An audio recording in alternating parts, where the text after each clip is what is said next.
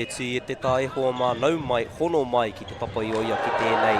Te whakataitai Poirewa o ngā kura mo te tau rua mano, rua te tau mā ono. Te tau vi tōku ingoa nōku te maringa nui ki te mātakitahi tēnei kēmu. Me koutou katoa. Kia ora everyone and welcome into Palmerston North to this, the 2026 Volleyball Nationals. My name is Toby and it is my privilege to watch this game alongside you all. Te korua hoki, te anuanu o tōku reo, kua pā mai te mauiwitanga koera te ahuatanga o tēnei wāhanga o te tau, no reira kangana hau ki te pai haere I a te kēmu e haere ana. My apologies for perhaps the slightly nasally voice that I've got going on at the moment. I've fallen to the sickness that tends to go around at this time of year. I'll try my best to get a little bit more clear as the game goes on. Ngari ngā tūmaierua, a tākaroni tēnei kēmu, two strong teams in this matchup. We've got Waimea and Orewa College opening up the tournament for us here on court 4. Hima ngā rā o te Poirewa e haere ake nei, 5 days volleyball action here from Palmerston North to come. As we see the first points, Simata pai tērā te ārai. Nā Orewa ko te āhua nei, good strong start there. As we see, getting up for the block. That's the way they want to get their week underway. Ko ngā tima e rua, ko Māori o mai e rātou te ngao. Both of them bringing plenty of energy. First game of the week, both of these teams, no doubt, looking to get off to a strong start and stamp their authority on this one. But we see Waimea, ngā tima te pai rātou e rua ngā piro. Orewa te mānuka e rātou, were laying down the challenge to this Orewa side early in the first set. Tipu kā rere ki taha. That serve just goes out to the left-hand side. A little respite for Orewa. Me te ki hoki, āhua tauhou ahau ki tēnei hākina kina, no reira ka ako ahau. Ia tēnei wiki a haere tonu ana e mai. Honesty with te whānau, I myself am still new to this fantastic sport that is volleyball. I'll be looking to learn alongside you all at home as this week carries on. Ko hoki pai. Orewa, rua ngā piro anō ki a rātou. A good return here from Orewa, back to 2-2. Me te pau hoki and the smash from Waimea College. Fantastic statement there out on the right-hand side. Ngā rātou te tiki with the serve now.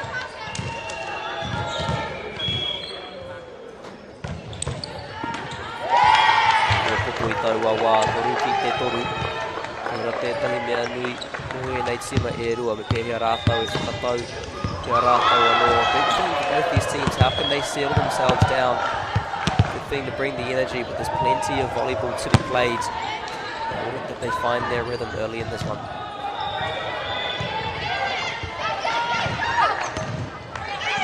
Tetsuki. Te pāo kei te haere. I reira te kaiara engari kaha rawa. Waimea. Ere mai I ngā kēti, quick out the gates in this one.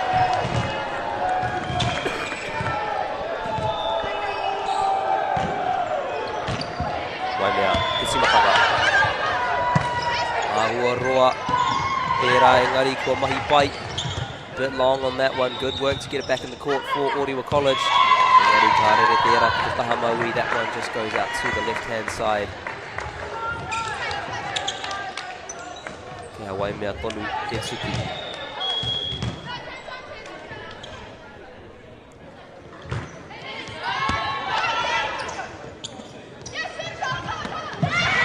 I reira no ngana ia ki te ruku, whai taua keti me ki.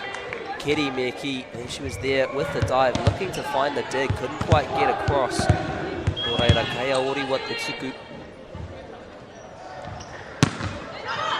Crosses over the sets. Looks to go deep and does so, just a bit too high on that occasion for the Kaiara or Orewa College. Ori Naianei. Kei Waimea te tuku, Waimea with the serve.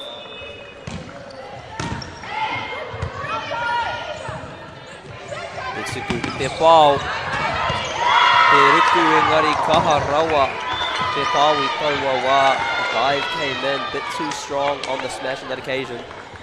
Kaiara, the blocker, managed to get up, couldn't quite deflect it back over the net.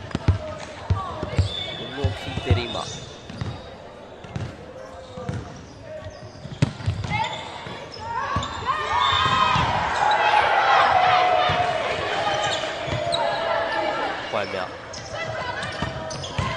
tuku. Tauranga hoki o tēnei mahi, a long rally here. That one switches over, Aotearoa I taua wā. O reira, e piroa no kia Orewa, ono ki te ono. We are locked up here at 6-6 in the first set. Te tuku. Look to set up the pile, the smash, couldn't quite get it in the right position. This time it comes, engari roa rawa no. Taua kukuna mātau, a little bit long, just goes past that right hand corner. Kia Waimea no.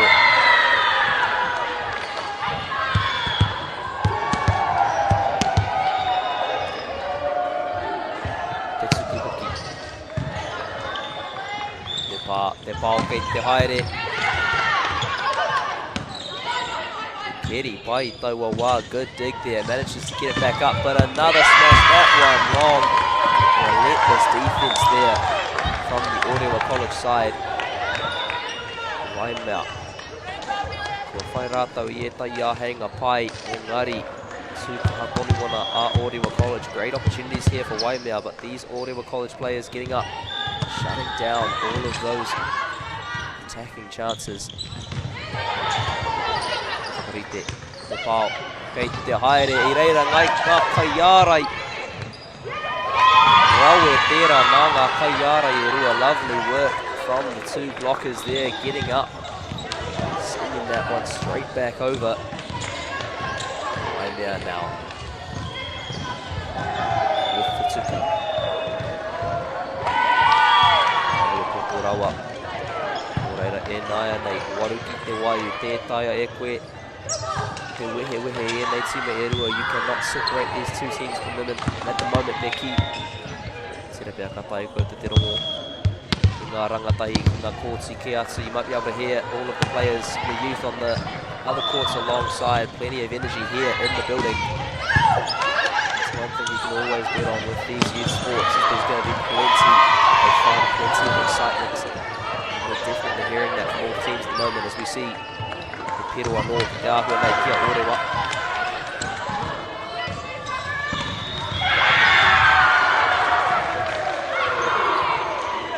Te few, hei tei rawa atu.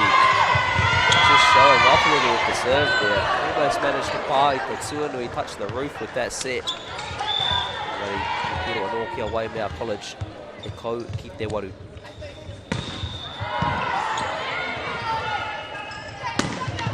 With the serve. She do it again. Yes, she does. The lofty throw. Te ketu. Te whakarite me te pāo. Hera te kaiara I te pāo anō. Engari kua ārai tia. Rejected by Orewa College.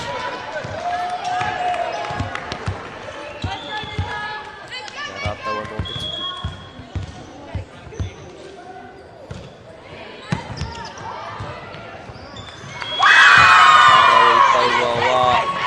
Te whakanui pai and the good celebration there as well.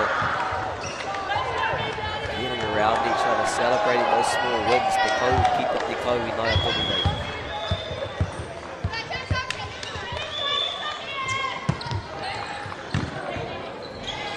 Whakarite, ki tau a Pāpāmoa. Ai tonu. Ahua nei ahua ohorere I taua tuku rā. Looked like she was a little bit surprised by that one, drifting across the right-hand side. Managed to get up and put it down. Doesn't matter how they come, you take them. And now Waimea College with the tuku.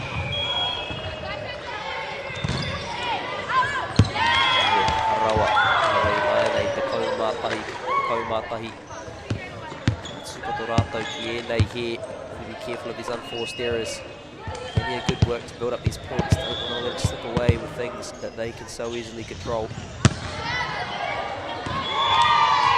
Orewa.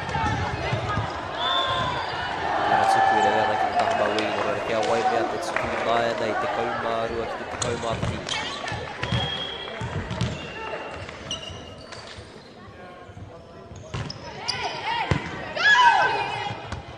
Te ketsu. Pētai pā e toi ana, one touch left, puts it over. Whai manages to dig it out. Pau kei te haere I reira ka kaiarai. Engari ka taka. Tino tata pera nā kaiarai. Really close there from the blockers. Managed to get it up. Just couldn't quite get it over the net. Oreira Waimea.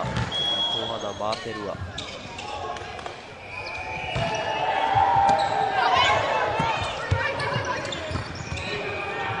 Good save there. Waimea. Te ruku me te kiri. The dive and the dig. Manages to get it back up now. Waimea te pau. E reira tonu a Orewa.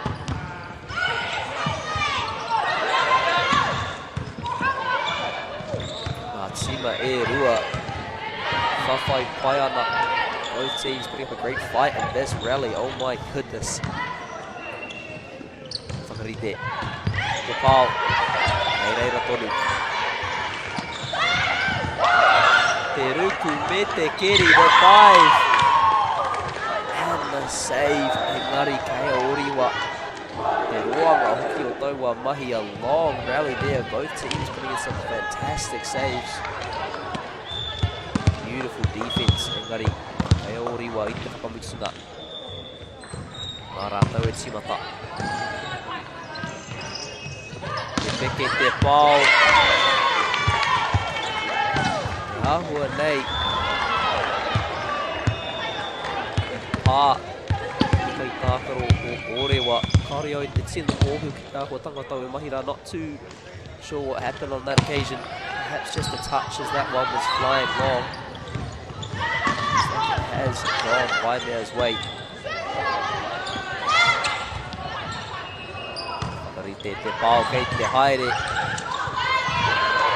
Kei reira, no kora tētai ahu whakapai o tēnei tima mai a Waimea.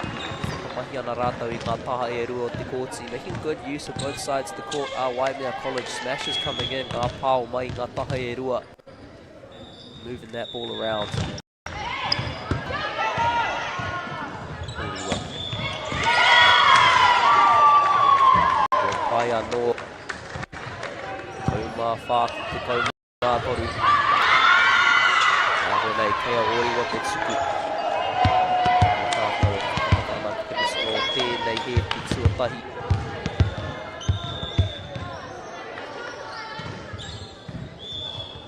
Te pā roa, te tuku roa me ki. Serves it deep. Reira. Māpai tuku. Te pāo kei te haere. Te ruku. Te mahi ārai nā. Waimea College, the defense absolutely outstanding for the Waimea College. Fantastic work there from the team. Te kōwhai me te kākariki, the yellow and green.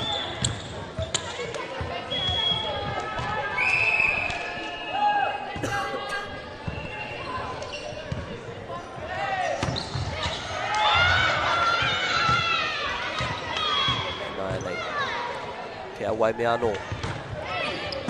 Kuroa. And the guy for the pāo kei te haere. The smash coming in. Looks like it might have just taken a touch on the way past there. Te kea Waimea te tuku te kaumārima ki te kaumārima anō.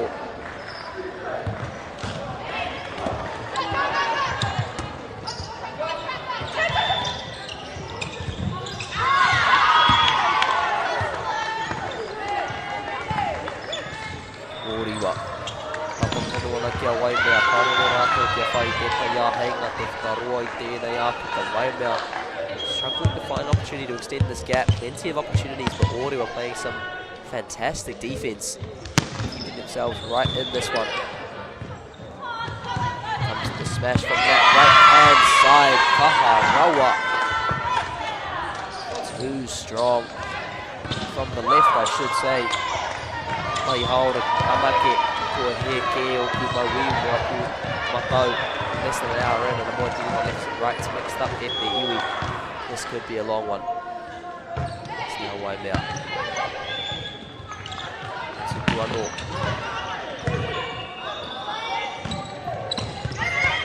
I reira te kai whakarite, he pao ki te haere mai te taha maui. Ki anō. He's the one touch left now, just to get across to it. Sets it once more, pao mai tau taha maui. Look to set up the smash on that left hand side, just had to lob it over in the ends. Orewa. Waimea, kia roa. Needed a long one to get over there, did so. Smash once more, Ireira, Ngakaiarai, Ira cuts. Now Waimea College putting a full stop on that one. A long rally and a fitting in, fantastic block, Ngakaiarai for Waimea College.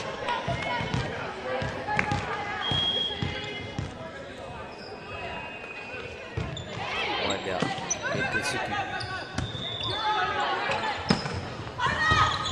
Ruru. Nete Kerry, Nete Pau. Lovely little three-piece there from Waimea College. The dive, the dig and the smash. Roa on the mark at far. Inaya Tonine now up by 4.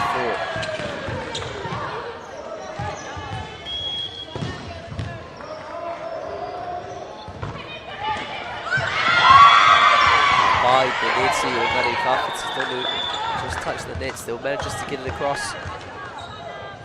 Now 5 points the difference between the two teams. Waimea still with the tuku, with the serve.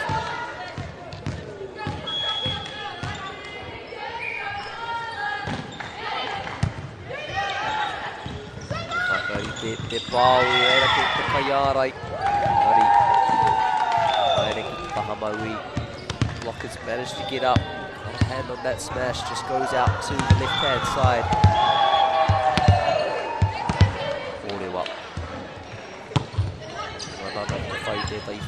Looking to find a response. Well, there is an answer for you. Waimea College. Good pau, kaharoa atu mai wainga. Strong smash right up the centre. Ngā piro I toi ana mā rātou. Just 4 more points needed for them to find this first set. Ora tētahi. 3 more, Orewa.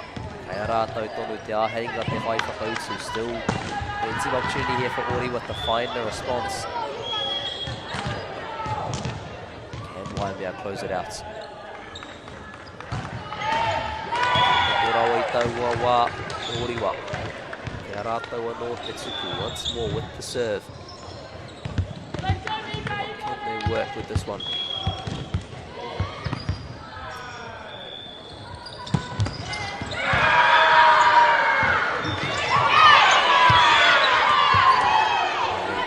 Taha maui, mai te kaiarai o Orewa. That one just takes the deflection off to the left hand side. Once more with Waimea College, e rua ngā piro. I rangi tia ana e rātou.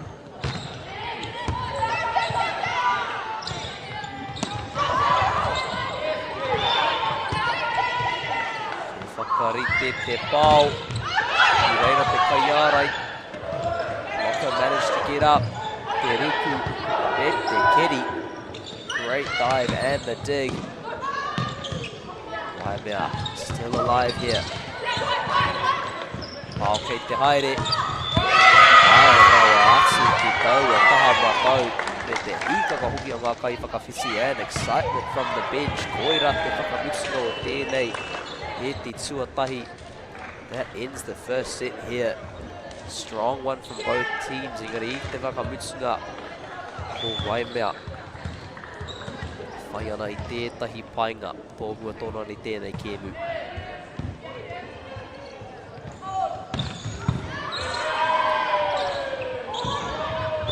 Te mihi anō hoki ki ngā kai tautunga katoa tēnei kaupapa Baileys. Mativa Apollo Projects whakaata Māori. E kore ake rātou, e kore tēnei kaupapa e tū. And a big thank you as well to all of our sponsors, without whom this kaupapa would not be able to go ahead. Ko rātou tērā, e whakatakoto ana I tētai tū wapa pai, mō ngā rangatahi te tākaro I o rātou hā kina kina. laying out a fantastic foundation for these rangatai to enjoy their sports. We go out to all of them.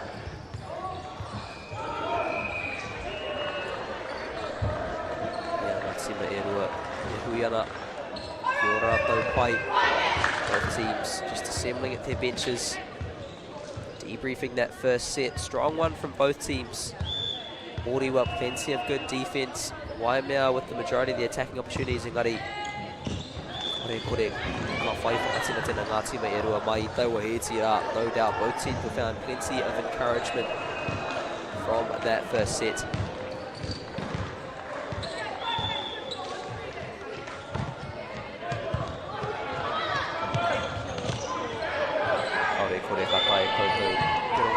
Tima, kei te taha o koutou mata. No doubt you can all hear the noise coming from the teams to the side of your screens. 3 more courts here in Pāpāmoa Arena. Plenty of excitement, no shortage of energy here in Palmerston North. Me te mihi huki kia Fly Palmi. A big thank you as well to Fly Palmi Arena for generously hosting this kaupapa.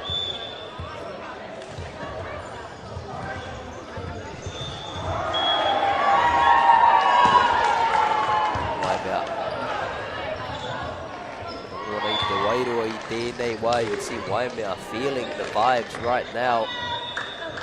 Orewa perhaps a little more settled. No doubt there'll still be plenty of confidence on their side. Just 1 set gone into this first fixture. Waimea, Moana Mātutahi.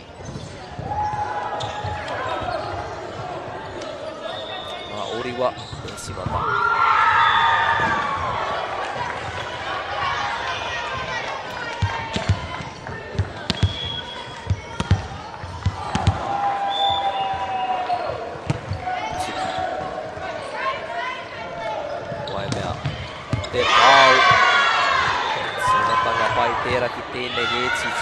Great start to the second set here from Waimea College. They are up by 1. Ratawa Notetsuku with the serve.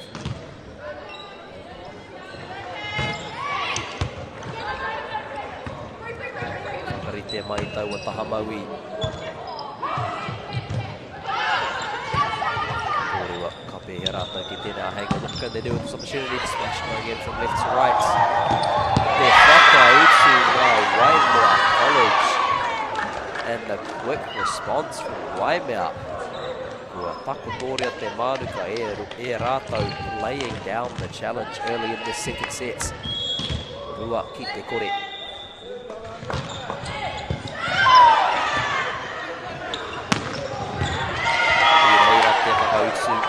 Orewa there is the response for Orewa. Great smash from that left-hand side. Rātou hoki te tuku.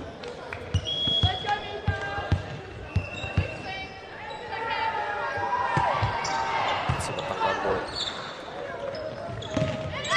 Ahua roa rawa I taua wā. A little bit too long on that occasion. Does go the way of Orewa College. Oke Nota o Tāmaki Makaurau.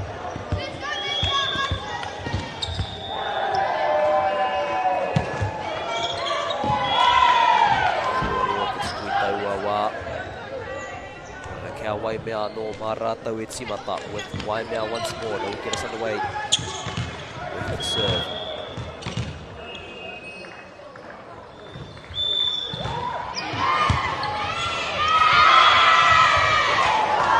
Suku Paitera. Now Waimea College, great serve there, putting pressure in the mid-court. Couldn't quite dig that one out. Will go the way of the Kōwhai and the Kākariki.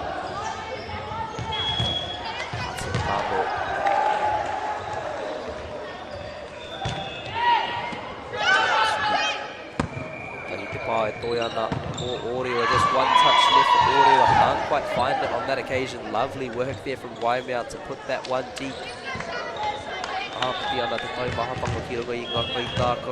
Orewa College just adding the pressure on to this Orewa team. So there's the dig. Across the left-hand side, lovely work from the blockers there, managing to get up, get in the eye line. of the Orewa College.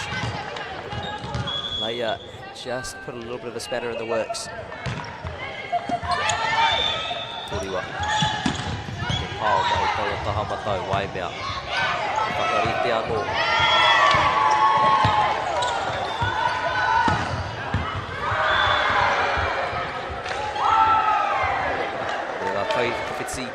Uru mai ana ki tēnei kēmu mai ngā Poirewa as we see the rolling subs coming in from both benches. Two strong lineups on the Orewa side. Number 5 Collins, number 7 Bennett. Ruanga Ngamawaru Jemo Rawako Jensen. Number 10 Te Kau Stefik, Te Kau Matahi Wheneva. Te Kau Matahi anō staff, Te Kau Marua Shella. Te Kau Matoru Wheneva. Te Kau Mawha Wilson. Me kei ngā pai, Dupasi, Kristen, Miller and Edith. Siwa pai tērā. I te pū manawa, te piko mata kei, tō rātou pai. Plenty of talent on that bench. They're going to be looking to keep them involved as we continue into this game. Waimea kasimata anō. Orewa te pao.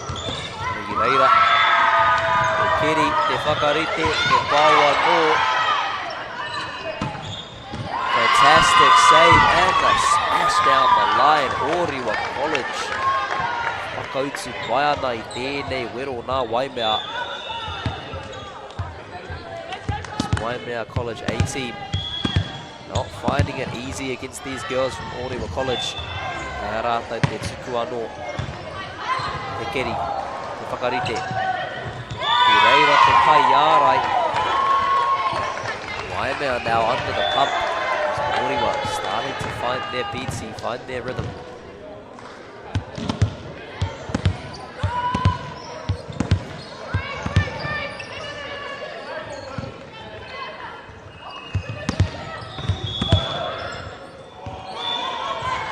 Tano. Whakarite te pao mai, te taha matau. And a strong smash goes deep. Piro anō kia Waimea College ki te kahoki. Moto rātou tima and a strong team for the girls in yellow and green. Te number 2 Toru Suta, Tuawhitu Sean, Waru Duplessis, Iwa Granger, te kau Sean anō, te kau matahi Sean, te kau marua Seymour, te kau matoru Waimea, te kau rua te kau ma Waru Tige, te rua te kau ma Iwa Mueller, whā te kau ma whā Borno, kei te pai Chandler, Holly Hope, Tara, Sean and Pat. Tima e rua I a tēnei he te tuarua e haere tonu ana. Two strong teams as we see the second set continuing. Waimea College, mā te rima. Ka rātou hoki te tuku. Koroha mehemea I he. Whakahua e te Orewa e mua rā. My apologies if my pronunciation of some of those names wasn't quite spot on. E te iwi. Should we work on that one for the next game.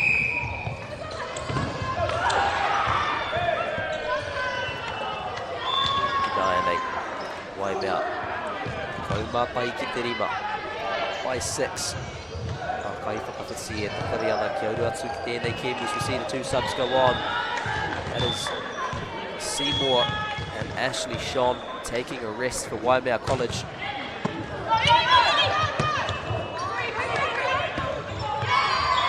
Almost a fantastic save there from Orewa. Tuku Hohuru, the deep serve, putting pressure on. Te ahua nei.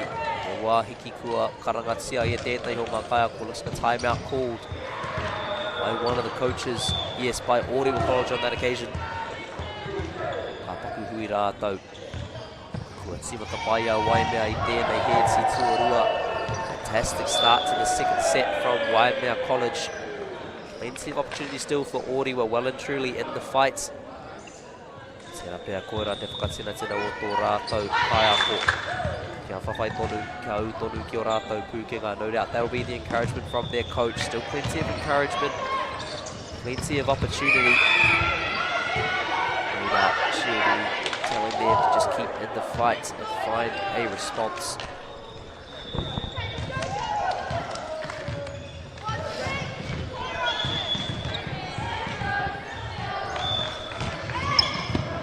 Orewa.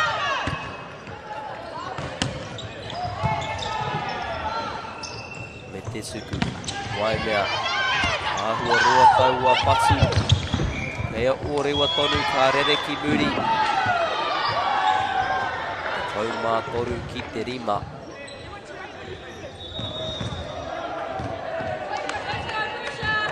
Now Waimea tonu Etsuku. Waimea still with the serve. Ahua roa rawa I taua wā, te ahua nei. One just goes a little bit deep. Orewa, whai piro, whai tuku hoki. They receive the point and receive the service. Tano. Whakarite te pao, mai taua taha matau, engari I reira ngā kaiara I tūkaha ana. Both defenders getting up and standing strong. Lovely work there from Orewa College. Starting to find some rhythm, starting to find a way back into this one. Karata wano, e mahi tuku. Tuku hohoni hoki, ori ahua roa rawa. Whakawā pai tērā nā ngā kai tākaro o Waimea. Good judgment tērā from the Waimea side. Just reading that one well and letting it fly long. Karata wano te tuku.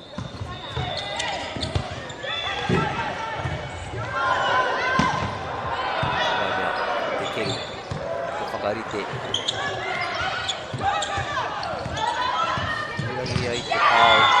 Wanted the smash, couldn't quite find it.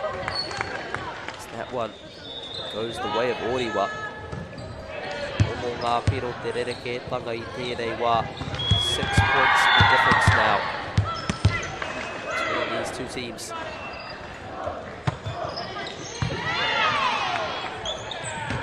Te pāua no ki taua taha maui. Koira tētai āhua tanga o tēnei tima nā Waimea College. Te kaha hoki o rātou pāo. Something we've seen from this Waimea team. Plenty of strength up at the net. Strong smash game. Perhaps a bit difficult thus far for Orewa to defend that. Engari ko ki te rātou I etahi ārai pai nā rātou. Seen some strong blocking work as well from the girls in green. Let's see if they can continue to find responses to this Waimea team.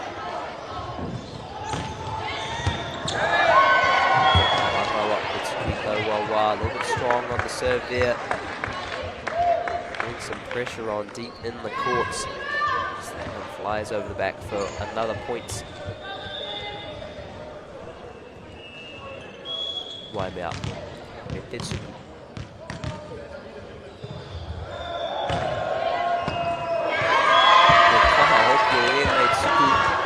Strong service game here, proving difficult to contain. Ora tētahi wero mā Orewa me pēhea rātau e whai whakautsu ki tēnei āhuatanga o te kēmu o Waimea College. Challenge now for Orewa to find a response to this aspect of the Waimea game. Engari I reira te pāo, koira te whakautsu. There's the smash, there's the response. Waimea, reward for all of their mahi, all of their hard work.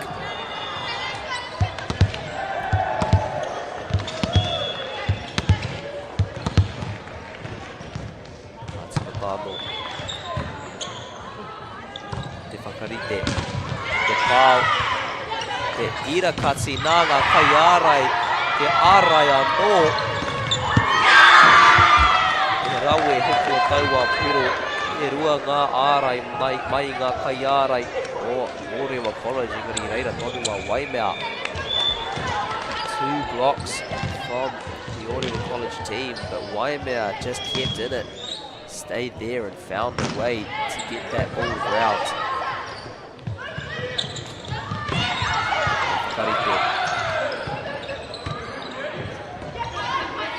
Waimea, te pāo kei te haere, me te pai hoki, rua te kau ki te iwa. 22-9, now in favour of Waimea.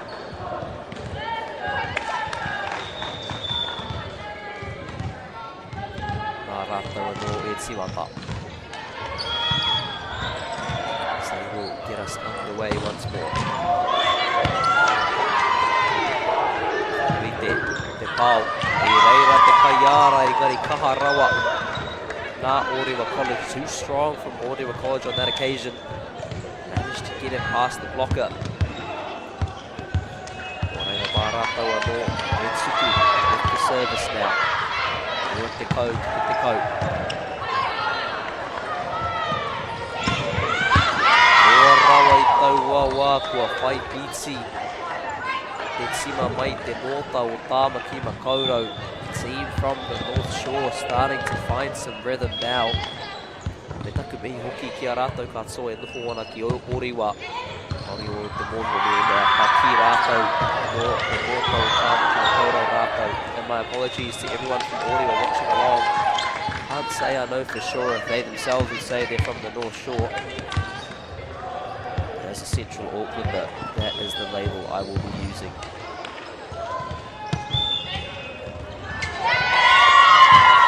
Orewa College. Etahi momo oma I tēnei wā. Some type of run at the moment. I think that's 4 consecutive points. Starting to get a little bit of pressure back on the Waimea team. Me te tuku hoki.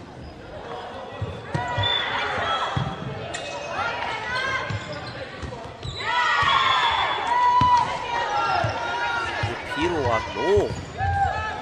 Anei te wero nā Orewa. Here is the Orewa challenge. Putting it down here in this second set. Looked like Waimea had a bit of an advantage, but nothing doing.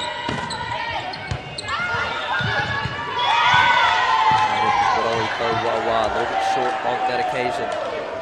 Waimea, kia rātou te tuku. E whā piro e toi ana. Still 4 points left for them to get. They have the service.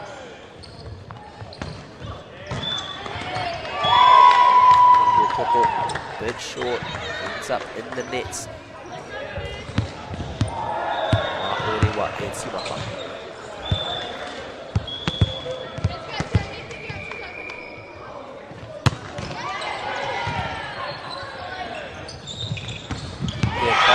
Wainganui and the smash up the centre from Waimea College. Rua te kaumā rua ki te kaumā rima e whetū ngā piro te āputa I tēnei wā. 7 points the gap.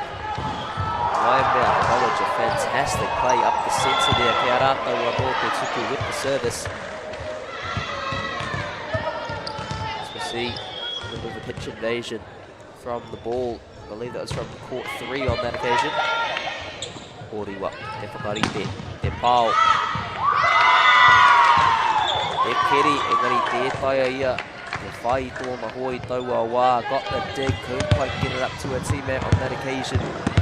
Orewa, with the service once more. Hōhonu, Hōhonu me ki, sends it deep. Fantastic opportunity here, the set. Te pāo mai, te taha maui. Te ruku hoki nā Waimea College. Fantastic dive from Waimea there, keeping the ball alive. Orewa. Rānei Waimea. Orewa no taha ki te taha, side to side stuff here. As the Kaiara gets up, keeps it alive. Still going, e te iwi. Te haki e rere ana ki taua taha matau. The flag is up on that right hand side. What is the call?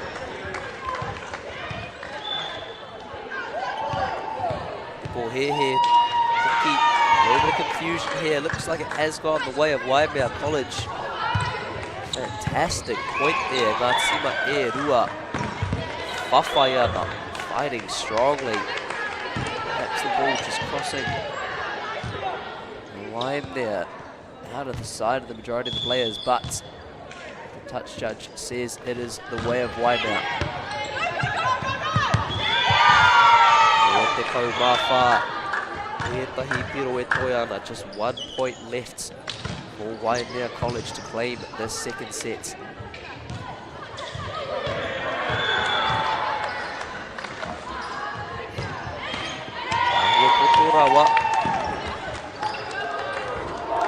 tonu ana a Orewa College. Orewa College still alive here. Second set point for Waimea.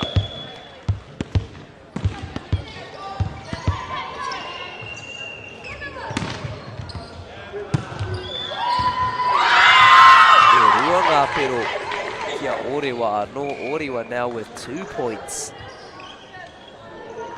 Tell you what, they are not going to give this one away easily. Ka hoki o a rātou tuku, strong service game hoki.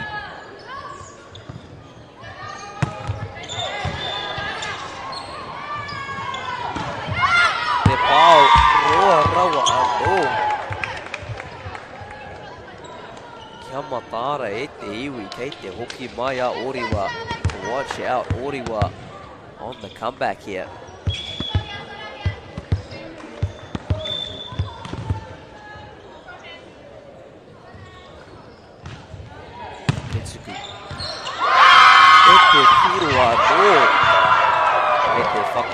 By a point and a fantastic celebration there from Orewa College. Plenty of belief still on their part.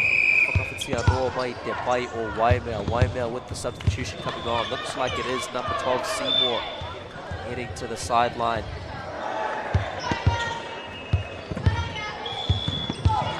Tuana i tērā, icing on the cake, me ki.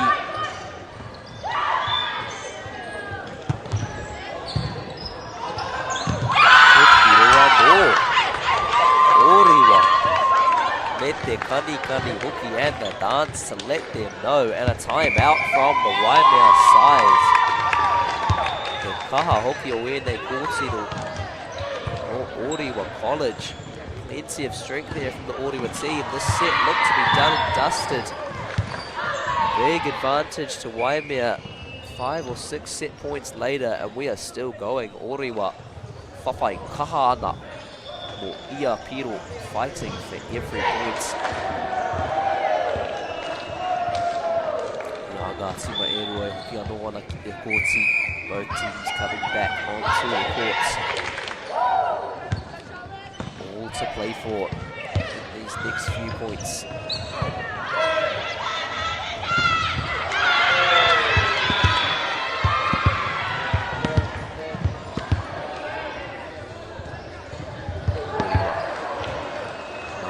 Timota. Ka roa rawa. Mo reira kea Waimea. The heti tuarua. Waimea get the second set. In the end, it is a close one. Rua te kaumā rima ki te rua te kaumā tahi. Fantastic work from Orewa. Whai ana mo ia piro engari kea Waimea i nai arei.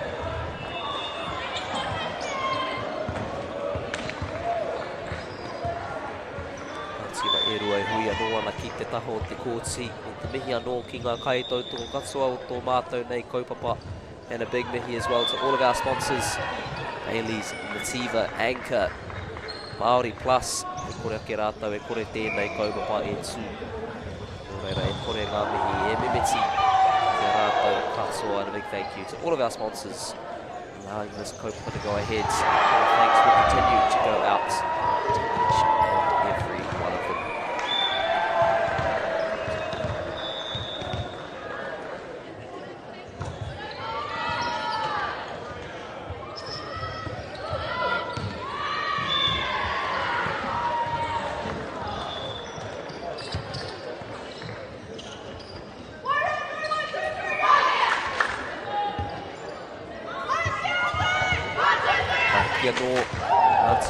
Both teams coming back onto the court now. Te hetsi tuatoru. Te Waimea te aheinga. Te whakamitsu I tēnei kēmu nei. Waimea now with the opportunity to close this one out. Still plenty of chance here for Orewa. I te tātau I rātau e whai pīti ana. Te musinga o taua hetsi kua hipa. We saw them finding a rhythm at the end of that set, just gone. No doubt, still plenty of belief on their part. They can find a way back into this game. A little bet against them at the iwi.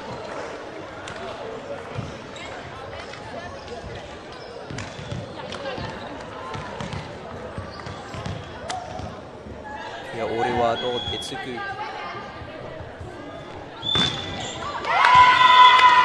Pīroa no kia rātau I naia nei.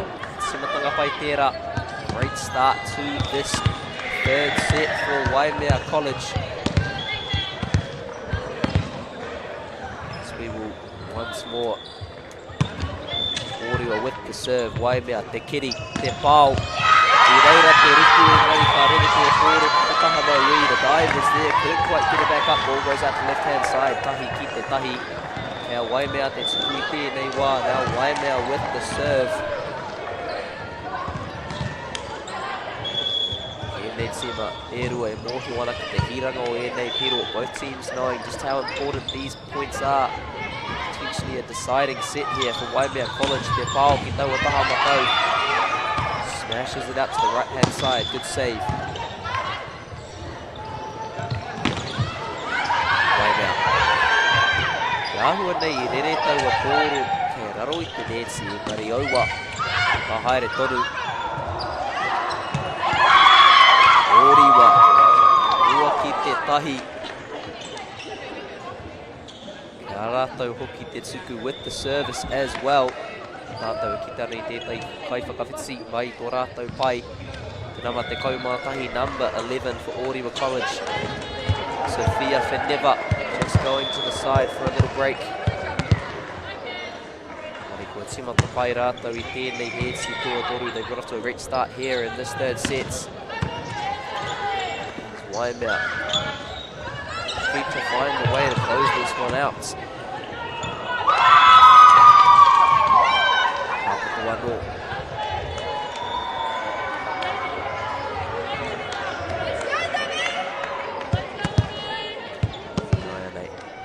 Orewa. Tuana mā te rua koira.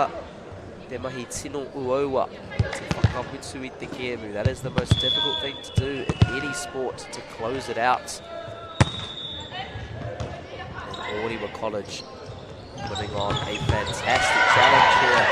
What a save that is, the straight hooky o taua pāu. I reira te kaiarai. This is a whole new team from Orewa College. Playing some inspired volleyball at the moment. Te pāu, I reira ngā kaiarai. Te pāu anō. Oh, right there, mate, Sima. Who is this team? They have come back with a vengeance. Girls from the North Shore.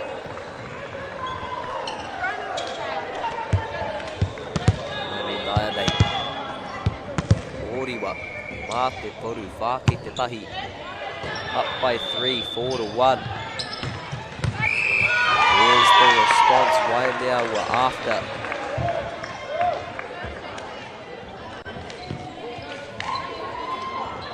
Needed a point to settle themselves down as we see te nama whā te kaumā whā Hayley Bortner coming into the game for Waimea College.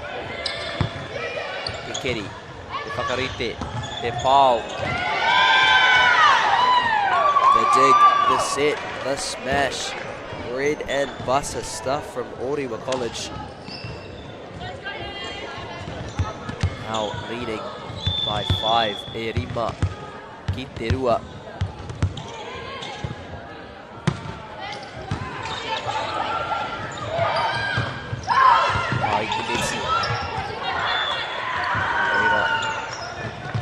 Waimea, little blocker with the dig, back with Orewa.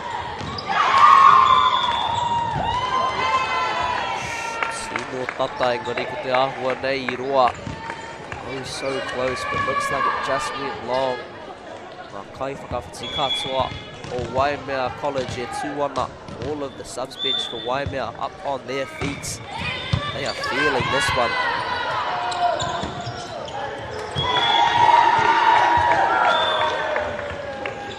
Pīroa no kia rātau hoki, and another point for them. Rima ki te whā, me tō te koro e te iwi kei te tua haui nai nei. I'm up on my feet myself. The excitement is palpable in Fly Arena. Te tuki.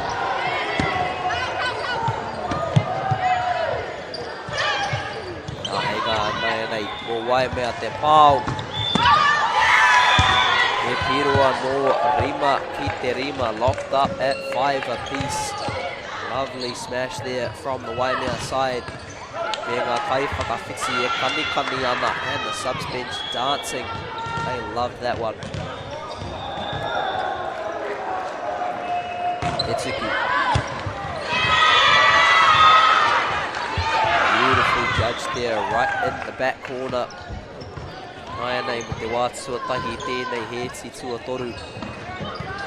Kei a Waimea te painga, first time in this third set. Waimea with the advantage. Serve. E whakarite. Ngā no ma Waimea te pao ki te haere mai taua taha maui I reira. Te kai tuku hoki the center there, manages to get to it. Good save there. From Orewa. Sino koi hoki. Nā Waimea College seeing the space, putting the ball down. Kei wainga I te kōti. Nā nei e toana mā te rua. Waimea. Comes the serve. The sets. Te pao kei te haere. Ai te whai te tea heinga I tau wā. Couldn't get an opportunity on that occasion to put it down. Once more, Waimea. Tuku ki te netsi. Hea Orewa anō te tuku. Orewa once more with the service. Ngā tima katoa e uru mai ana ki tēnei whare. As we can see to the left of our screen, all the different teams coming into the building here to support their fellow competitors. Tell you what, they need to get over the court for at the moment. Orewa and Waimea College putting on a show, getting up with the block there, putting it down. Piroa no kia ngā kōtiro I te kōwhai me te kākariki. Etsuku. Āhua roa I taua wā, a little bit long on the service there. Waru ki te whitu.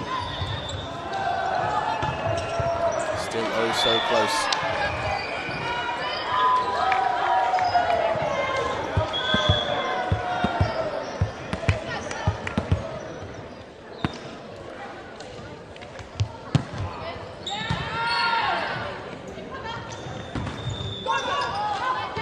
Nā nei Waimea. Whakawhiti anō. Reira te whakarite. And a good save. Fantastic work from both these teams, keeping the ball alive. E reira ngā kai ārai. Te Ira Kati putting the full stop on that one. Waimea. Te pao kei te haere ki taua taha mau. Ai rawa atu. Beautiful work out there on that left-hand side. Gets the smash cross courts. Sticks it in the back left corner.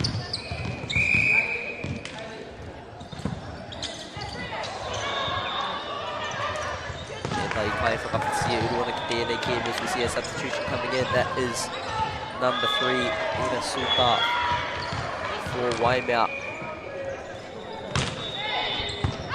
Good dig there for Orewa College. Te pao, te whakarite.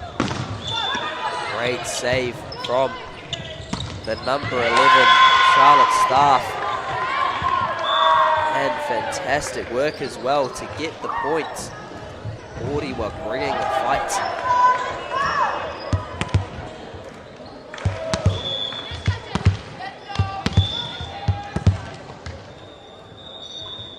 Kia rātou anō.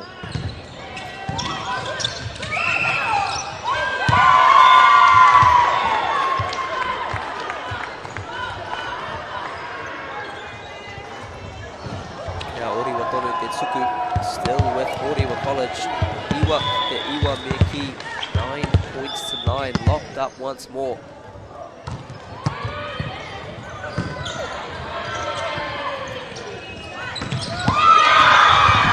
Beautiful work from Waimea there. He Piroa no. In the heat, o ngā kai whakawhiti katoa. see excitement from both benches. Orewa, te tuku, te pao, te ira katsi. Mate mama iwa Hannah Granger puts a full stop on that one. Waimea College with a fantastic block.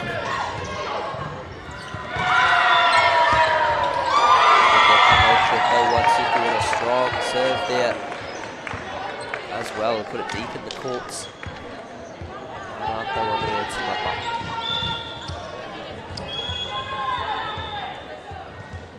Waimea. Orewa. Te pao kei te haere. Great save. Orewa with the advantage, the opportunity once more. What can they do with it? And the double touch there, lovely work from Orewa. Te kahoki o taua pao, forcing the error. Once more with the point, once more with the service.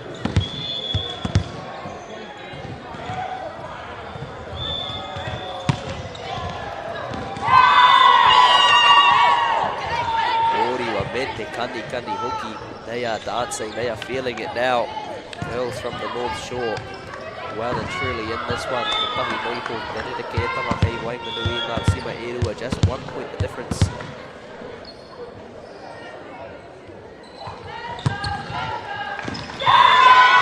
Ete tuku whairo atu mai hohuru.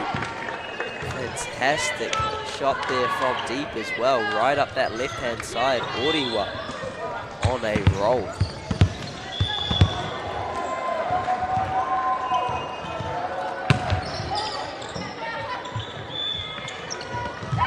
Lovely work there from Waimea.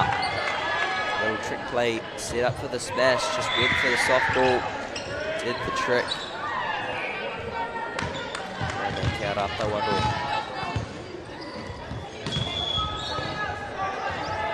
Itsuku Ngari Kikineti. Puts the serve there just into the net. Orewa, another great opportunity for them to find an advantage in this game.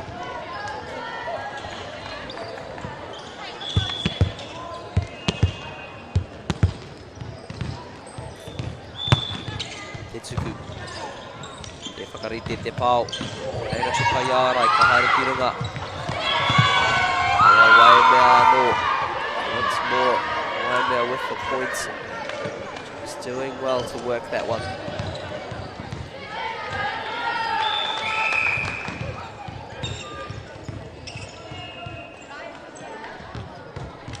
Waimea. Atsimata no. Koima wha te koima toru. Orewa. Te whakarite. Te pao. E te whai hoki ki Wainga Nui. A lovely work there up the middle. Smashes it straight into the gap. Tātou e ki te ana i te nama te kaumātoru, that is number 13 for Waimea. Waimea heading for a well-deserved rest. Orewa, kua utonu rātou ki tēnei tima. They have stuck with this lineup. Yet to see many substitutions from their side. Plenty of strength, especially from the girls up front. Te nama Iwa, te nama te kaumātoru. Sophia Feneva. He's had a fantastic game thus far.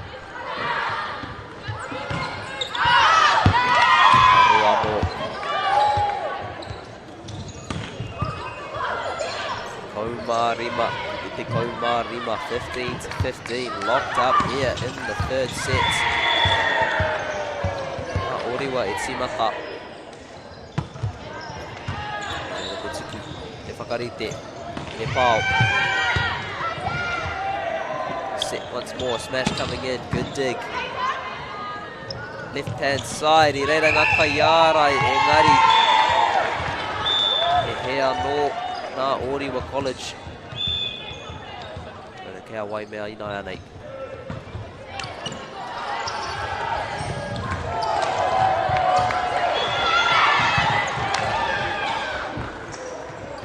Waimea.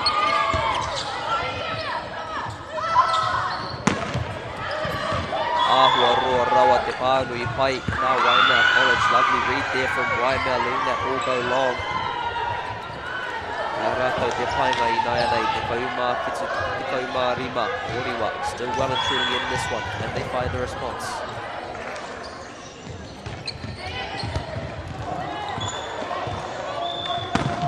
Reiranga Kaiarai o Waimea.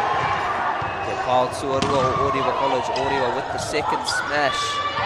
Lovely defensive work there from Waimea. Ngā Kaiarai e rua e tūkahana mō tō Rauwa tima, standing strong for their team on that occasion. Another point for the girls in the yellow and green. Orewa. There's the set.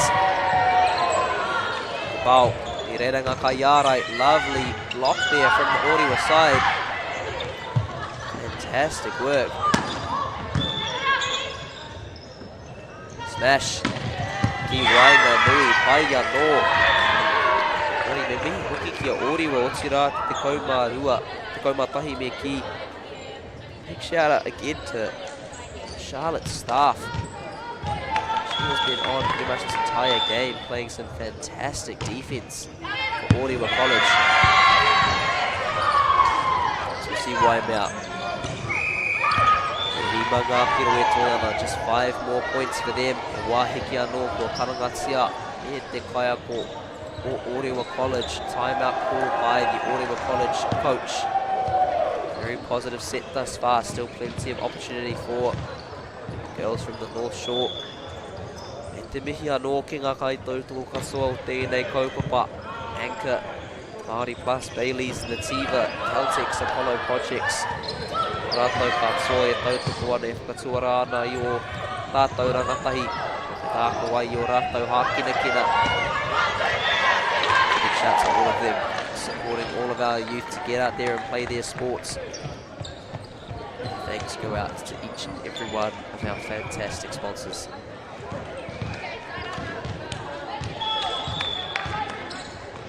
Waimea. E tupu, e whakarite, e pāo I reira ngā Kaiarai te ira pasi. Full stop from the Waimea blockers. As now, we'll get underway once more. Te Keri, good dig, gets it up. The set, the smash. Lovely effort there from Orewa to dig that one out, but too strong from Waimea. Toru ngā piro, 3 points left for them to claim this one.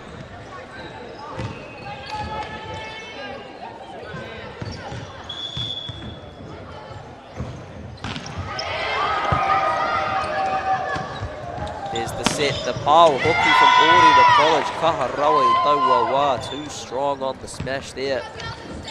Blocker managed to get up, couldn't quite deflect it back over. Fantastic work from the girls from the north. Nei kia rātou te tuku with the service.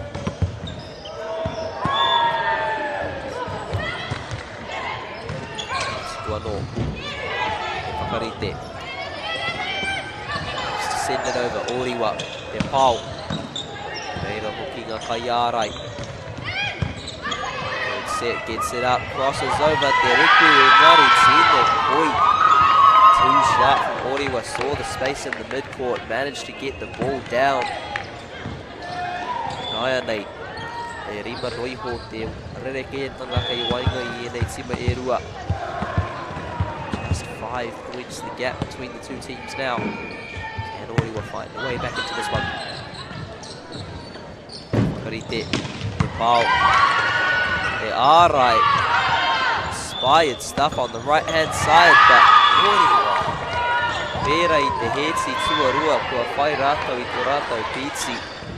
Just like the second set, starting to find their rhythm here. That gap is shrinking.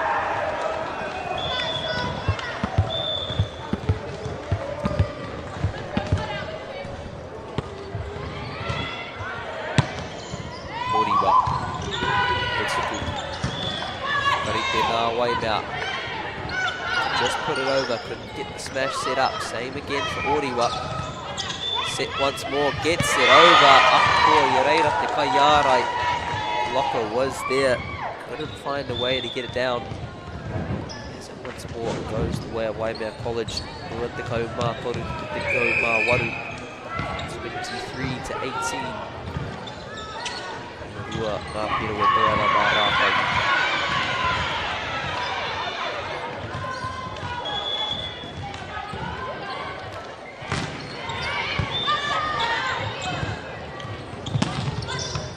Karite. Te pāo. I reira hoki ko tahi noiho ka piro e Toiana e piro kēmu. A match point now for Waimea College.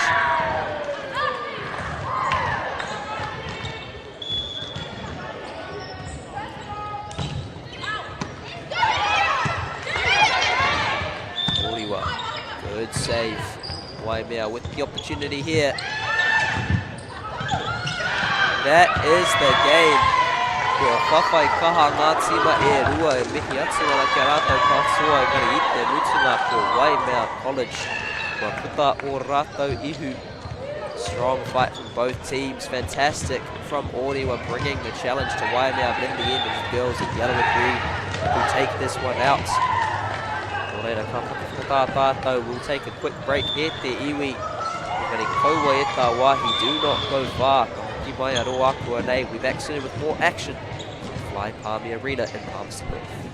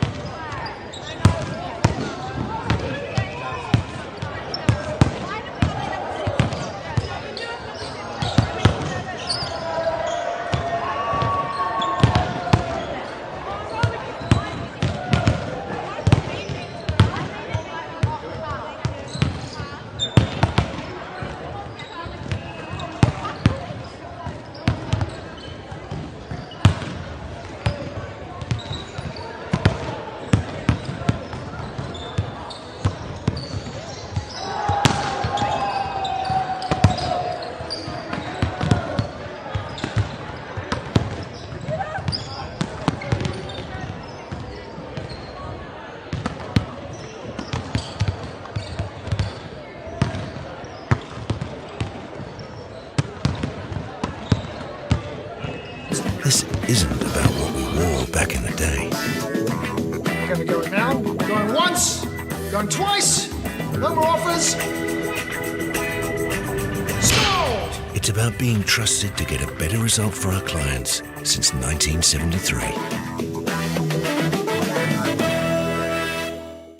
Funding is a real challenge. We know that a lot of schools face that ongoing, and the reality is if you go to a lower decile school in New Zealand, you are less likely to be able to afford to participate in sport.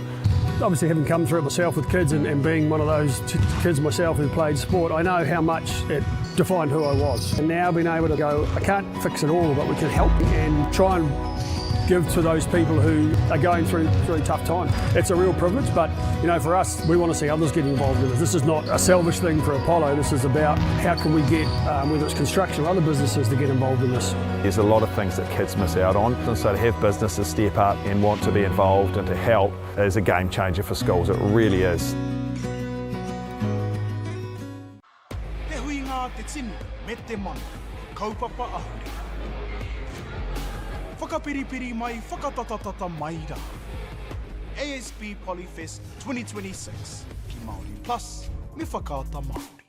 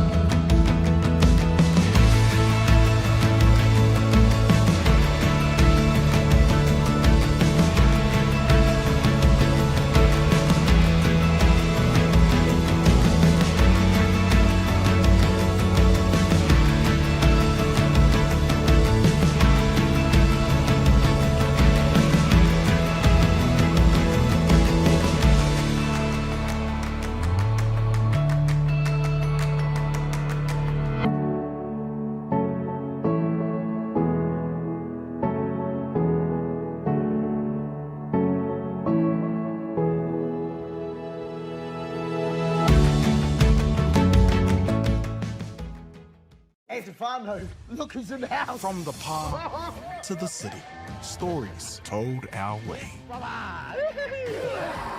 Quick scroll, one tap, ka mau, kua uru mai koe. Hey, ata koe. Tō mātou reo. Kau te manoa rere, kau. Tō mātou tuku hohe. So a lot of eggplant emojis there, my Tō mātou tirohanga. Stream it, cast it, carry it with you. Download Māori Plus on your devices. That is tough. Kei aku nui, kei aku rahi, anei rā, a haka feels. Ours is make sure that everyone knows who we are. Te whāinga matua, kia rangatira tutu, kia waganui tutu. Hear my brother say, stop. I want to win. I want to win. Let's go! Anei a haka feels, te mihi atu nei. What makes selling with Baileys altogether better? It's the energy we bring to every home we sell. Enhancing and lifting the energy of your home to achieve the best possible result. Because when the energy is right, you can feel it. Baileys, altogether better. Okay. Yes. Okay. Yeah.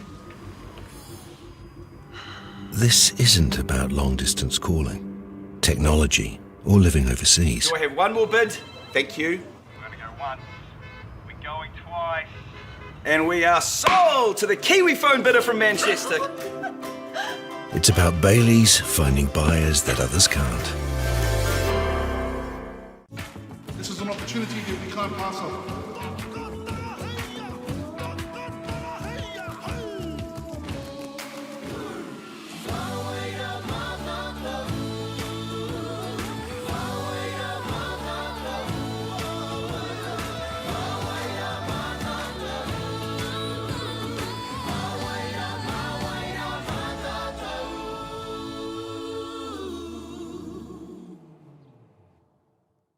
And go! Just fill up at a participating Caltex, stack your pump discounts, and you could collect more savings on your next visit. Oh, there's another one. Getting quite good at this. Filling and saving. Feels good. Narira, he mea huatu tēnei kia rātou. Hei kura, hei tiki mō rātou. Hei whai ake i ngā kahura. Global warming is incredibly serious. We need to cut emissions, but we need to also absorb carbon out of the atmosphere. Growing trees is the only tool we have in the toolbox for taking carbon out of the atmosphere that we can do at scale. Pinus radiata takes carbon out of the atmosphere at about 5 to 10 times the rate of native planting. And so what Nativa are doing is planting the Pinus radiata to absorb the carbon, and then they're transitioning that forest into native forest so that we get the biodiversity benefit.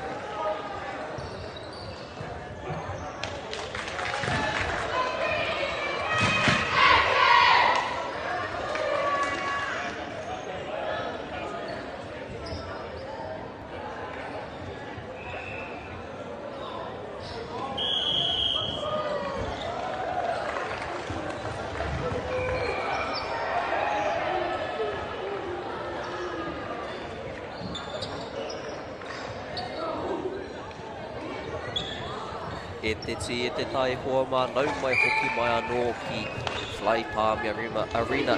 Pāpāmoa ki tēnei te whakataitai poiwhana o ngā kura mo te tau 2016. Ko tau bi tōku e noa nōku te maringa nui ki te mātangi takitahi tēnei kēmu me koutou katoa. E hono mai ana I ngā haue whā o Aotearoa. Kia ora everyone and welcome back to Palmerston Arena in Palmerston North to this, the first day of the 2026 Volleyball Nationals for 2026. My name is Toby and it is my privilege to watch this game alongside you all, joining in from all across Aotearoa. An exciting game, kei te haere ko ngā tima e rua. Ko ngā kōtiro o Tauranga e tākaro ana, kōtiro o Taranaki, New Plymouth girls taking on Tauranga. An exciting game here on court 4. Ki te tātou I tētai kēmu Poirewa atu I te tuatahi. Ko Waimea e toa ana ki runga. Ia Orewa College, kaore kore ka pērā no te pai. O tēnei whawhai kei te haere. A fantastic game first up. Waimea College getting the dub over Orewa, no doubt plenty of excitement to come in this one. Ko ngā tima e rua, New Plymouth Girls High School, he tima kaha tō rātau I tēnei kaupapa nei. A strong team at this tournament. Number 2, Basco, Toru, Swan, Wha, Luke Mayon, number 5, Kemp, Waru, Hale, Iwa, Marina. Te kaumā rua McLeod, te kaumā Toru, Nau. Toru te kaumā Ono, Gladding, Wha te kaumā Iwa, ko Mitchell. Ākiri te pai ko Lindsay, Bandia, Mooney, Scott, Mickelton, Waitera, Tauranga, a good start there, getting out to a 1-0 lead. Ngā rātou te tuku, me tō rātou tima pai, and a strong team as well for girls from the Bay of Plenty. Norton, Kawana, Seal, French, Merrick, Ormsby, Puhe, Tovaka, Roberts, and on the bench, Blissett, Blythe, Pakete, and Somerville. Nahua Kaharoa, Kabawi, Tauawa. Tauranga with a strong smash on that occasion. Too strong for the blockers from New Plymouth to deal with. Rato Detsuku. Simatano. Nahua Kaharoa, Detsuku. Now Tauranga. Strong reserve there from Tauranga. A little bit too strong for New Plymouth to handle. Kia rātou anō. Ora tētahi mea tino whakahirihiri e nei kēmu nui e nei kaupapa whakahirihira kia simata pai. Whakatau anō ai, koutou anō, rātau anō. That is something that's really important in these big games, these big tournaments, to deal with that pressure.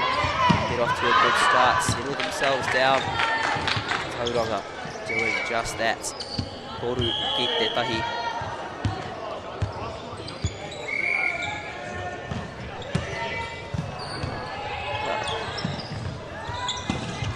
Tauranga.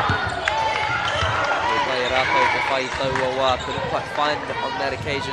My apologies, it does go their way in the end. Whaki te tahi kia rātou anō. Kia rātou tonu te tuku. Plymouth. Te whakarite.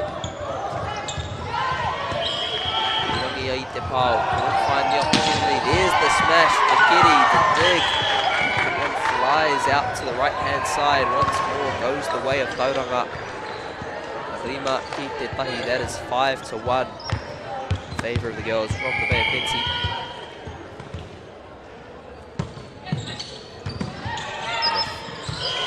Check it out.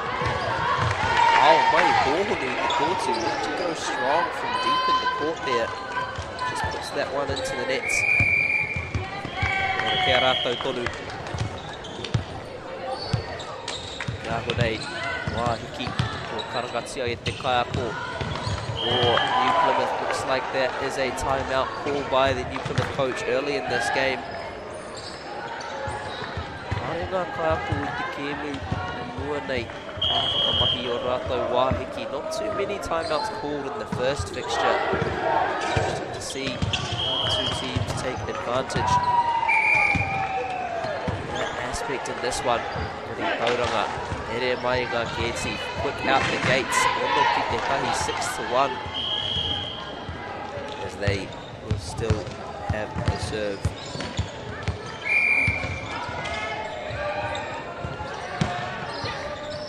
Plymouth, Getty digs it out, switches across that left-hand side, the Pulp gets the smash, now the set goes again, I reira ngā Pāiarai o ngā motu. Beautiful block blocking there from New Plymouth. Getting up, cutting that one out. Put up Tauranga, Piro Turu, as we see two substitutions coming into the game for Ngā Motu. That is number 4, Luke Mayan, and the number 13, Nau. Early substitutions for the team in the black and whites.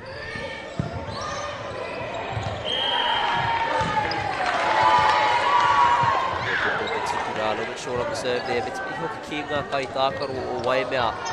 Noko tonu ki tēnei kōtsi hei āwhina. And big shout out as well to the girls from Waimea filling their duties, who are stuck by this court. Trying to officiate this one. Tētai āhua tango o tēnei. Whakataitai. Aina kātūga kai tākaro. Hei tākaro. Engari ka āwhina tonu rātau I te mahi whakahaere players here to play some games, but also with the responsibility to stick around and help out with the officiating at their own time. Tauranga, Moana Mate Ruru. Waru ki te rua me te tuku kaha rawa atu, and a strong serve there. Nama te kaumā ono, that is number 16, Ormsby. Placing her mark early on this game.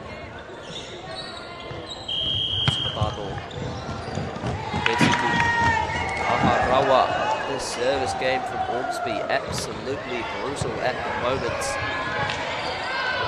Ngā Motu will be their rātou with 5 go-to challenge now for New Plymouth to try and find a response. Tetsuku. Karite, me te pāu. Reiranga Kaiara Yahua Whakararuana I tau wā mahira. Good work from the blockers there, getting up. Just to put a bit of a spanner in the works, getting in the eye line. Tauranga, Mante Iwa.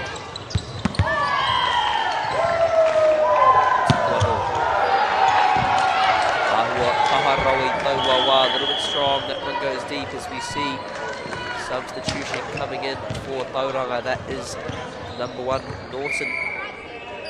Fantastic work there from Ormsby on the service. Motu now with a chance to respond with service of their own. Ahua Kaharau I tau wā wā. A little bit strong that occasion. Motu putting some points together here will be the number 1, that is number 8. Hale, Emma Hale from the service game for them. Te pāwi rerenga Kaiara I te ruku, engari tētai ia te whai, te kiri. Couldn't find the dig on that occasion. Great diving attempt. Managed to get down to the court, couldn't quite lift it back up. As it stays with the Tauranga side. Kia rātou anō te tuku.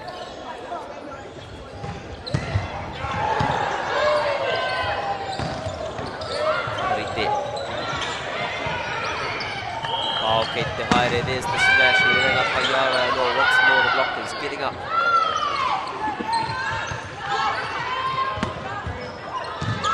Beautifully placed there.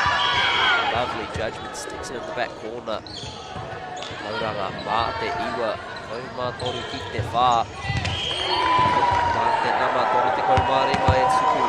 Karina Roberts mea ki to get us underway with the service. We're ke te hahau e tiwi.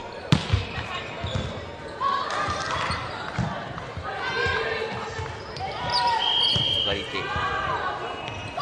Ki Wainga more. Smash goes up the middle once more. Can't find the way. The return. Ngā Motu te kau. Marua Hazel McLeod says not today and puts that one down. Gets her team the service as we see a substitution coming in. That is number 3, Lucy Swan. Number 2, Basco, just getting a well-deserved rest. Awa Kaharoa te tuku I tau wā wā. Kauru mai anō te nama whetū. So we can come back into the game for Ngā Motu. E te tuku pai hoki nā te nama te kau. Lovely serve there from the number 10. That is Te Moana Lamoa Merrick for Tauranga. Te kaha hoki kua tukua te pōro ki waho rā. Looks like the ball's been sent out the door. to send one of the officials to go and fetch it. We are back underway once more. Tetsuku. Kaha rawa koera tētahi āhuatanga o tēnei tima mai a Tauranga te kaha ara hoki. Kua rātou tuku, a strong service game on display thus far for the girls from the Bay of Plenty. Stamping their authority on this fixture. E wāhiki anō ko karangatia e te kaiako o ngā motu. As we send another big mihi out to all of our sponsors, kia Anchor, Māori Plus, Bailey's, Nativa, Apollo Projects, Caltex, kia rātou katoa e tautoko mai ana i tō mātou nei kaupapa. Nei kore ki rātou e kore tēnei kaupapa e tū. If it was not for them, this kaupapa would not be able to go ahead. So we really do send a massive thank you to each and every one of them, laying the foundation for our rangatahi to play their sport at the highest level. Minga kai tākoro e Waimea, e whai wāhi ana e whai wā nā ki te haratau i o rātou pūkenga. Lovely opportunity there as well for the Waimea girls to practice their skills. Making good use of the timeouts. Tauranga, māte te kaumatahi, up by 11. Kāti Matano.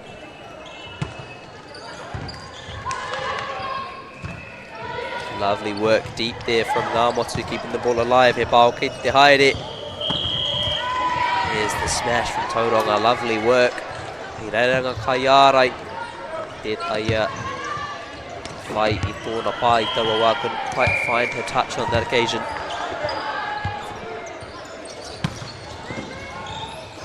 Ngāmotu. Tata tērā, so close to the save, but Tauranga starting to put the foot down. Te wero inaia nei mā ngā wāhine mai a Ngāmotu me pēhea rātou e whai whakautu ki tēnei wero kua takatoria e Tauranga. How can they find a response to this challenge that has been laid down by the Tauranga side?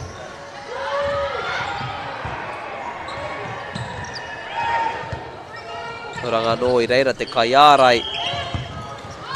Lovely blocking there from Ngāmotu. And the smash and the blocking in return from Tauranga.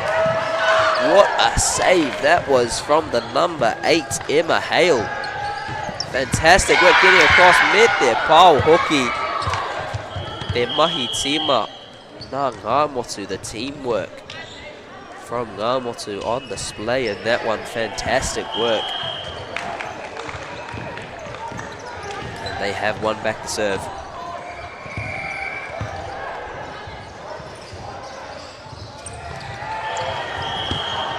Te whakarite. Te pāo. Oh, where te kaha hoki o Alana Sio.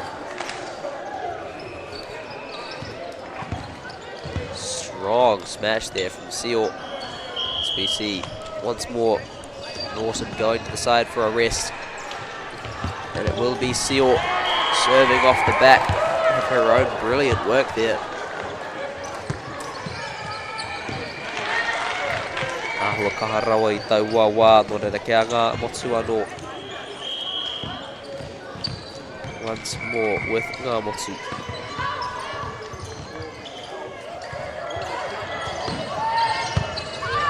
Good dig there, gets it up. Great work there, putting it out to the left-hand side. Couldn't quite return it. Reira I naia kia rātou anō te mahi tuku. Rua te kau ki te whetū, te kaumātoru ngā piro te rerekētanga I naia nei kei wainga I nei tima e rua. 13 points the difference. Tauranga with the serve. Ngāmotu. Get it over. The set. The pāo.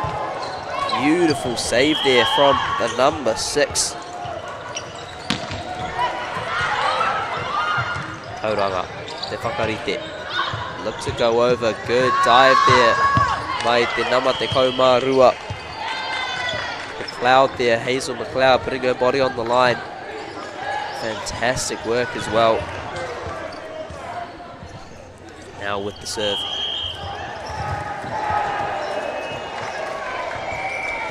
Barbasco e timata.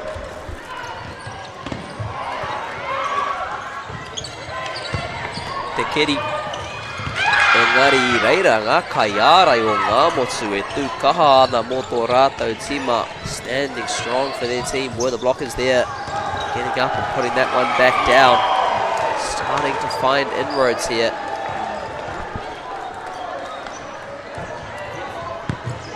Te Ruku hoki. Nā te namatahi, lovely dive there from McNaughton, keeping it alive and getting up so close was Zoe Kemp. A little bit too strong, but fantastic work from Gamotu here. Starting to put some pressure back on Tauranga.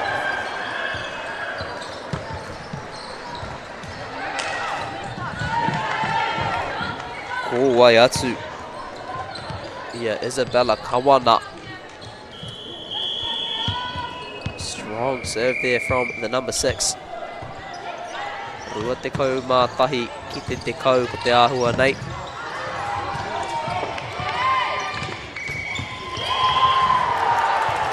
Nāia nei, rua te kau mā rua. Rua te kau mā toru me ki. Tauranga, te ruku. Me te keri hoki, the dive. Couldn't quite get the dig. Nāia nei, te pero heti. Kia Tauranga, Tauranga with a set point. Motu. Tauranga. Whawhai ana mo tēnei heti, fighting for this set. Can they find a way? E tai whakawhiti, te uru mai ana ki tēnei kēmu mai te pai o ngā motu. That is the number 13. Viti no. And the number 4, Caitlin Luckmayan, coming in to the game for New Plymouth.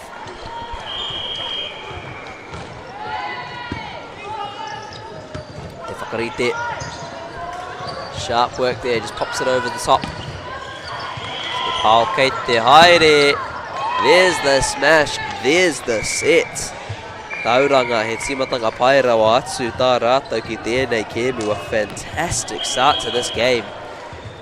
Engari kaore kore ka whai whakatena tēnā tonu a New Plymouth mai I taua heti rā. No doubt New Plymouth will still find plenty of encouragement from that first set. Fantastic defense and plenty of opportunity for the girls in the black and whites. But it is Tauranga who take the first blow in this matchup.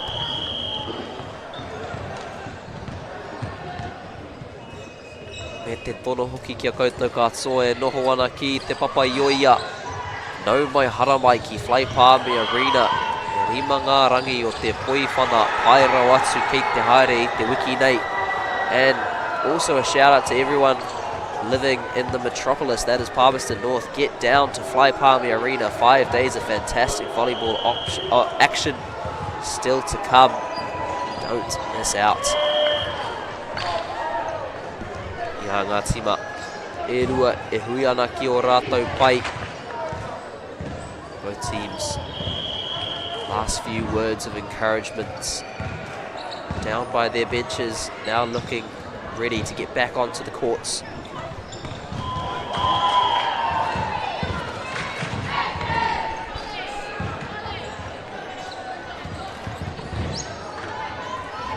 Nāia nei. Kauru mai anō ngā tima e rua. Te āhua nei mā Tauranga e timata.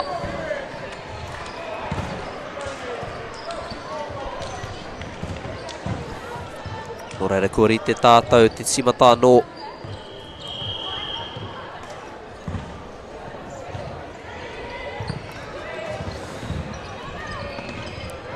Ngā motu kei a rātou te tuku I tēnei wā ko te nama te kaumā rua tērā. That is the number 12 for ngā motu, Hazel McLeod. She will get us underway in the second set. I reira te tuku, te keri hoki, te whakarite. Me te pāo he timatanga Pairau atu tērā. Mā Tauranga girls, lovely start there for the Tauranga team. Good set, good smash. Getting up there, putting the pressure on early. Ngā motu. Te kaha hoki o taua tuku I reira te whakautu. Nā McLeod, lovely response there from McLeod, getting up with the strong serve. Fantastic work.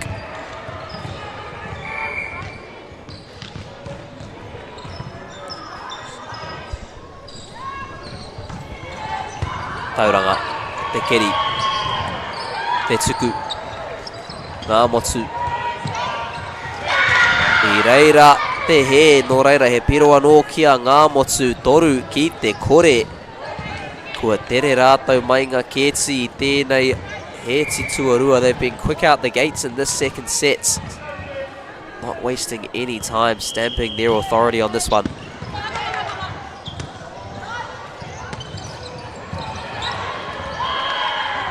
Whakarite, te tuku. Whawhai tonu ana a ngā motu. Keeping that ball alive, across once more ki te nama ono. Isabella Kawana. I reira te piro tuatahi. Mō Tauranga I tēnei he tuarua. First point for Tauranga in this second set as they will get us underway once more. Ko te nama te kauma whitu tērā, that is number 17, Kendall Pohe. Strong serve to start. Looking to eliminate that early advantage that Ngā Motu have managed to get a hold of. Te tuku anō. Ngā Motu, te pāo kei te haere I reira ngā kaiarai. Blockers getting up, doing a good job to get a hand on that one. Fantastic save there from Ngā Motu, keeping that ball alive. Inainei te heti. Te pāo hoki. Ahua kaharawa I taua wā nā McLeod, a little bit strong on that occasion. Fantastic teamwork from both sides, keeping the ball alive. Some good rallies starting to come into play here.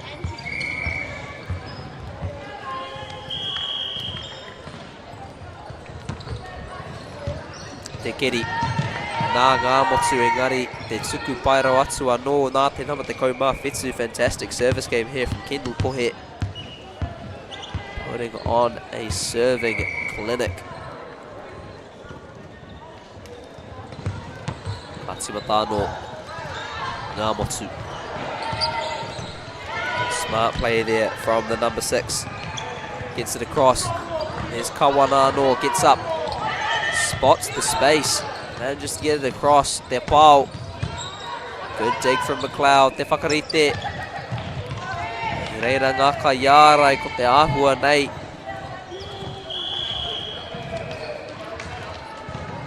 Ko taka te pōro ki te taha o Ngā Motu. It's great work there from number 8, Emma Hale, to get up and put the pressure on. Does go the way of Tauranga in the end.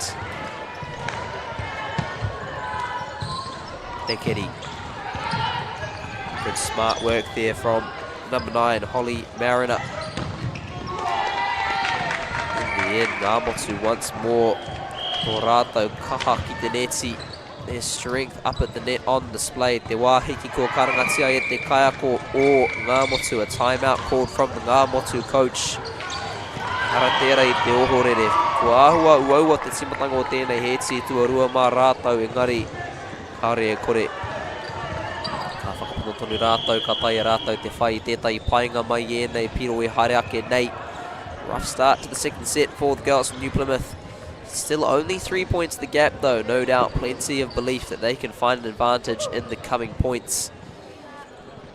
Engari me mihi anō ki ngā kaitou toko katso o tēnei kaupapa ki a anchor Māori Plus, Bailey's, Nativa, Apollo Projects, rātou ko Caltex, mei kore ake rātou e kore tēnei kaupapa e tū. Nō reire kore te puna o ngā mihi e mimiti ki a rātou katoa. E whakatakato ana I te tua Pāpāmoa o tātou rangatahi te tākaro ai I o rātou hākina kina. And a big thank you again to all of our sponsors. Anchor, Māori Plus, Bailey's, Nativa, Apollo Projects and Caltex, laying the foundation for our rangatai to play their sport as we once more get underway.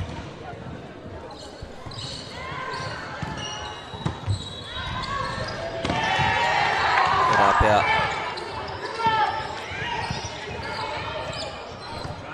Mā Tauranga e timata anō, kia te kaumā whetū once more with the number 17, Kendall Pohe. Strong service game in the last set. See if she can continue as she was. Lovely work from Ngāmotu, keeping that one alive. Couldn't quite get across in the end. It's that strong service game causing some problems at the moment. Katsimatano.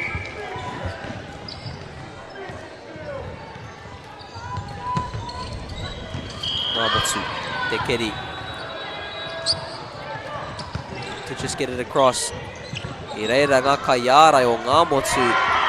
Ngāmotu blockers getting up, putting the pressure on, not giving Tauranga the opportunity to get a smash away. Tino tata. Engari kaiara rātou tonu te painga. Tauranga still with the advantage. Iwa ki te toru. No ngā piro te rerekētanga I tēnei wā tonu. 6 points the difference. Kaatimatano. Tērā pia ka tae koutou te rongo I te karanga o ngā tima kē atu kei ngā kōti. Ki te taha maui o koutou mata kaore kore. You guys can all hear the energy from the courts to the left side of your screens. 4 games going on here in the arena. Plenty of excitement. Plenty of noise on display. And Rangatahi bringing the energy to this competition as we see Tauranga still with the serve. Good dig there from Ngāmotu. Te whakarite. Te ruku hoki. Nā te namatahi. McNaughton with the dive. Gets underneath it. Digs it out for a team. Ngāmotu with a good dive of their own. Nama Fitu. Zoe Kemp keeps it alive for a team now. Te pao kei te haere. Tauranga. Te tuku. Te pao. Te rerenga kai ārai. Haere tonu ana. Ngāmotu kua whai whakautu rātou. Finally finding a response. Fantastic point there from both teams. Great defense. Engari I te mutunga.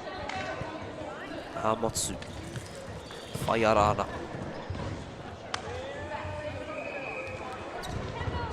Katsimatano.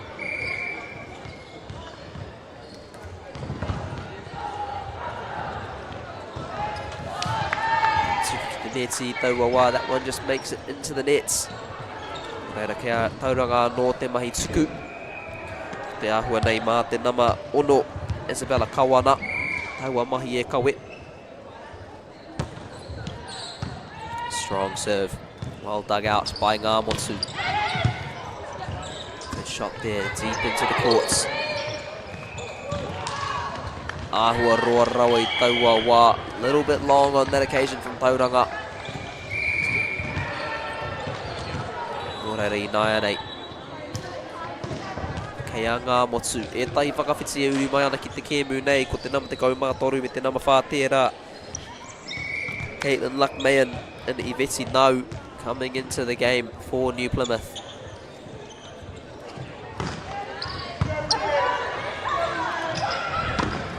No with the block, te irakati. Engari I reira te whakautu nā Tauranga. Kora tētahi ona tino pūkenga, ona kaha ki te neti. Is one of the main strengths that No brings to the game, her presence at the nets. Tauranga finding a way to get past on that occasion. But no doubt she will be a challenge. Ngāmotu. To get that one up, can't quite do so on that occasion. Nō reira kia Tauranga tonu ko te ahua nei. Mā te nama toru te kaumātahi e tuku, that is number 31 for Tauranga girls with the serve.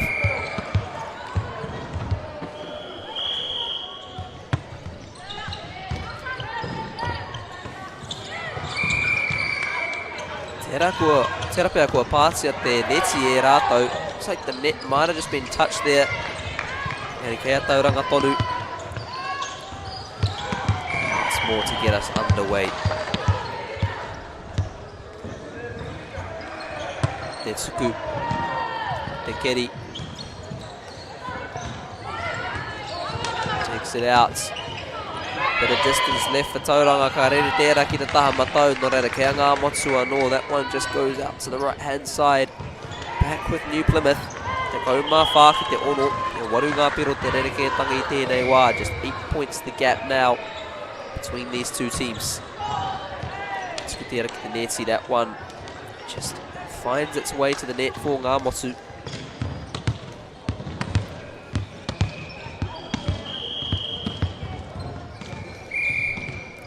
Tauranga anō e tuku.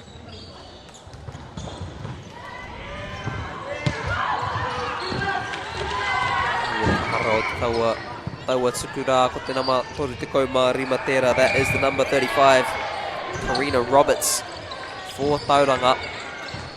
Is now ngā motu will get the serve. Whakarite te pāo. Beautiful smash there out on the left-hand side for the number 10, Te Moana Lamore Merrick. And it will be her serve as well. Te kaumā ono ki te whetui naia nei 16-7 in favour of Tauranga as that one goes to the net. Back with ngā motu anō. Starting to seesaw now this game of back and forth.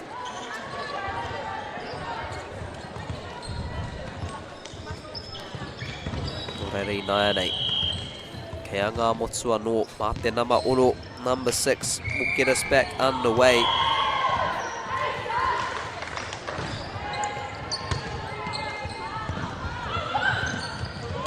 Te ruku engari tētai a te whai te keri taua wā. The dive couldn't quite find the dig on that occasion, as it will stay with Tauranga.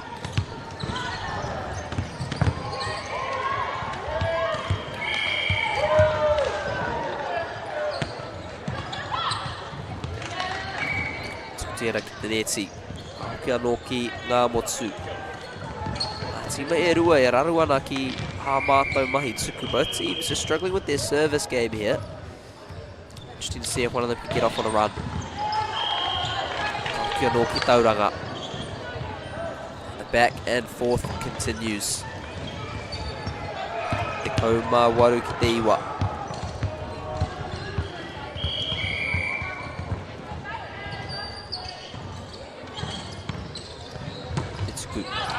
Ahua kaha rawa. Orere kea ngā motu anō. A game of serves at the moment. Teams just trading blows.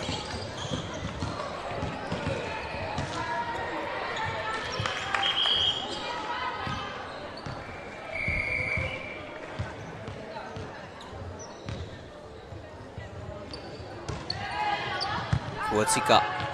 Orere ka haere tonu. Tauranga me te pāo hoki with the smash up the centre.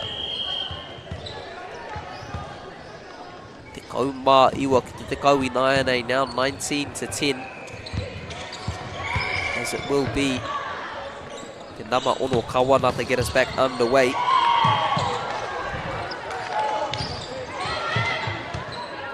The sets, the smash coming in, mate, te nama te kau, number 10, Merrick. Ngā motu did well to get up and block it out, but in the end can't quite find a way to get it back over to the Tauranga sides. Tauranga anō e timata. Kia rātou te tuku.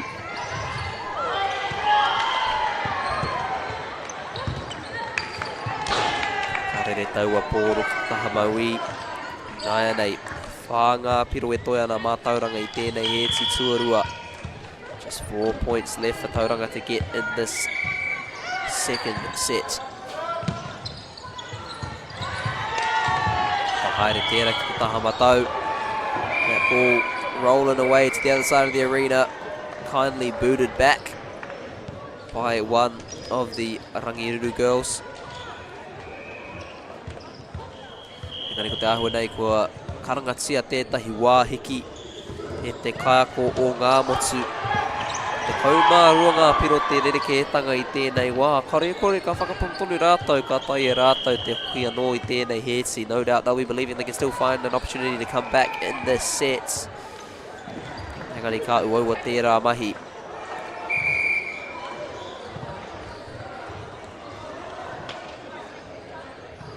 Ngāti me e rua. E rite ana. Te hoki mai anō. Both of them ready to get back on the court now. Incredibly important few points to come. Ka Taia e Tauranga te whakakapi I tēnei he si tuarua. Can Tauranga close this one out? Te whakarite. Te pāo. Pīrori ana ki runga I te neti rā, just rolling along the top of the net, comes down on the Tauranga side. I reira te pāo. Te nama, te kau. Te moana la more merit kia hia ngā wā ka koroho tia taua ingoa.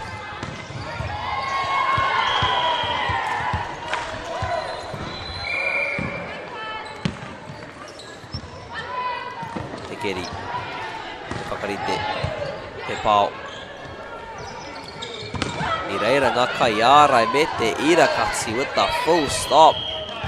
Merrick thought she had that one, but the blockers from Ngāmotu getting up on top of it. Tauranga now in turn with some fantastic defense.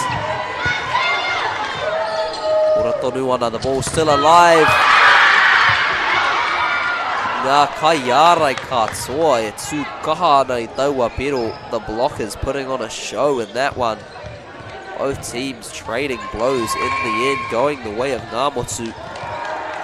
Ngā kai whakawhiti e uru mai ana ki te kēmu I nai anei. Once more, we've seen that substitution many times from Ngāmotu. When they have the serve, they look to Luke May and they look to know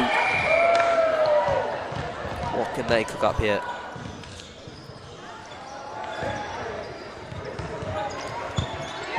Just skims the net, gets over Tauranga te pāo, I reira te mahi ārai. Ora tonu ana a Tauranga. Engari Ngāmotu. Not making it easy here for Tauranga, and the dab as well from the number 12. McLeod, 2016 and 2026. Nānei te tuku. Nā Ngāmotu. I reira ngā kai āra, engari te kaha hoki o taua pāo, nā ke nama toru te kaumārima. Karen Roberts putting that one down. Fantastic work from Ngāmotu to get that one back over. Roa rawa anō Ngāmotu.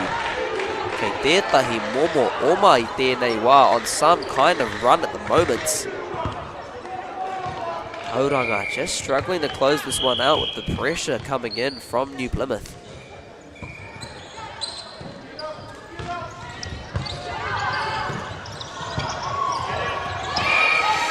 Reira te whakautu nā Tauranga. There is the response from Tauranga. Sharp work there, just putting it over onto the left-hand side of the courts.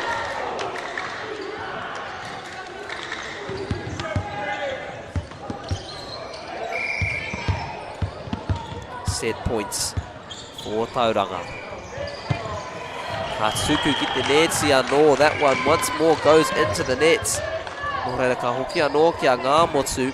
Rua te kaumawha, te kaumawha, te kaunga piro te reke e tanga kei wainga I nei tima e rua. 10 points the difference. As will be number 8, Emma Hale with the tuku, with the service. Puts it over. Tauranga, what can they cook up here? Just putting it over in the end. Now Ngāmotu with the pāo. Nama te kaumārua. Hazel McLeod. Where is the dab? We need to see the dab. Te tuku anō Ngāmotu. Whakarite. Te pāo I reira te heti. That, te ahua nei, kua he, taku aroha. I thought that was the set, but it was an error on the side of Tauranga. New Plymouth staying alive.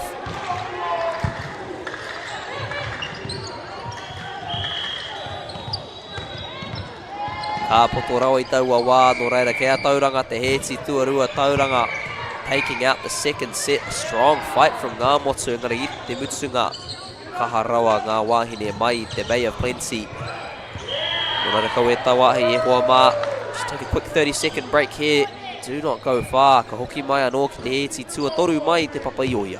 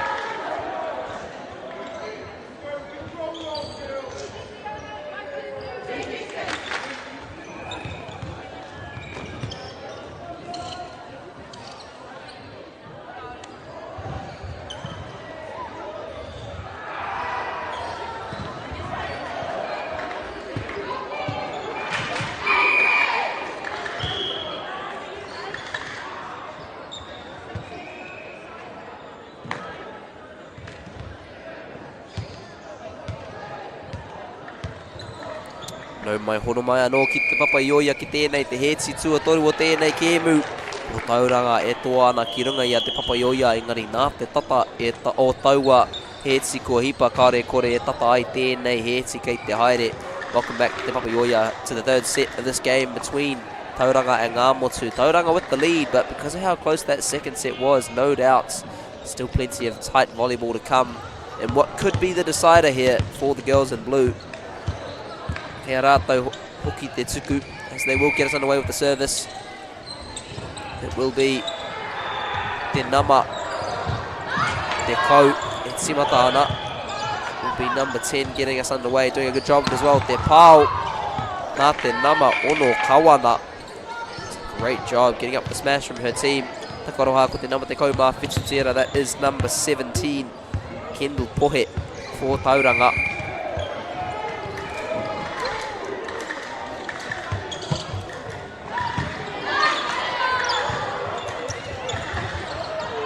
Nei Ngāmotu. Manana ki te keri taua Porora, looking to dig that one out, couldn't quite do so. Kia Tauranga tonu. Pirangi rātou ki te whakakapi tēnei kēmu. They'll be looking to close this one out in the set. Ngāmotu will look to bring the fights. Ngari te pai hoki o ēnei tuku. Nā Pohe. Pohe, fantastic service game at the moment. Not making it easy for Ngāmotu to find a way.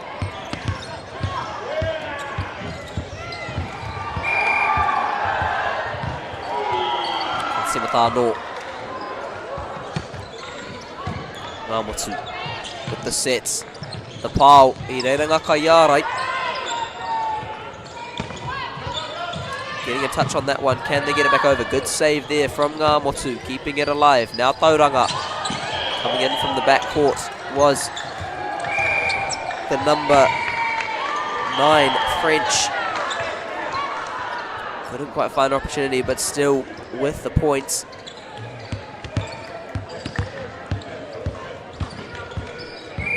Wha ki te kore.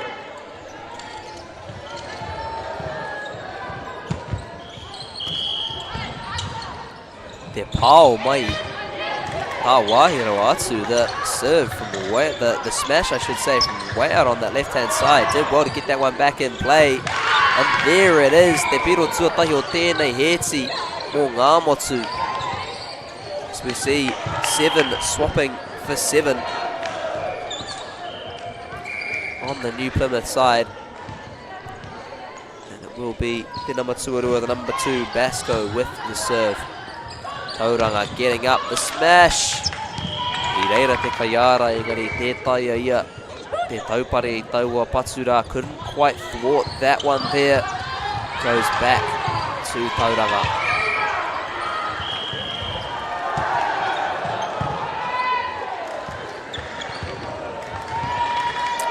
Tauranga whakaapapara I te taumahatanga kei runga.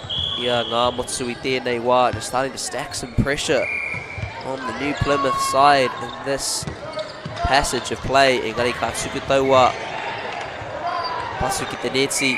Commentators curse just as I say that. That serve goes into the nets. That same substitution for Ngāmotu. Te pata me te parawa me ki, the bread and butter. Number 4 Luke Mayan and Iviti now in the number 13. Every time they get the service, they go to their guns. Oh, te pāo. Te nama, te kau. For Merrick anō, the smash from te moana la more Merrick.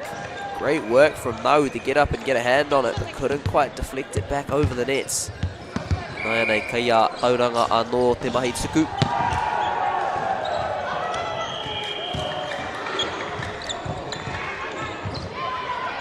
Kari te pāo. Te taia e koe, te ārai, ia Merrick. You cannot guard Merrick at the moment. Every time that ball gets up the left-hand side, she is putting it down. Tauranga, ne te tuku anō. Takes it out. Ngāmotu, Whakahokinga Pai, good return as it's back with Tauranga. Reiranga Kaiarai, lovely blocking from New Plymouth. They get up once more. Great dig from the number 4, Luke Mayan. Te ruku me te keri hoki nā te nama te kauma Whitiwo Tauranga. Lovely diving save there from Kendall Pohe. But it does go the way of Ngā Motu ko te number 8 tērā e kawe ana I te mahi tuku. That will be number 8, Emma Hale, for New Plymouth with the service game.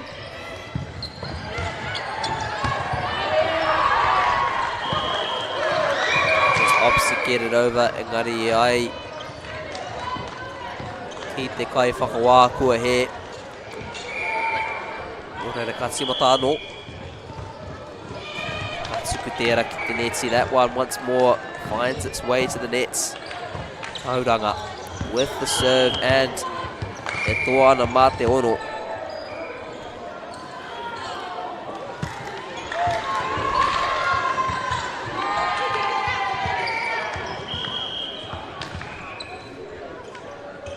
Okay, a te nama iwa I nai, that will be number 9, Nikita French. Put it into play. Ngā Motu. Ūtono mana ki tēnei tima. Sticking to this lineup. There's the sets. Gets it over. Tauranga. Te whakarite. Te pāwe. Reiranga Kaiarai. Te pāwa no. Merrick. Unstoppable at the moment. Engari mihi atu kia. Te nama te kaumā toru Eveti nau mo Ngā Motu. Getting up and putting some serious pressure.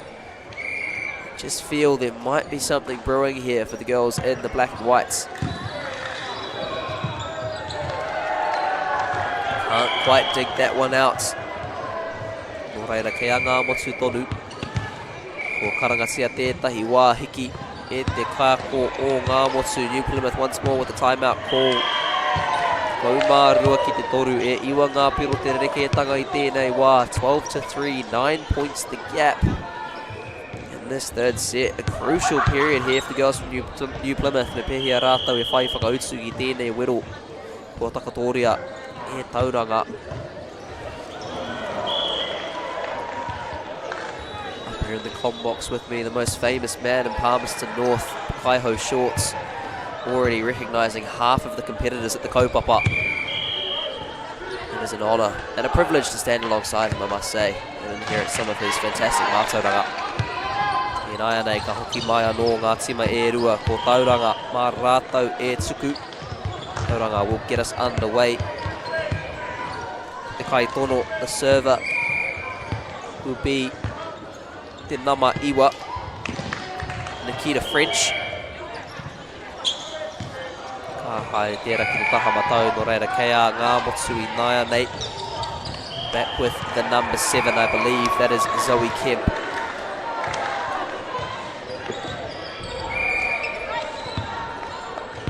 Timata no. Te keri. Te whakarite. Te pāo. Merrick. Tū kaha ana ki taua taha maui. That one goes up the line and lands.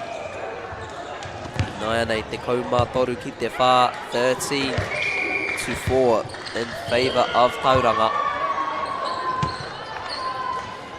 Me te tuku pai. Kōwai atu I a Merrick. Kia hianga wā ka korotia taua ingoa. Not sure how many times I'm going to say that name, e te iwi, but she is on fire at the moment.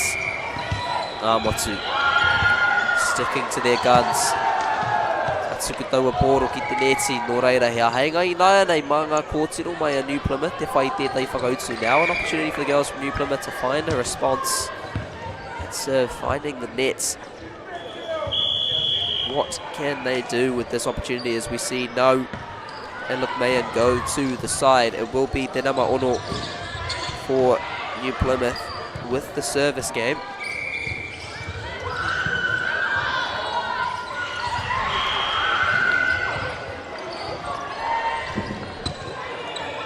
Puts it up. A little bit behind her there, does a good job. Ngā Motu with the dig. Ka re taua pōro ki te taha matau. That ball just drifts out to the right hand side.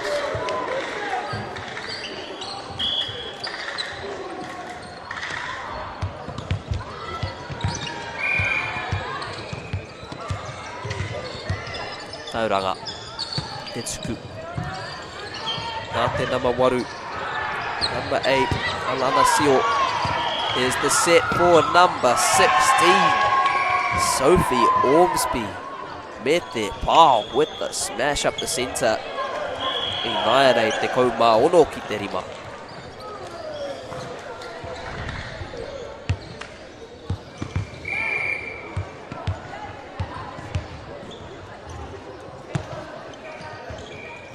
Tauranga, tino kaha taua tuku nā te nama 8. Alana Seal putting down a great service game here for her team. Ngāmotu under the pump here as they go back to their bench. Geri kei reira tonu o rātou pou, their main pillars still on the courts. Good dig there by their number 1, good dig from Emma Hale.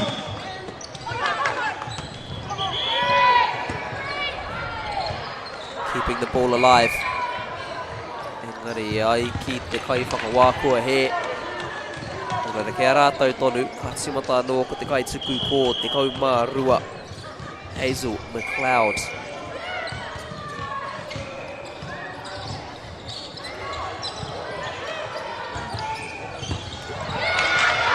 Kaha, hoki o taua tuku me te hīkaka.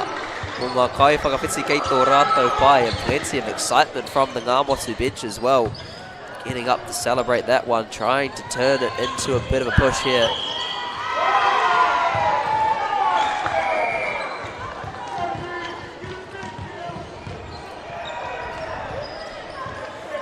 Ngāmotu, Netsuku. Tauranga do a good job of getting that one back in play. Heti, te pāo ki taua taha matau. Still alive for Ngāmotu. Great save from the clouds. Here come Tauranga with the pāo. Fantastic work from New Plymouth to keep that ball alive, but Tauranga getting up to the net, putting down some punishments. Nā nei te kaumā 8 ki te whetū. Te kaumā tahi ngā piro te rereke tanga kei wainga i ngā tima e rua. Te ahua nei, kua whakawhitia ētahi o ngā kai tākoro e te kaiako o Ngāmotu. Nari, kia Tauranga tonu te mahi tuku. Te kaumā 9 ki te whetū. Fitsu me ki kia tika whakahua o taua kupura kei kohe te mai toku kaiako. Ara watu ana ki a koe e whai up.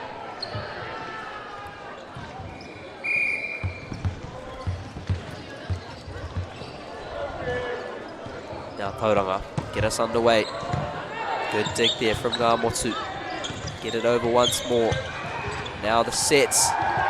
The pile. Great save from McLeod, keeping it alive. It's Sika hoki o taua patu. Nā te number 8. Lovely work from Emma Hale. Just sends that one down the line as we see a substitution for the number 3 tera, Lucy Swan. He's put in a good shift. She goes to the side for a break as Basco comes in for the service.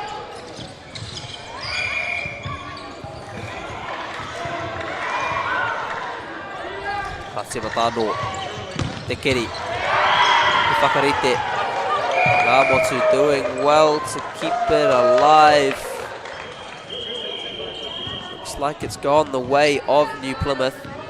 Te kau mā iwa, ki te iwa I tēnei wā tonu.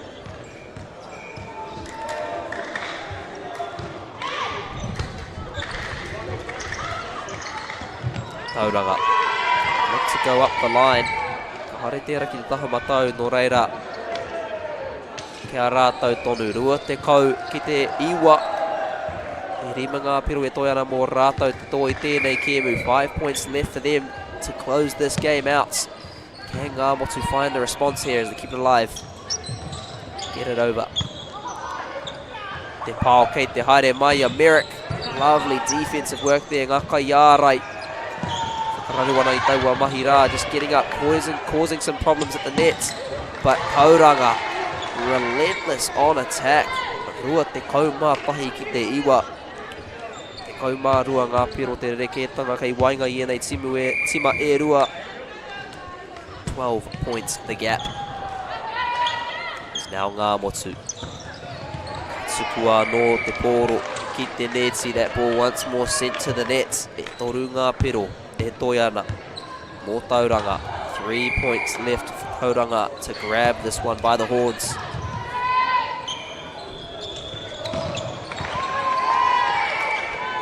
Now 2. Can Ngāmotu find one last run? Can they find a way to pull this one from the fire? Tauranga. Kawana gets us underway. Tino Koitera, te tukupoto. She was lining up for the big serve, went short. Te mahi tinihanga, but deceptive there. Manages to get it to drop.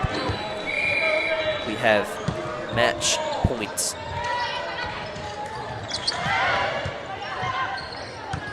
Tauranga. They get it across. Ngāmotu looking to keep this game alive. Ka haere ki te taha matau koira. Te mutunga o te kēmu kua whawhai kaha ngā tima e roa. Ngari I te mutunga kua puta ngā ihu o Tauranga. A hard fought game by both teams, but Tauranga in the end taking it out by 3 sets to 0. Me mihi nunuira atu kia Ngāmotu kua mauria mai e rātou te whawhai. In the end, too strong. The girls from Bay of Plenty. Nō reira kau e tā wāhi e te iwi. Do not go far e te iwi. Paku whakatātātou. We'll take a quick break here in Palmy. We'll be back soon with more action from Fly Palmy Arena.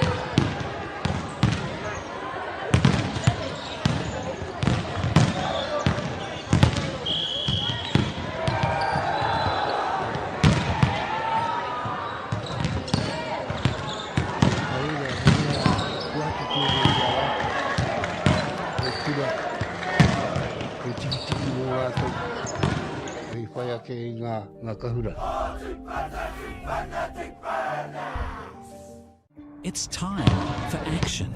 We are working to reduce the impacts of climate change because nature is not a resource, it's a collaborator.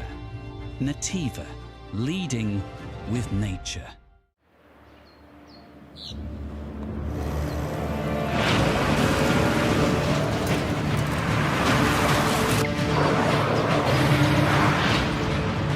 This isn't an ad about four-wheel drives. It's about knowing the place, as well as the locals. You found the place. That's a good start. Built by my great-grandfather 20 years ago. And go! Just fill up at a participating Caltex, stack your pump discounts, and you could collect more savings on your next visit. Oh, there's another one. Getting quite good at this. Filling and saving. Feels good. Get the Māori Plus app. Download now on Google Play or the App Store with exclusive viewings and 100% ad-free. Quite like top tier. Watch us anywhere, anytime. Make Māori Plus your mate and stream now. Te hui ngā te tini, me te mana, kaupapa ahuri.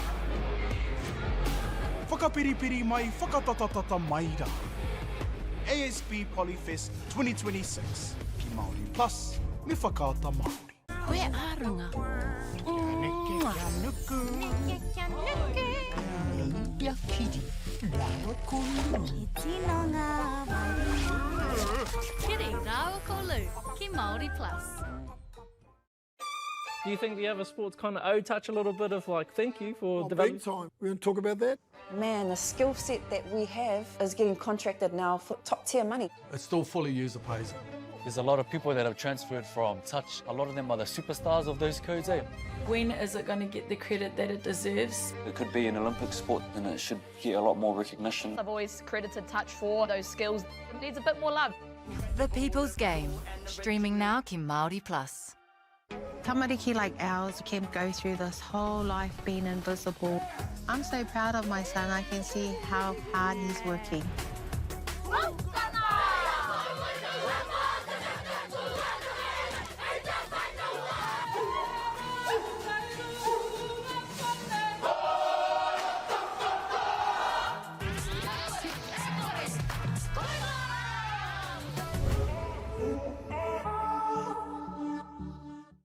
This is rhythm and legacy. This is harmony and haka. This is our culture on the home stage, loud and proud. Watch all 13 2026 Kapahaka Regionals, streaming live ki Māori Plus, me whakaata Māori. Hey, Stefano, look who's in the house. From the palm to the city, from up the coast to down south, stories told our way. How can you not be amped about that? Sharp as a tack, You're the mana mancha. deep as an ocean. Ahakoa kei hea koe, kei reira a Māori Plus. Hey, tēnā koe. Quick scroll, one tap, ka mau kua uru mai koe. Pause it, rewind it, play that part again, turn it up. This is Māori Plus. Get ready with me. Tō mātou reo. Kau te manoa rere, kau. Tō mātou tuku hohe. So what up? Eggplant emojis there, matua. Ooh, aroha mai, babe. Tō mātou tirohanga. Watch it when it suits you, how it suits you. What? I know. Stream it, cast it, carry it with you. Download Māori Plus on your devices. Whakapiripiri mai, whakatatatata maira. Kia Māori te tipua te tamaiti I tōna tai ao Māori. Te huinga te tini me te manu, te kaupapa ahure. E te iwi, nau mai ki te whakataetai ASB Polyfest 2026. Ki Māori Plus, me whakaata Māori. Funding is a real challenge. We know that a lot of schools face that ongoing, and the reality is if you go to a lower decile school in New Zealand, you are less likely to be able to afford to participate in sport. Obviously, having come through it myself with kids and being one of those kids myself who played sport, I know how much it defined who I was. And now being able to go, I can't fix it all, but we can help and try and give to those people who are going through really tough times. It's a real privilege, but you know, for us, we want to see others get involved in it. This is not a selfish thing for Apollo. This is about how can we get, whether it's construction or other businesses, to get involved in this. There's a lot of things that kids miss out on, and so to have businesses step up and want to be involved and to help is a game changer for schools. It really is. Global warming is incredibly serious. We need to cut emissions, but we need to also absorb carbon out of the atmosphere. Growing trees is the only tool we have in the toolbox for taking carbon out of the atmosphere that we can do at scale. Pinus radiata takes carbon out of the atmosphere at about 5 to 10 times the rate of native planting. And so what Nativa are doing is planting the Pinus radiata to absorb the carbon, and then they're transitioning that forest into native forests so that we get the biodiversity benefit.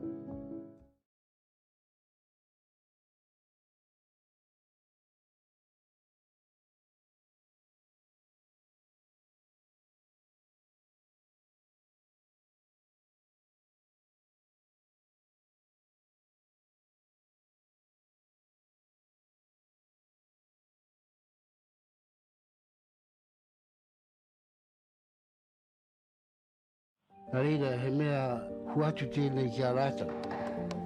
Hei kura, hei tiki mō rātau, hei whai ake I ngā kahura.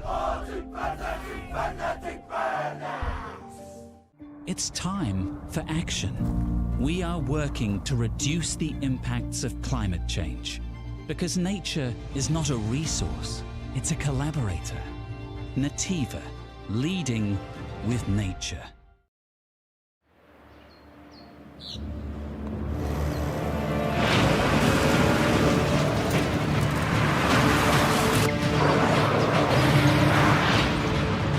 This isn't an ad about four-wheel drives. It's about knowing the place, as well as the locals. You found the place. That's a good start. Built by my great-grandfather 20 years ago. And go! Just fill up at a participating Caltex, stack your pump discounts, and you could collect more savings on your next visit. Oh, there's another one. Getting quite good at this. Filling and saving. Feels good. Get the Māori Plus app. Download now on Google Play or the App Store with exclusive viewings and 100% ad-free. Quite like top tier. Watch us anywhere, anytime. Make Māori Plus your mate and stream now. Te hui ngā te tini, me te mana, kaupapa ahuri. Whakapiripiri mai, whakatatatata mai rā.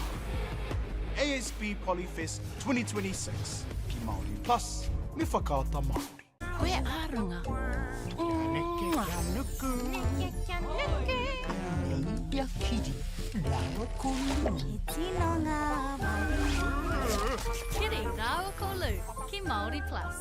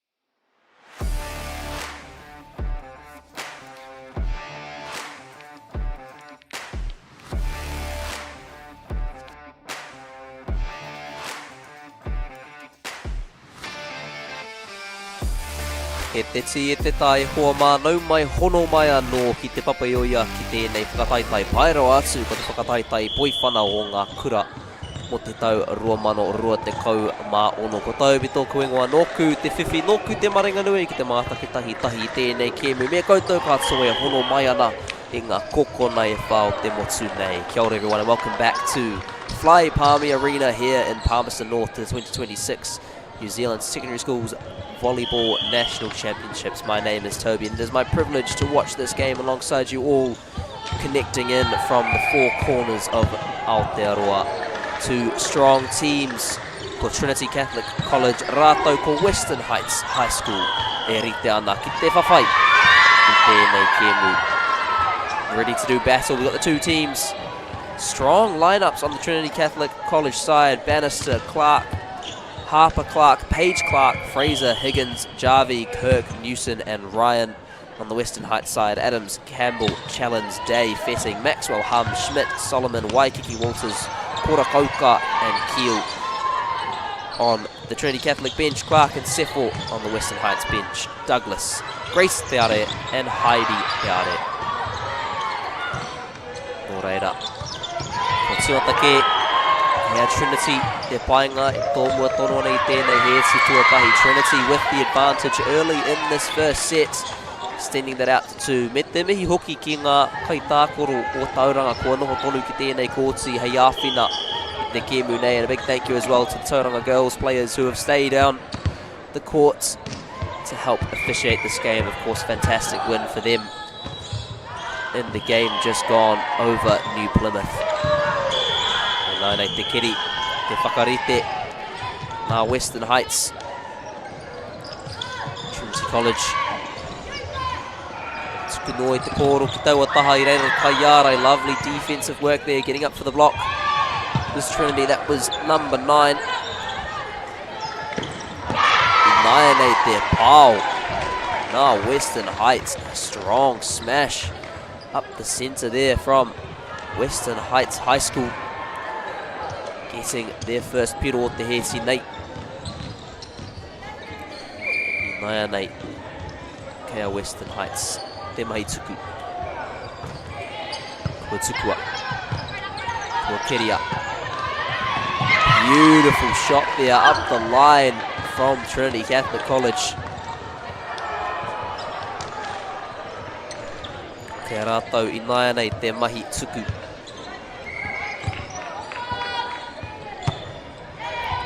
Tahamatau, mai whakarite te pāo kei te haere. Nā Western Heights ka haere taua pōro ki te neti. Ka whakawhiti anō ki tō rātou taha.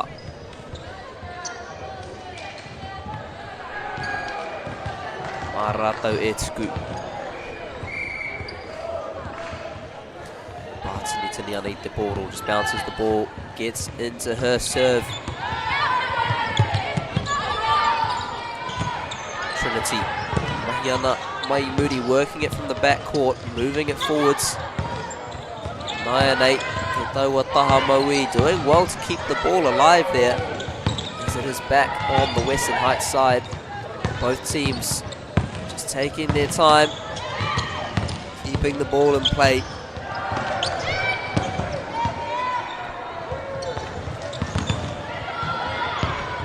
Trinity. Ngana nei te pāu I reiranga Kaiara hoki, looking to get the smash away. Good blocking work. Ka haere taua pōro ki te taha matau. Lovely work at the net there from Western Heights. Trinity College, of course, from Dunedin. Western Heights, no Rotorua. Kua nohua hau ki o te puti I ngā Waumua, former Dunedin resident myself. Koe a wangawā ka noho tonu a hau ki te taiapa mo tēnei kēmu. I will continue to sit on the fence. Plenty of love for Rhoda Vegas. Naia nei, Trinity keeping the ball alive, getting it back across the Western Heights side. I reira ngā Kaiarai. Tū kaha ana mo tō rātou tīma standing up for their team. Whā ki te toru. Kua tino tata te timatanga o tēnei kēmu. Close start to the game here. Strong out the gates from both teams. Plenty of good work up the nets. as it will be. Trinity getting us underway.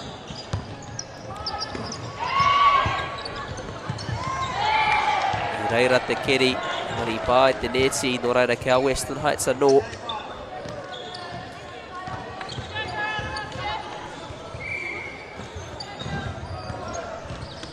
Western Heights e timata.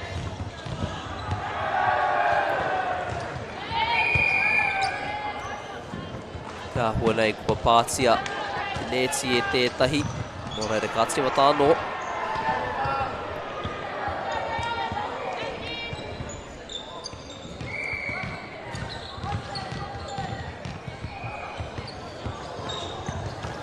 E reira te tuku. Āhua kaharau i taua wā. Nō reira ka hoki anō ki Trinity. Koira tētahi mea tino whakahirahira i enei kēmu. Nui te hīkaka, he nui te ngāo kei roto i enei rangatahi kua tai mai ki tō tātou nei kaupapa engari kia whakatau rātau i a rātau anō. Plenty of excitement. Important that these rangatahi find a way to settle themselves in. Plenty of poiwhana kei te haere i te wiki nei. Nō reira, Trinity.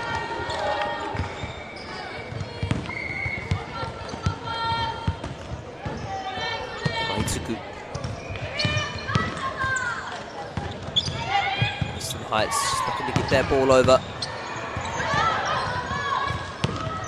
Keeping it alive. Ki taua taha matau te pāo Poirewa asu nā te number ono. Lovely work from the number 6 out on that left-hand side for Western Heights.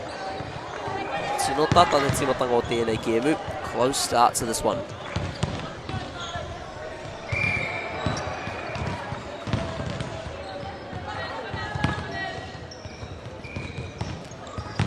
Tuku.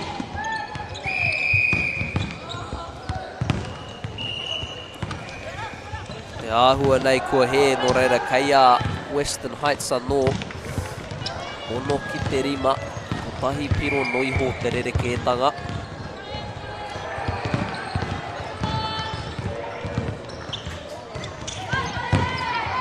E reira te tuku. Āhua kaharawa no reira ka rere te pōro ki te taha maui. Western Heights, kei tētahi momo o mai tēnei wā, on some sort of run at the moment, just starting to string some consecutive points together.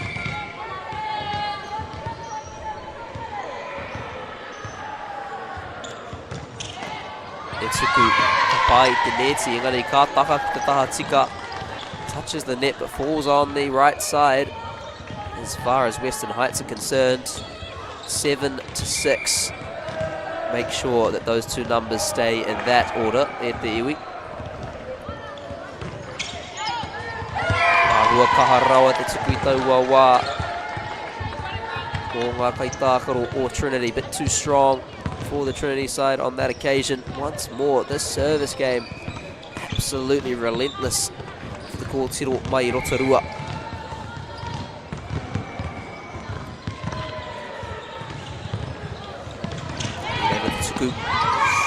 Āhua nei ki te pai tonu taua tai kaitākaro. Took one to the face there. Hopefully still doing all good. She returns to the nets. Largely unfazed.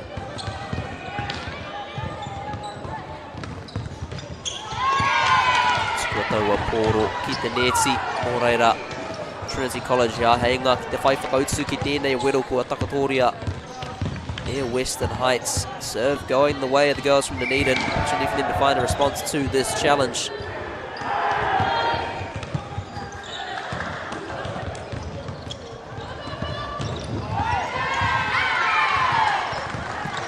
Me te pāo hoki a Western Heights. Pētara ki te metara, pedal to the middle, and the dodgy translations are already out e te iwi.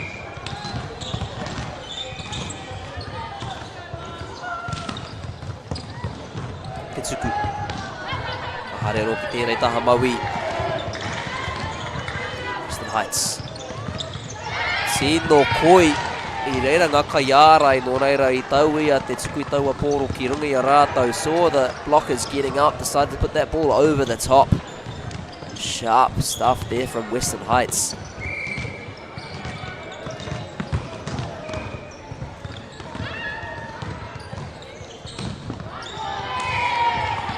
Tuka no ki te neti. Reira. Trinity. Ka heinga te whakautua anō. Another opportunity to respond. Substitutions coming onto the field. Onto the court, I should say. Oof, kei hea tātou.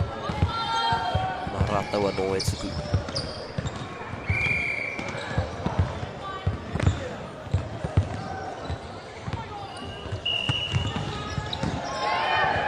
Puts it in there, the sets. Just looking to get it over. Here come Trinity, engari te ira kasi nā kai ārai. The full stop from the blockers, getting up and putting that one down. Trinity set that one up beautifully, but Western Heights said nothing doing.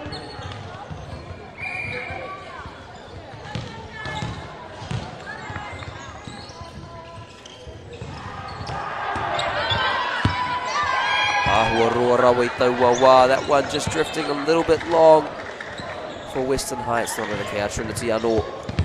Mā rātou te mahi tuku e kawe.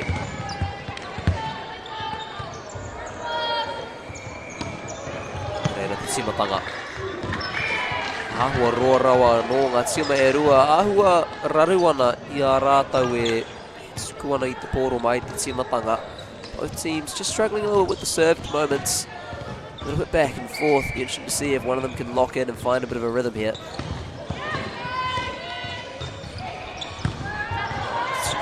Te whakarite, te pao mai, te taha matau, looking for the smash out on that right hand side. Can't quite do it. Western Heights keeping it alive. Just drifts over. Now Trinity anō. Whakarite.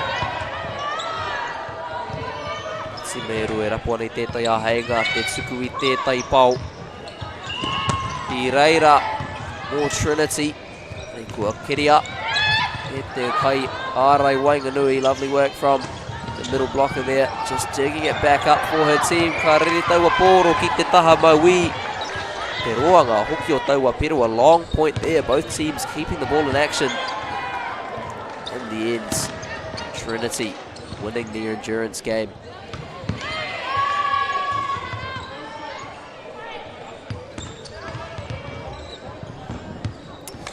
Nai Mā Trinity e timata.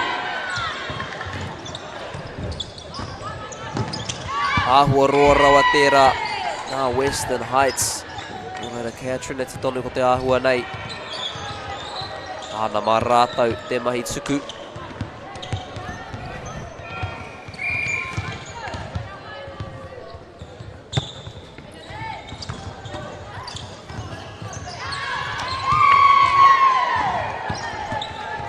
Kua whae rātau I tō rātau piti I nai nei. They've found their rhythm now. Starting to string some points together. Western Heights getting some sort of response.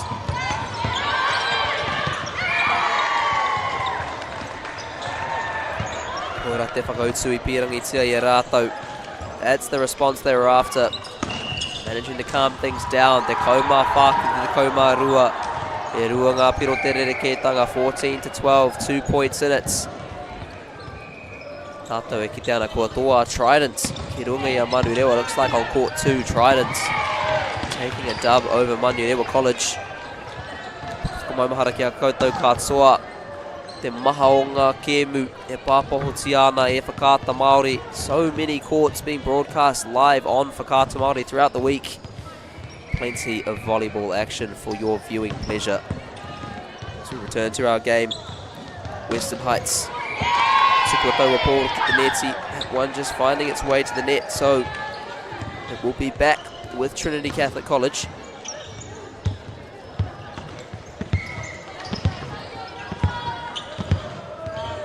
Ko ngā kēmu e rua ko hipa, toru ki te kore. Ko te ahua nei ahua tatake tēnei kēmu. Both of the two games this morning finishing 3-0 and 3-0. You can already see this game destined to be a close one. Western Heights, mā te toru. Mā rātou e timata. Tukua anō ki te neti. Trinity. Ngā piro noiho te rerekētanga kei wainga I ngā tima e rua. Just 2 points the difference. All it takes is a couple good passages of play. Trinity can be right back on top of this one. Lovely work at the net there. Nanga Kaiarai no Te Putsi. Girls from Dunedin making their presence felt up front. Beautiful blocking. Trinity. Timatano. Ahua roa rawa. Kuaraka ano tato. We are all locked up at 16-16.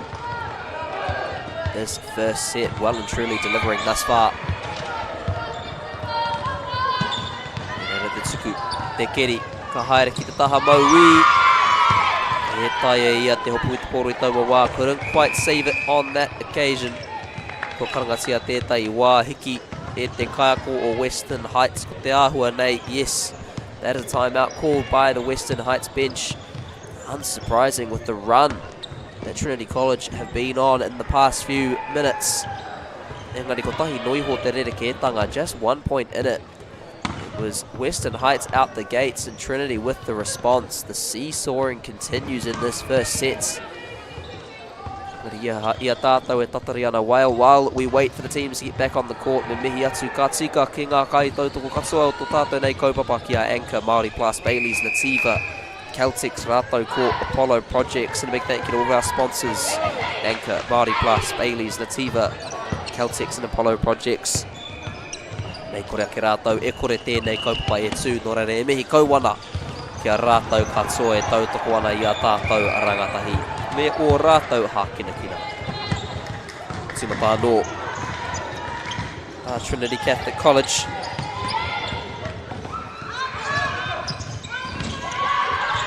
Good contest there at the nets. Comes down on the Trinity side. I reira te pāo. Looking for the smash, couldn't quite get the height on it.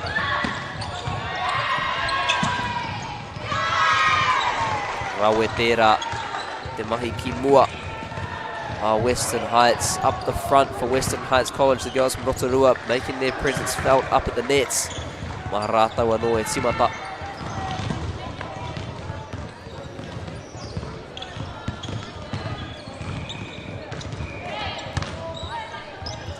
Trinity. Reira ngā kaiarai tūkaha no! Te ira katsi. E hara e hoa koera te kianga o ngā kaiarai o Western Heights. Not today. Absolute domination up front.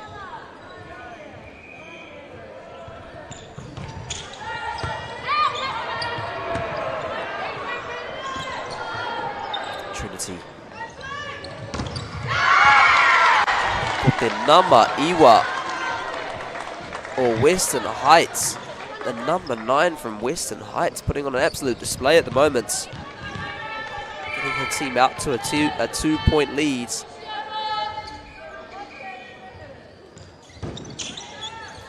Ahua kaharawa te tuku I taua wā. A little bit strong on the serve on that occasion. Nō reira kei a Trinity anō. Ka kōtiro no te puti. Ia heinga ki te whai whakautu.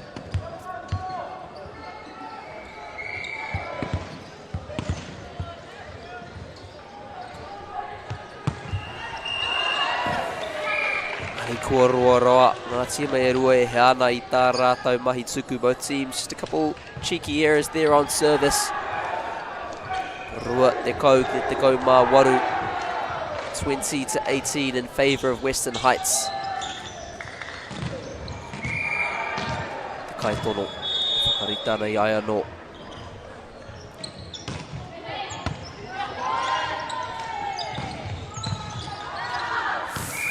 Te rapuia I taua kōkuna maui, looking for that back left-hand corner, just goes a little bit too far. Tohu ngā piro te rerekētanga e whā ngā piro e toi ana mō Western Heights te whakakapia. Tēnei, e ti tuatahi.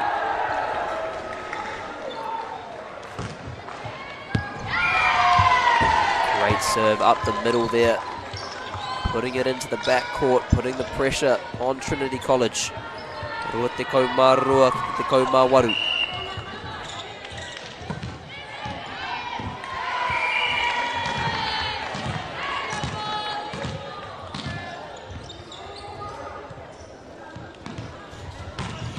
tuku. Ki wainga anō. Whai ana i ngā āpata kei wainga nui i ngā kaitākaro no te putsi e nei wā. Finding the gaps in between players from Dunedin.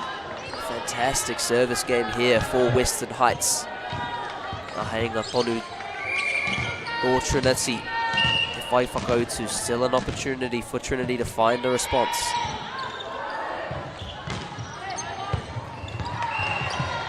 Karere taua pōro ki Pāpāmoa. That one flies out to the left-hand side. The first set points for the girls from Rotorua.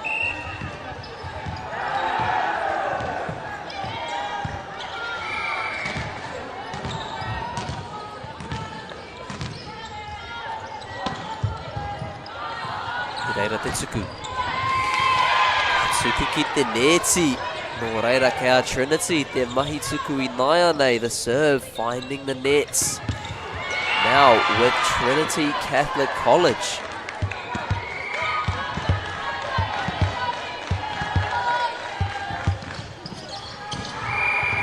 Rātau e timata.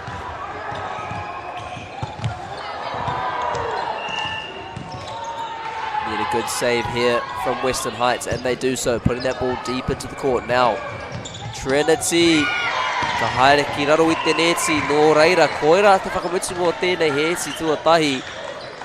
Ko ngā kōtiro mai a Rotorua e toa ana, engari, tino tata nō reira. Au e tā wahi e te iwi, do not go far e te iwi. We'll take a quick 30-second break here in between sets.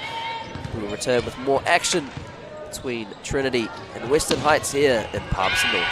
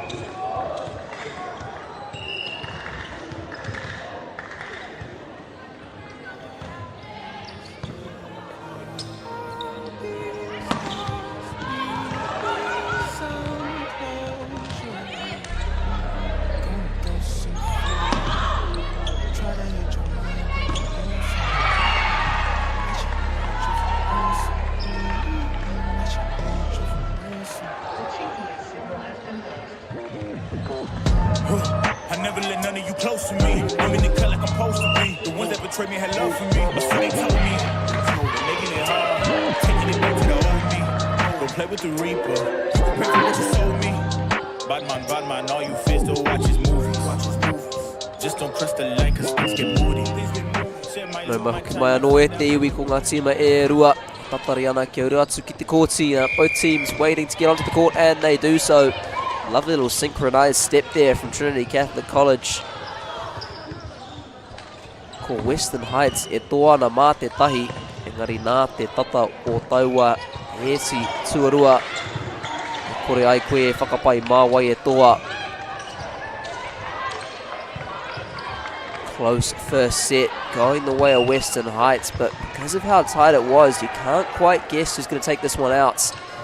No doubt Trinity had plenty of encouragement in that set break huddle, getting ready to come back out and try and put their mark on this second phase of play.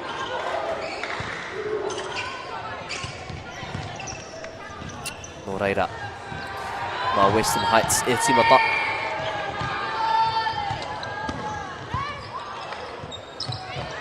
Te tuku. Te whakarite te pāo. I reira ngaka iara engari āhua kaha rawa. A Trinity I taua wā. Too strong from Trinity on the smash on that occasion.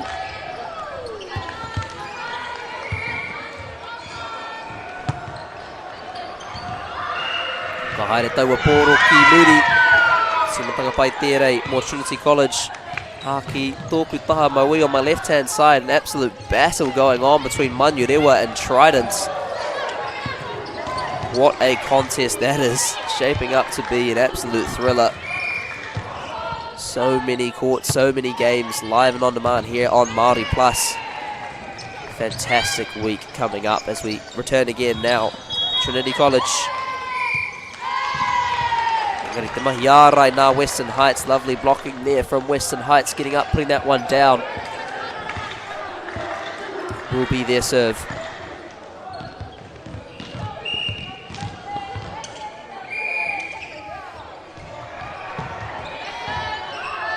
Timata anō.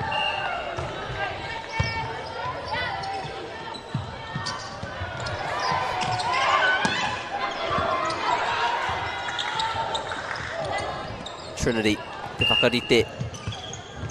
The fake. Beautiful work there. Jumped, got the Kaiarai to bite. And in the end, it was just a lob over the top out to that right-hand side. Beautiful work.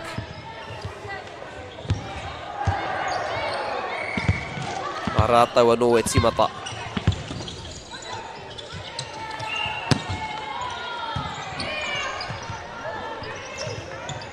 Western Heights. Tino bites here, mai te taha matau. Lovely work to get that one in from the right-hand side. Absolutely fantastic work. 9-8 Western Heights. Ngā timata rātau. Tahi noa te rerekētanga kei Wainganui I ngā tima e rua. E te tuku pai ki Wainga. Lovely serve up the centre.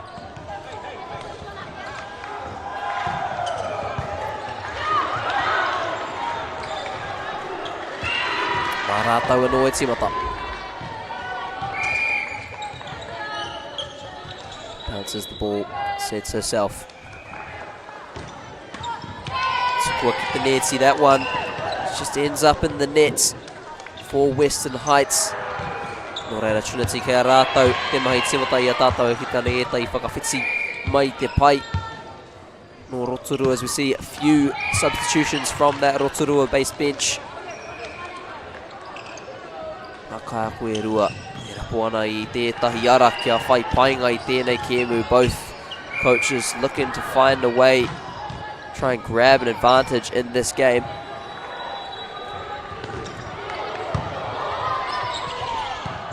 Puts it up, sends it across to that left-hand side. Trinity, te whakarite. Both teams just keeping the ball alive. That one goes deep. So now Trinity look to set it for the pau. Once more the blockers getting up to cause some trouble. The net. Just getting touched there by one of the Kaitākaro. Orewa Western Heights and Oe Timata.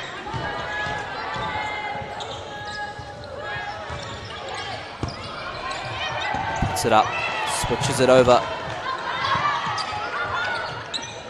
The pole. Smash going down from Western Heights. Now from Trinity Catholic College. Both teams trading blows here. Comes up the centre. Katsuki taua taha matau. Engari ka rere ki waho. Ka ahua nei ai ki te kaiwhakawākua tika. Reira mā Trinity Catholic College here, Timata. Looked like that one might have drifted out the right-hand side. Touch judge says it's all goods. And it will be Trinity Catholic College once more to get us underway. Ka haere taua poro ki rarorai pāna I te ipupara. Smacks into the bin out back. Nō reira. Kei a Trinity tonu.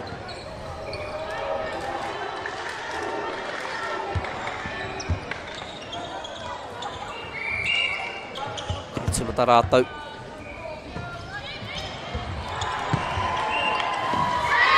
Te tuku pai. Whakamahi ana I te kōti ki mua. Using that front court space. Just getting that one down. And once more Trinity on some sort of run here. Starting to string together some consecutive points. Where do we nai Western Heights. Te whai whakautu ai.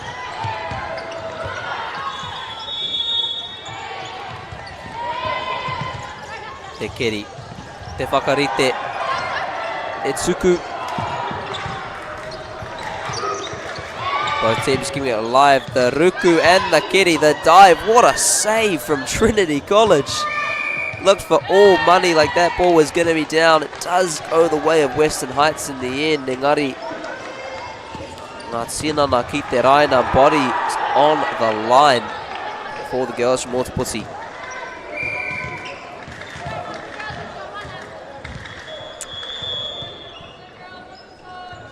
Western Heights Rātou anō e timata.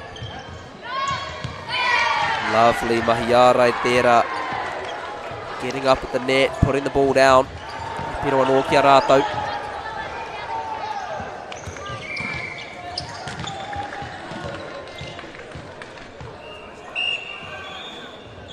Rātou anō e timata.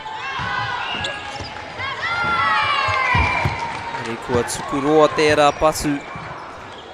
Ko reira, ono ki te whitu, it is 6-7.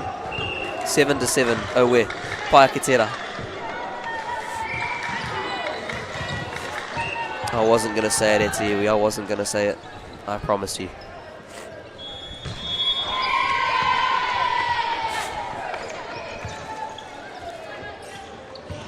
Aotearoa just trading blows at the moment. Bit of back and forth stuff. And a Trinity Catholic College e timata.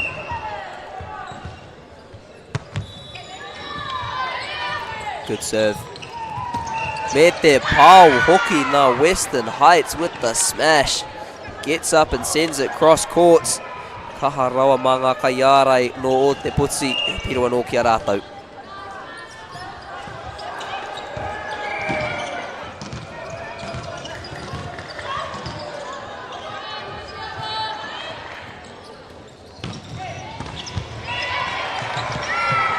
Couldn't quite find a way to get that one back over in Naiane Western Heights at Toana Mātetahi. Might be the first time in this set they've managed to find an advantage. It has been so back and forth. Can they extend this lead?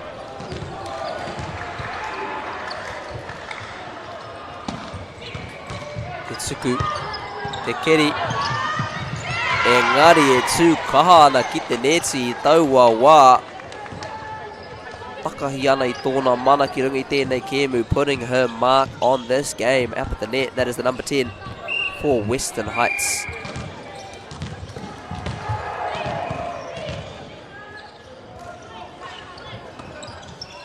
Tetsuku, apā no I te neti. Reira Trinity College, hea henga no te whakakore ai, taua āputa.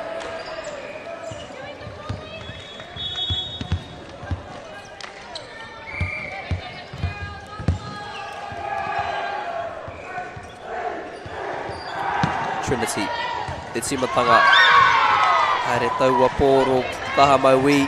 Te kau ki te kau, kua raka anō ngā tima e rua. Both teams once more locked up. 10 apiece this time. Trinity e timata.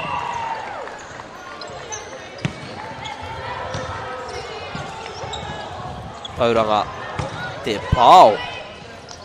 Mai Moody, the smash from deep. Managed to get the height on it and put some serious velocity behind it as well. And that set up the smash to come. Te kaha hoki o Trinity College ki te neti. Te kau mātahi ki te kau. Mā rātau anō e timata I a ngā kai whakawhiti e uru ana ki te kēmu.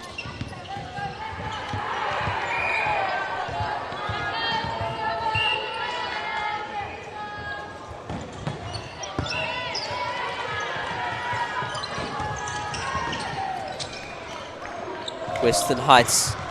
Te tuku mai te taha maui, taha matau, sending it from left to right, that cross-court shot. Just difficult to handle. Mō ngā kōtiro mai o te poti. Kau mā rua ki te kau.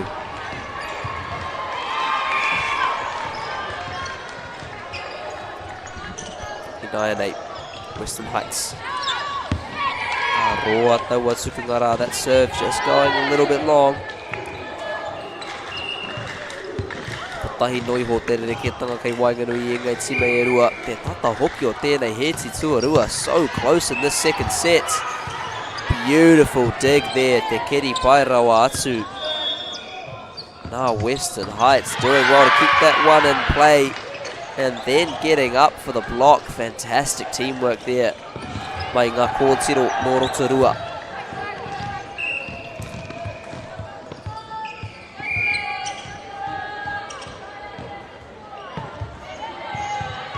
Tetsuku. Omana Kimura running forwards to meet that one.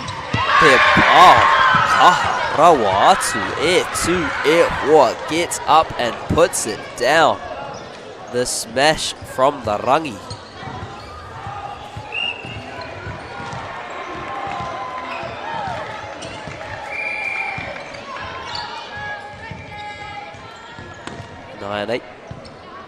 Western Heights e timata. Te tētahi momo o mā rātou I 9. They're on some sort of run at the moment. Western Heights starting to string some consecutive points together. Get up here, he wero tērei. Tēnei mea ki. Nā Trinity.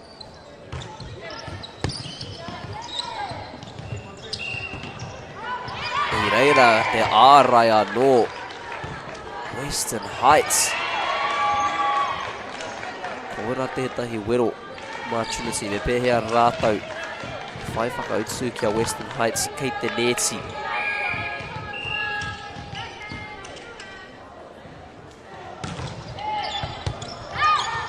Sends it out to the left.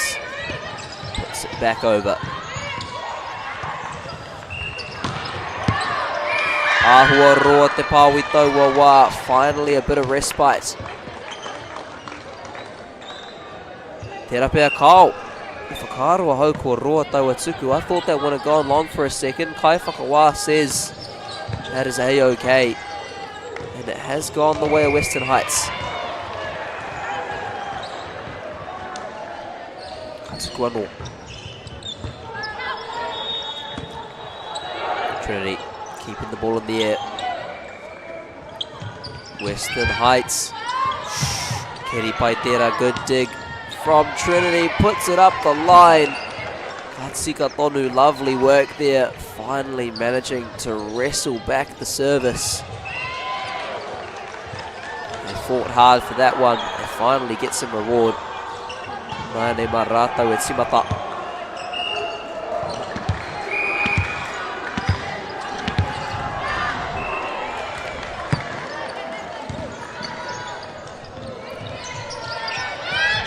Trinity keeping that ball alive, putting it up, getting it over. The set, looking for the pile, couldn't quite get the height on it. Trinity, ahua roa I taua wā, tino tata. Western Heights, te kaumā waru ki te kaumā rua, ono ngā piro te rerekētanga. Ako karangatia tētai wāhiki e te kāko o Trinity College. We see a timeout called from the Trinity Catholic College bench. Hara tērā I te ohorere kua uaua e nei piro e kua hipa mō rātou. Engari, kei rātou tonu te ahenga. Whai tētai ara te hoki anō atu ki tēnei kēmu. Not too surprising to see that timeout called, but still plenty of opportunity here for Western Heights to find a way back into this game. Scoreline 6 points in it, but it has been very close play. Never say die sort of attitude. That's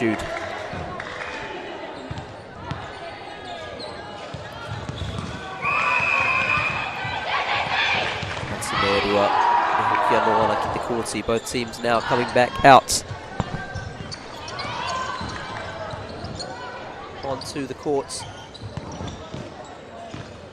Mā Western Heights e timata.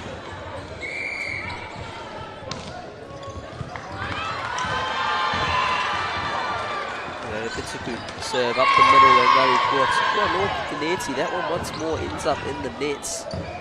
Service errors starting to compound for both teams.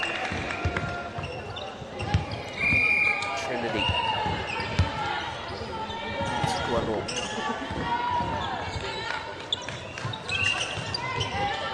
Wants to just put that one across. Couldn't quite set up the smash. Now they go to the left hand side. Pops it up over the Kaiarai. Reira te pāo, pirangi tia ia. Once again, ngā Kaiarai o Western Heights. Rātou kaha ki nui te kōtsi. Strength in that forecourt space. Just causing some issues here. Ono ngā piro noa te rerekētanga kei Wainganui ngā tīme rua. Just 6 points in it. Still plenty of opportunity here as that one once more ends up in the nets. tahi anō ki ngā kai tautoko katua o tō tātou nei kaupapa kia Anchor, Ailey's, Apollo Projects, Caltex, Nativa, rātou ko whakata Māori. Whakatua rāna e tautoko ana i o tātou nei rangatahi me o rātou hākinakina. Of course, a big thank you again to all of our sponsors supporting our rangatahi and their sports. As you see those advertising hoardings for Anchor just get corrected on top of your screens. Taking a beating at the moment. Western Heights. Tūpano. Wants to dig it out, can't quite do so. Whāngā piro e toi ana. Mō ngā kōtiro mai a Rotorua, 4 points left to claim for the girls from Rotorua. Can they close out the second set? Set up a decider. Tātou e kite ana etahi o ngā kai tākoro e kanikari ana. Kare kore he tohu tērā. There Maya. See a couple of them taking opportunity to just have a little dance break. A little symbol of confidence perhaps as that serve once more finds space. Kei Wainganui e te kōti.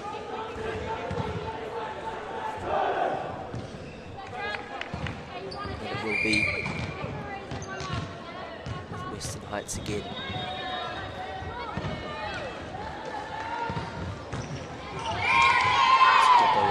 Venetia no Trinity. Pai a rātou te kume tēnei heti mai te ahi. Can they pull this set from the fire? Do something with this service opportunity.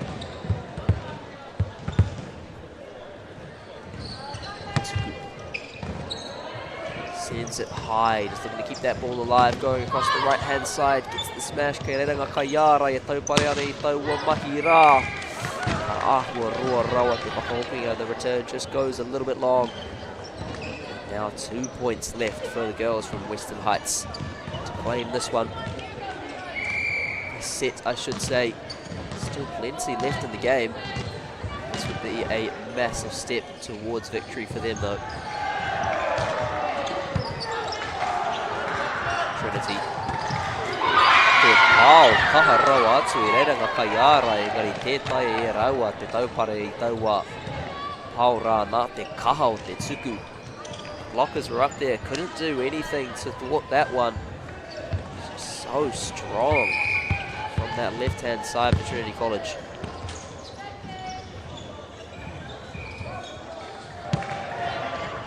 Tuku. Te ārai anō, Trinity Catholic College. E rua ngā piro I nai, 2 points consecutively for them. Starting to perhaps find a little bit of rhythm.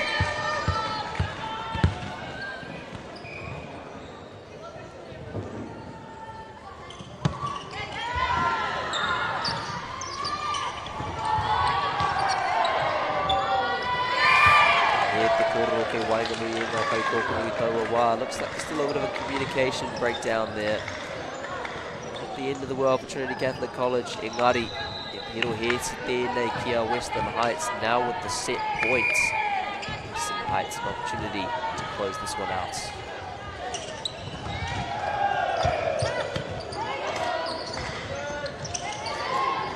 Trinity looking to go deep. Trying not to let Western Heights get up to the net, but you cannot stop that. E rua ngā heti kia ngā kōtiro no Rotorua. That is 2 sets to 0 for the girls from Rotorua. Engari, e kore. Ngā kōtiro mai o te poti e tuahu. No doubt the girls from Dunedin will come back fighting in the third set. We'll take a quick break here and we'll be back soon with more action from Te Pāpāmoa.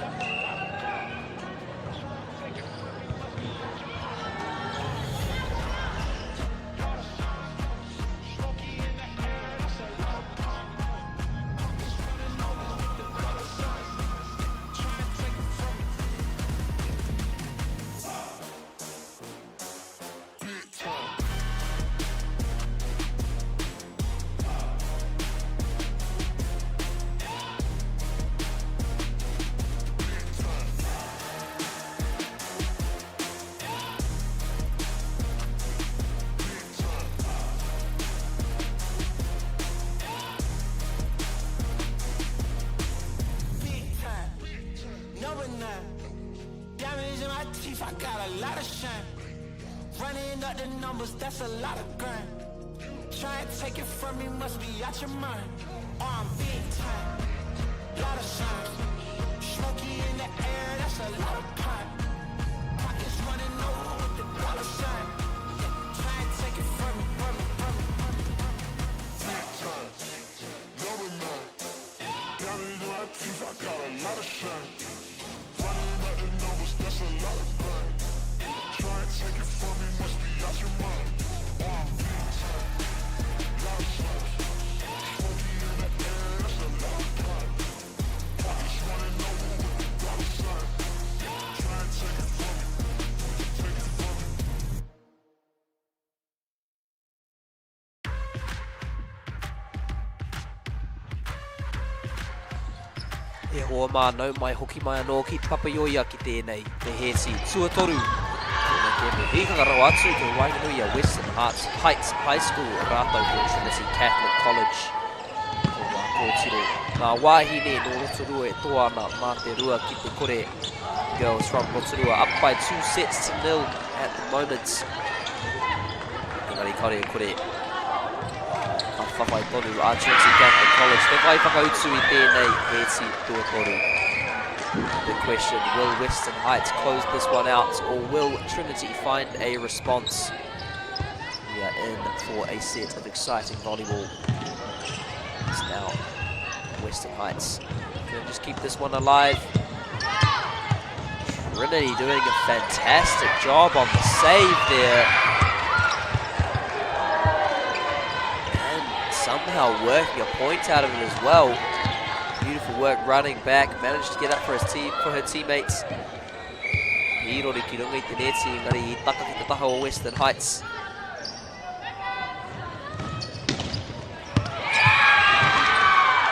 Western Heights met their pau. Lovely smash there from Western Heights. That's a great response. Naenei Rua ki te tahi. As is the left of your screens, Manurewa and Trident College still doing battle. They've been at it for the past hour and a half. Fantastic game going on over there as we return once more to Trinity with a fantastic save and the point. The energy kua mauri a mai e rātou ki tēnei hēti.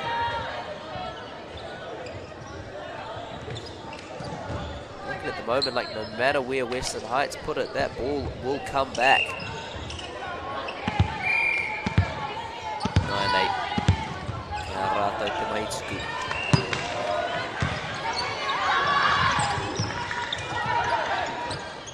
As they set it, looking for the smash, ki Wainga. I reira te kaiārai. They need a long one here to try and get it back, and they do.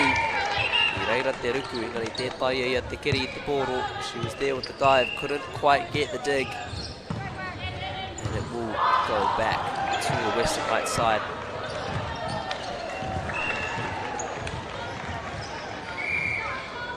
Rātou anō e singata.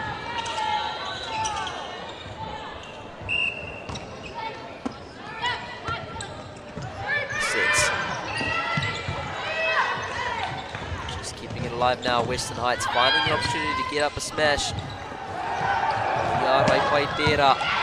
Trinity Catholic College, Ngatima e rua. Kuana I etai ara. Kia whai painga, engari I reira te whawhai mai ngā taha e rua te kōti. Both teams trying to find a way to get an advantage, but the fight from both sides of the court. 3 apiece. With the advantage.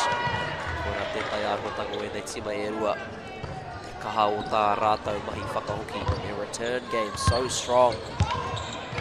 Once that ball is in play, you really have to work for those points.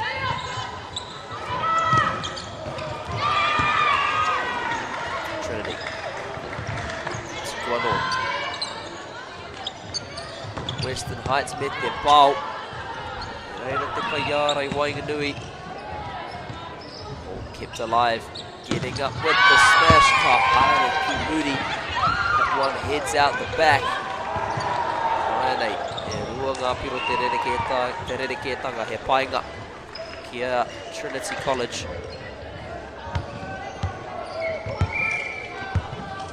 Mā rātou te Poirewa tuku with the serve, sending it up that right-hand side.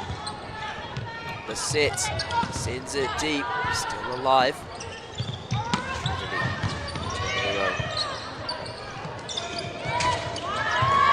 Haere ki kahamatau he pirua no kia Western Heights. Reira te whakautu.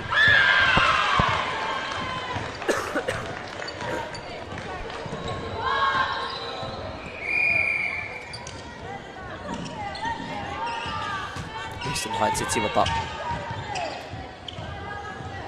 Tuki Wainganui sends it up the centre, couldn't quite find the dig. Good serve there, putting the pressure on. Kua raka no rātou rima ki te rima, they're locked up once more. Kua raka tia beki. He mea ke te mātakitaki mai tōku kāko. Kia tika taku wete reo. Tika taua pōto pōro ki te neti. It will be back with the Trinity side. Both teams just struggled a bit with their service game in the past 2 sets. But once that ball is in play, man, they have shown some fights. It's now Trinity. Sending that ball into the midcourt. I reira te pāu, I reira ngā kaiara, engari ka rawa I taua wā. Ka re taua pōro ki taha matau. Te piro anō kia ngā kōtiro, ngā wāhine no Rotorua.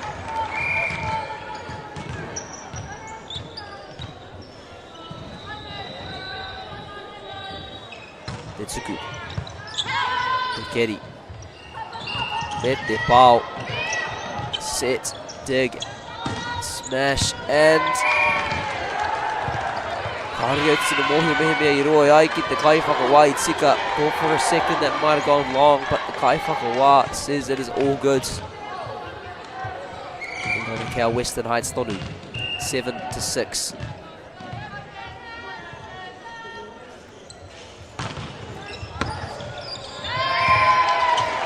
Pai anō tērā nā Western Heights, looking to put some pressure on. Āpiti te taumahatanga, mā tā rātou mahi tuku through that service game.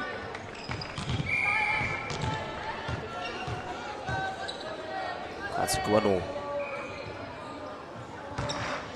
Puts it up the centre. Sets it. Looks for the smash from that left-hand side, keeping it alive on Western Heights. Nobody there. Trinity Catholic College, kia rātou I nai ana I etai whakawhiti uru mai ana ki te kēmu as we see a substitution coming on from their bench. Tētai whakawhiti me ki, just the one. That will be with them once more.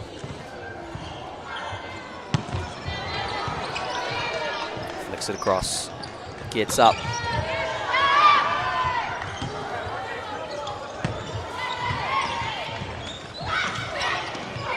Beautiful work there from Trinity Catholic College. Just keeping the ball on the Western Heights side, putting pressure on their return game. Nāianei kia rātou te mahi tuku. Waru ki te waru locked up at 8 apiece. Tuku no ki Wainganui once more set up the middle. Picks it up.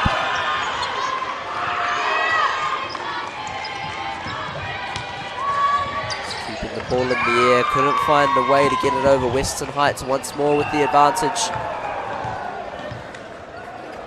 And I don't believe it at the iwi, but Manurewa and Trident are still going. Honestly not sure when that game will end. And let's return once more to court 4. Western Heights with the serve.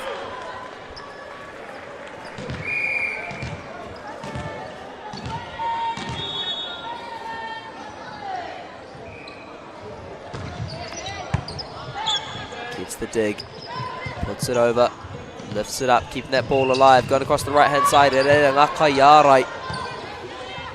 Trinity Catholic College really finding their game up front right now, putting it down as well.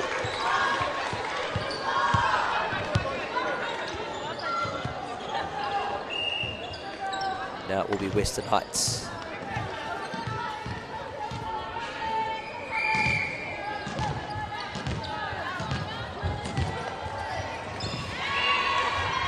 Tetsuku with the serve. Sends it up that right-hand side, though, with the Hamato. Trinity Catholic College is looking to keep it alive. Kaharatau Inayanei. Gonna put it over to that right-hand corner. The set, the smash. The number Fitsu, North Trinity College, that number 7 for Trinity, doing some fantastic work in the backcourt there. Everything that comes her way is going back over. Inayanei, Kotahi Noa te rereketanga, just won the difference. Taiwa ki te ai.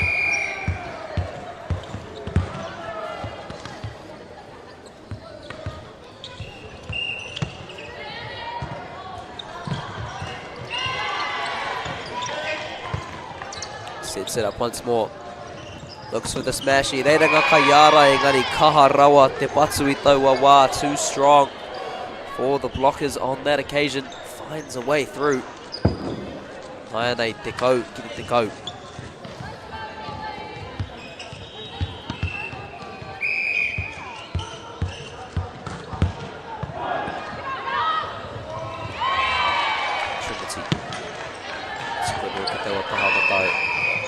As we see a toy car by the looks of things.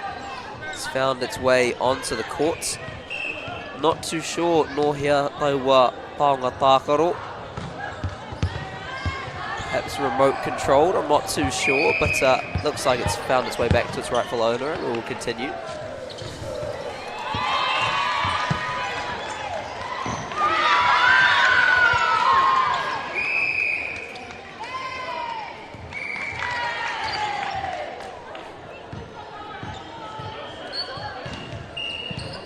Reira Trinity tonu.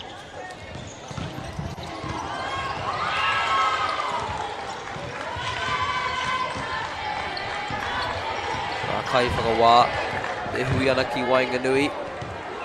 Tau tohe ana I tētahi o ngā taunga. Just discussing one of those decisions. Looks like the outcome will be in favour of Western Heights. They will have the Mahitsuku the serve.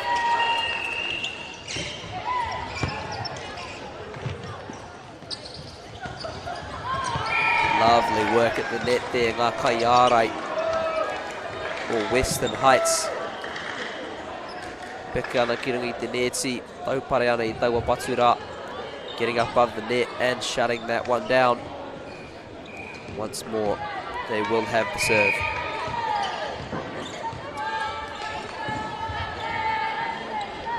Patu keeping it alive, Trinity Catholic College.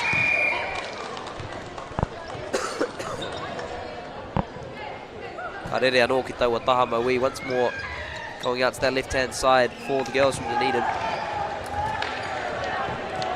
Taku aroha I te aruanu o taku reo. Kua pā mai te mauimitanga ki a hau, koenei te āhuatanga o tēnei wāhanga o te tau ne. Te āhua nei. Ko te tūmanako nei ka pai ake I a te wiki a haere tonu ana. My apologies if my voice is not particularly pleasant this morning. As with many of us weak immune system sufferers across the nation, I've immediately gotten sick as soon as the weather's turned cold. Hopefully I'll get a bit better as the week goes on. Ko karangatia tētai wā hiki. Te āhua nei e te pai o Trinity. Timeout called by the Trinity Catholic College bench. Not too surprising, given difficult few points for them there. Me te hiranga hoki o tēnei hēti. Me he mea katoa Western Heights te hēti nei ka mutu te kēmu. If the girls from Rotorua can get up on this set, that will be the end of the fixture. He wā whakahiri tēnei mā Trinity te koro e pāna ki te rautaki. Ka mea kia pakati kaina. Kia whai rātau I tētai āheinga te hoki anō I tēnei kēmu.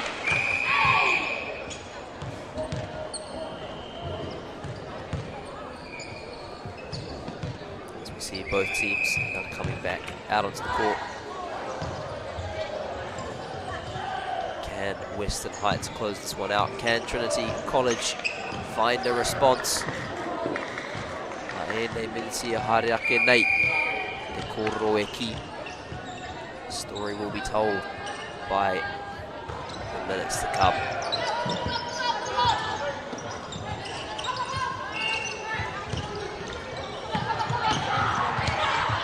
Beautiful smash there from Trinity Catholic College, getting up and putting it down. My apologies from Western Heights. Kau mārima ki te kau. I ngā piro te rerekētanga I nai nei, 5 points the gap. Can they press this advantage? The serve comes in.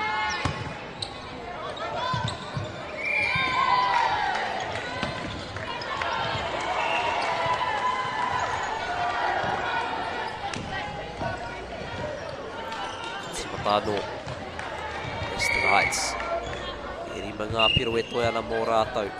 9 points left for them to claim this fixture. Can Trinity find a comeback? Can go deep. I reira te kaiarai.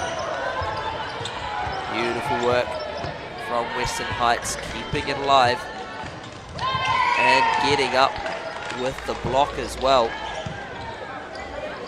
Kaumā whitu ki te kau.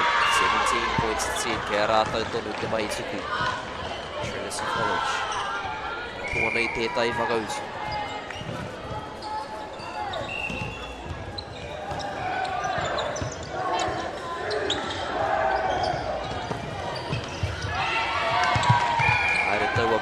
Pāpāmoa at the courtesy. That ball goes out the left-hand side of the court for Trinity, so it will be yet another point for Western Heights. Te kaumā waru ki te kau. Ngā piro te rerekētanga I nai ana, 8 points the difference. Trinity College stringing together some good plays, yet to find that completion.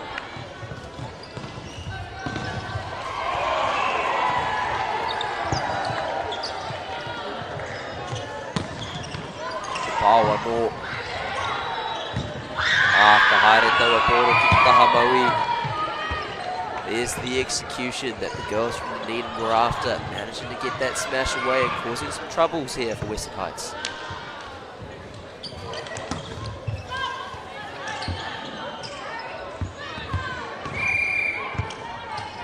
Simatano.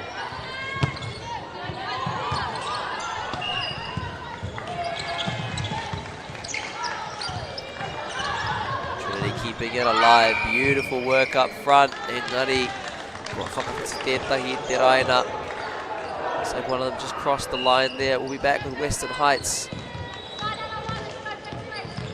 Hei ngā no mā rātou te whakakapi I tērei kēmu.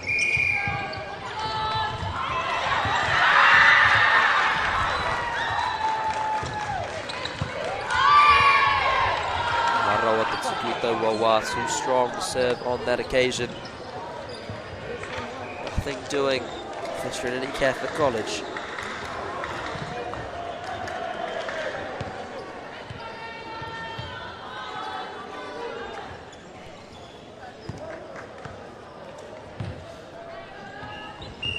Western Heights e timata. E puana I era piro e rima e toi ana. Looking for those 5 remaining points. Serves it up the middle. Poirewa I taua wā te whakahokuia. Couldn't quite get the return over the net on that occasion. We'll be back with Western Heights once more. Te kaumatahi, te kaumapiro te rerekētanga. Serves it out to that right-hand side. Digs it out.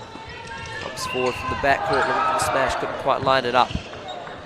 Western Heights happy to just put it back into the Trinity Catholic College half.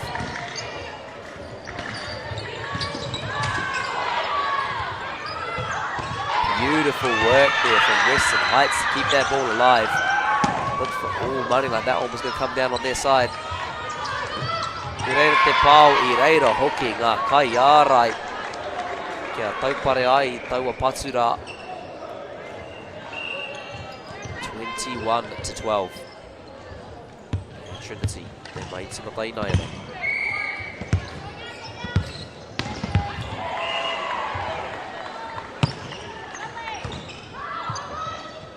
Out to that right hand side. Needed some serious work to get that ball back over, and they do. Nicely worked there. Gets the set, gets the ball. Te koi hoki o ngā hononga kei Waiganui i ngā kai tākaro o Western Heights. Sharp connections between the Western Heights team, paying dividends at the moment. Doing a great job of getting that ball up to the net and setting up those smashes. Marātau anō e Simata.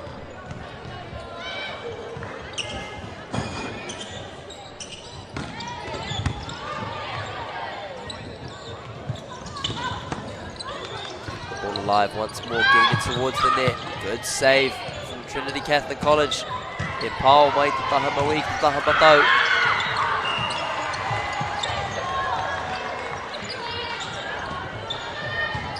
Takes it out once more. Sino Poirewa ki te ia. I te neti te nuinga o ngā kai ārai no reira I patuia I te poro ki runga. Saw that the majority of the blockers were up the net, so she put the ball up over the top, found some space at the back. Placing her team in a strong position here.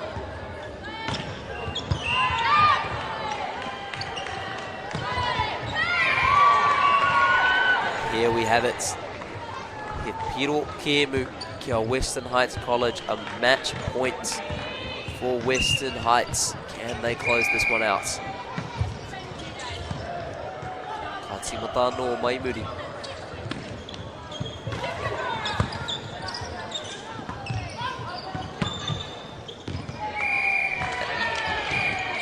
That one will go long. No reira I te mutunga ko ngā kōtiro ngā wāhine no Western Heights. No Rotorua kua toa ki runga I a Trinity Catholic College.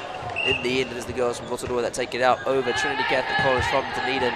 Ngari mihi atu ki a rātou hoki to the girls from Dunedin who brought the fights. In the end, not enough to get the dub. No reira, kau e tā wāhi e te iwi. Do not go far e te iwi.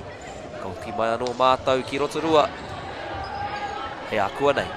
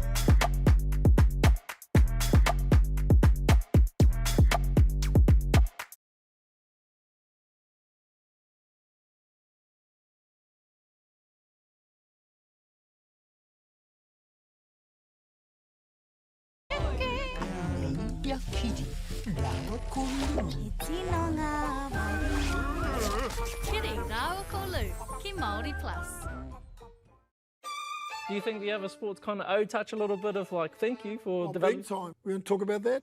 Man, the skill set that we have is getting contracted now for top tier money. It's still fully user pays. There's a lot of people that have transferred from touch. A lot of them are the superstars of those codes, eh? When is it going to get the credit that it deserves? It could be an Olympic sport and it should get a lot more recognition. I've always credited touch for those skills. It needs a bit more love. The People's Game, streaming now ki Māori Plus. Tamariki like ours can go through this whole life being invisible. I'm so proud of my son. I can see how hard he's working.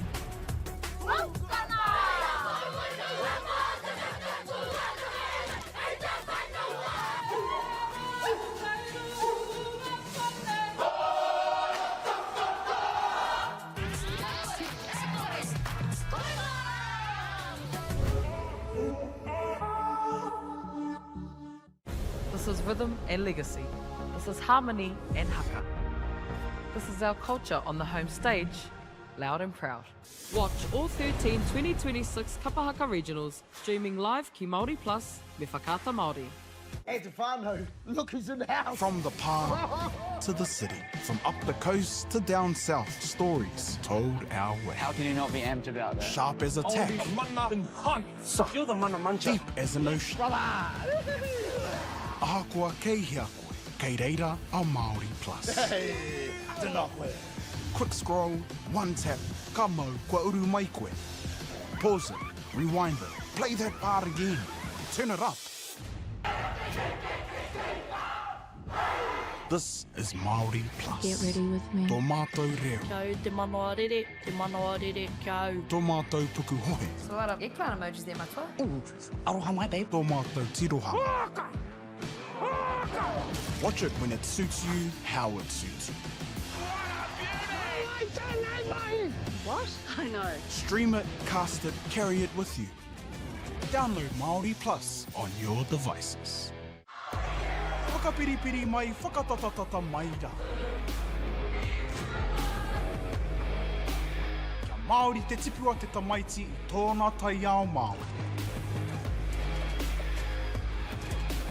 Te hui ngā te tini, me te manu, kaupapa ahure. E te iwi, nau mai ki te whakataetai ASB Polyfest 2026. Ki Māori Plus, me whakaata Māori.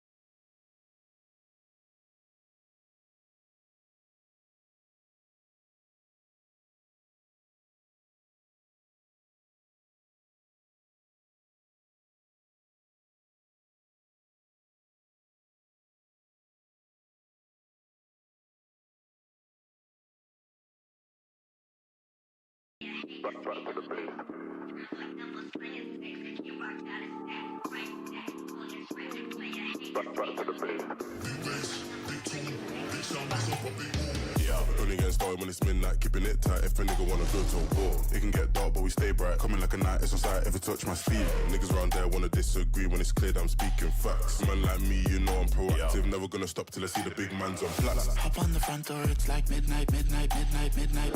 Don't lose your grip, cause you might fall out again. Off-white whip, need for speed. I'm not switching the lane. Pick up the pace. Bro like that, and we're back to the base. Back to the base.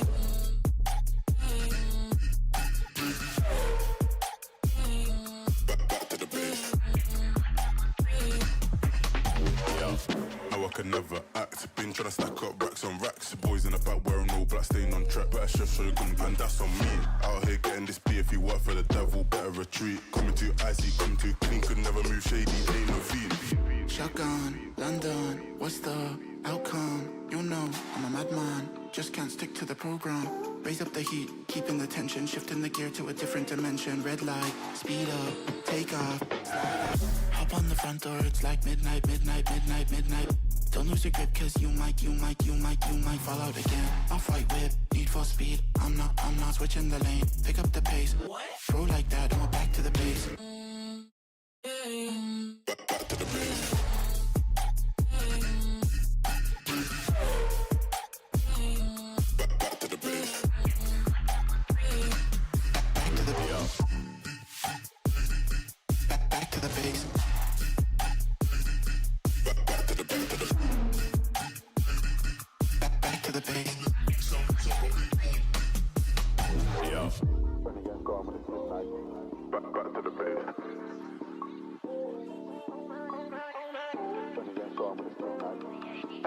Yeah.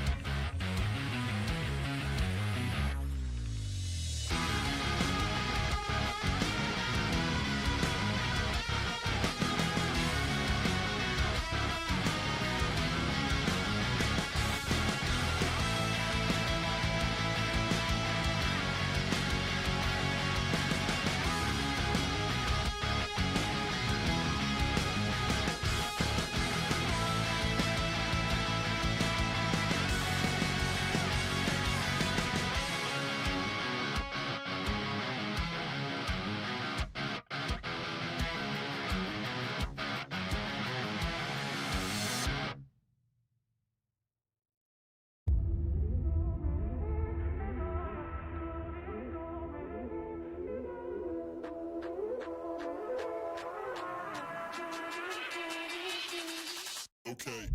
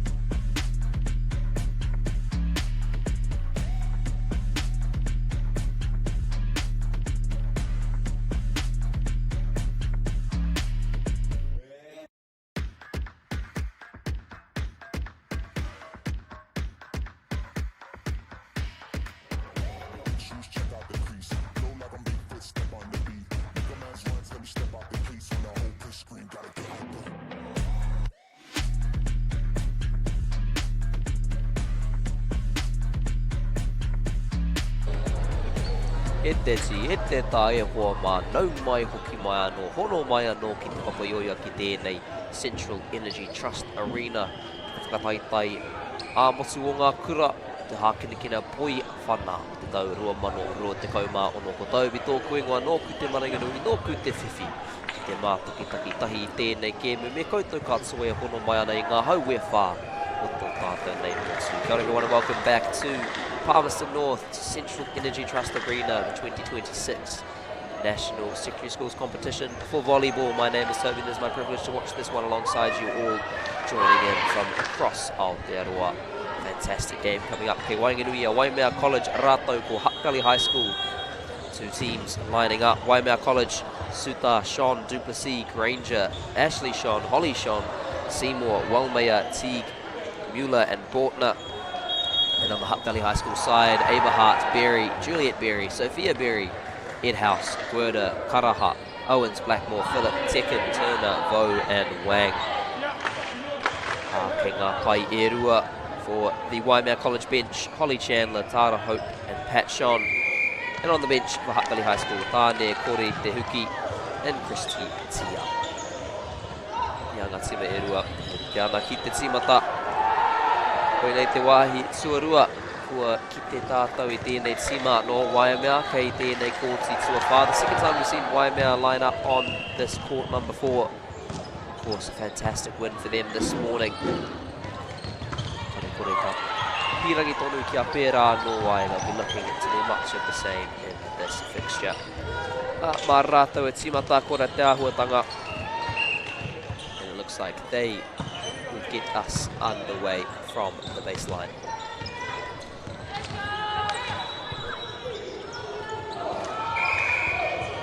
Kuarite, kārite, Hasimata.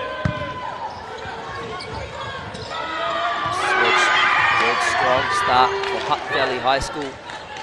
Look on the return, looking to get that ball back into the Waimea College half. Try and build that early pressure. Koera te tau mea tino whakahirihiri e nei kēmu whakataitai nui e nei whakataitai nui e nei kēmu whakahirihira mea ki. Kia tere koe mai ngā kēti. Kia whakatau, kia koe anō tira, kia rapea kia whakarangu o Huariri. One of the key things in these big games and tournaments is to be quick out the gate, settle yourself down, and then also perhaps put a little bit of doubt in the minds of your opponents. Just try and grab that momentum early on. Hutt Valley. Piro Tsuarua. Hare kia rātou hoki.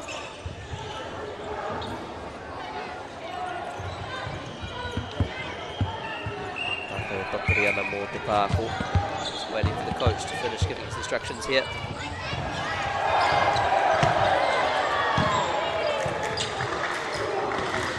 Waimea. Ahua roa te patu I tau wā. That one just going a little bit long. Nore kia Hutt Valley tonu. Te Mahitsuku still with the serve. And to my left, Orewa College on the brink of winning an absolute battle against Trinity. 5-set game, and they're already down to the wire. I think it's 14-11. That game's been going for the best part of 2 hours.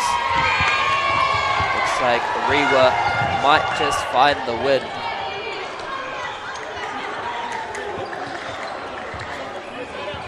Looks like they have found the dub. 2-hour game ends. By the way, the boys from South Auckland, the tātou hoki mai anō ana ki tēnei kēmu as we come back once more to the game on court 4. Hutt Valley. Beautiful shot down the line there. Whainei taua kōkona maui, finding that left-hand corner. For Hutt ki te tahi nai nei.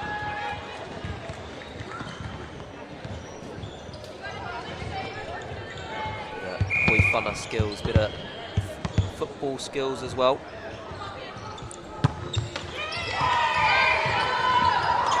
As we see that serve just end up in the net. We'll go back to Waimea.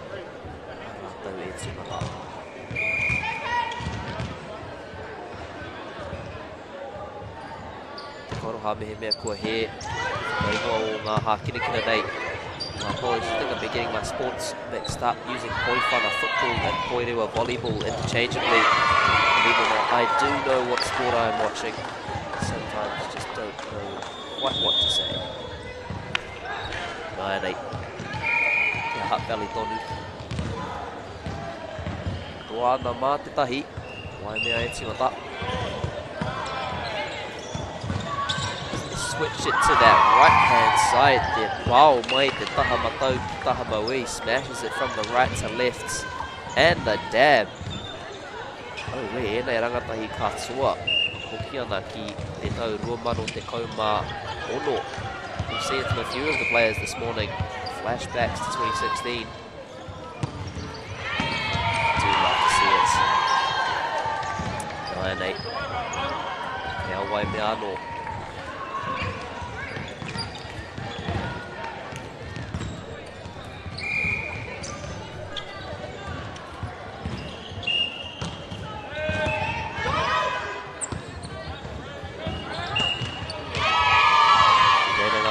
Right.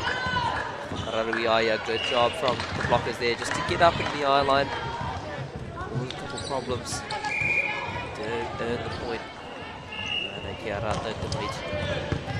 Sends it across. Sets it back to the right hand side. Gets up to the smash. Well dug out from the centre court. The fight. Patu Tauawa couldn't quite find the dig on that occasion. Hutt Valley te tuku.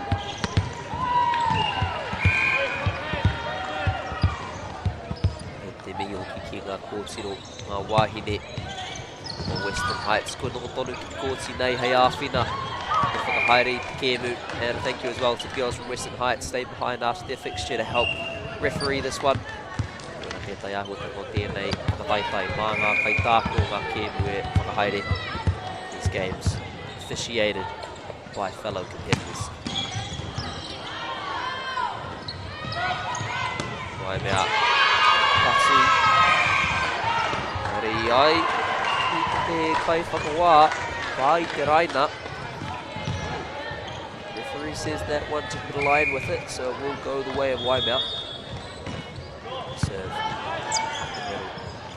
Sends it across to that left hand side, gets up. It's a good block.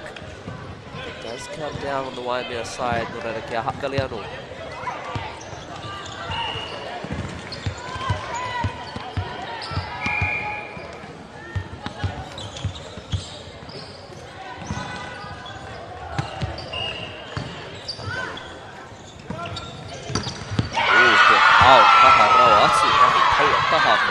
Waimea College putting their mark on this one early with a strong put down right on that left hand side.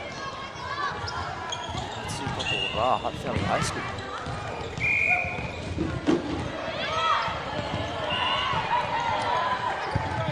Serve takes a little bit of net with it. Does the trick. I'm sure she'll say it was tactical. You take them however they come. Waimea College. Nai nei kia rātou tonu te tuku.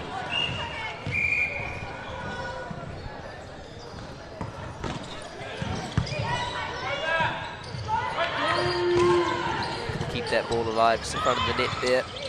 Managing to get it across, and now back with Hutt Valley High School. Ei kua whakatētahi te raina. Reira Waimea. Mā te tahi iwa ki te waru. Te tata hoki o tēnei ēti tuatahi, a close opening to this first set. Just 1 point in it thus far. That one will find the net. Now a great opportunity for Hutt Valley to try and open up a lead here.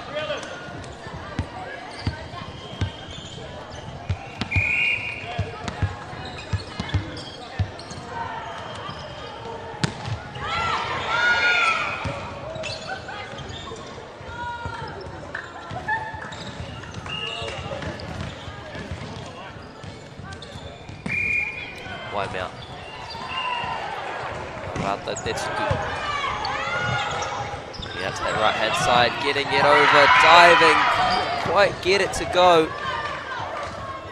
Back to 10 apiece, locked up once more.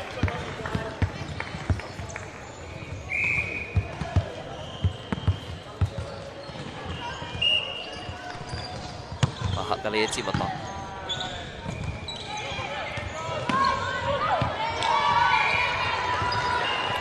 ua he anō no re kauki anō kia Waimea College. Waimea no whakatū, ko rere mai ki tēnei kaupapa. Of course, Waimea flying in all the way from Nelson, Richmond I should say. I know that people of that area are very strong. There is a difference between Nelson and Richmond. All the same in my books. Hutt Valley, a bit of a shorter journey up from Lower Hutt. Waimea, te pāo ki taua taha maui, engari āhua kaharau i taua wā. Reira, kea Hutt Valley tonu.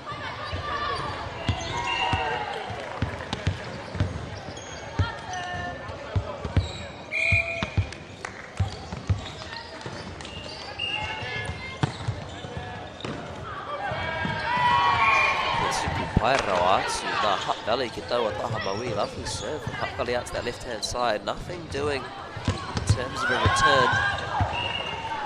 Now claim a 1-point lead as their coach takes the opportunity to come up and give some choice advice to his players. Ahua roa i taua wā, te kaumarua ki te kaumarua.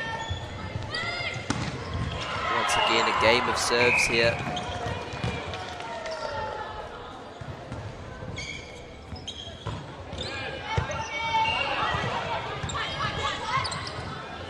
Waimea, te pāo mai taua taha maui.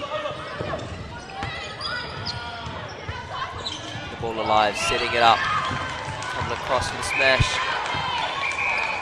Hai te taunga. O te kai whakawā. Kea Hutt Valley.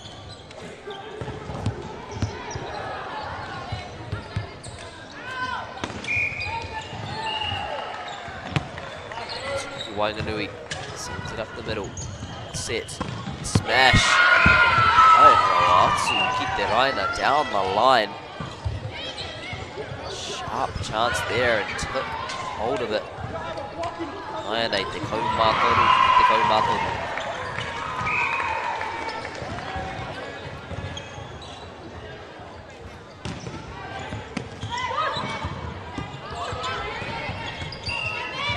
Te matau ki te maui.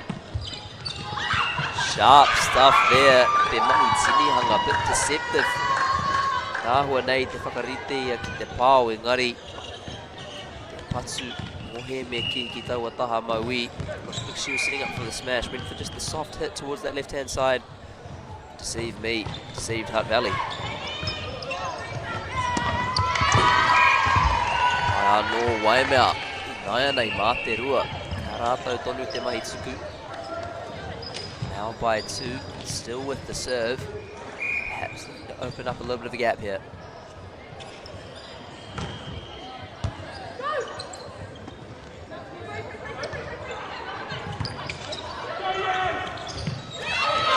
Reira ngakaiarai.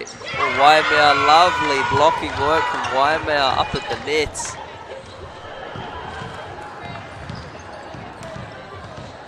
Physical dominance in the forecourt. Naya nei mā te toru.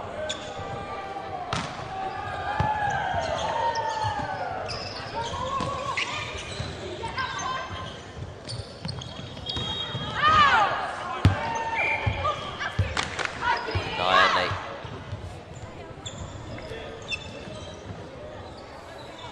Hutt Valley. Heinga te whai whakautu. With the serve. Find a response to this run of points that Waimea have managed to find.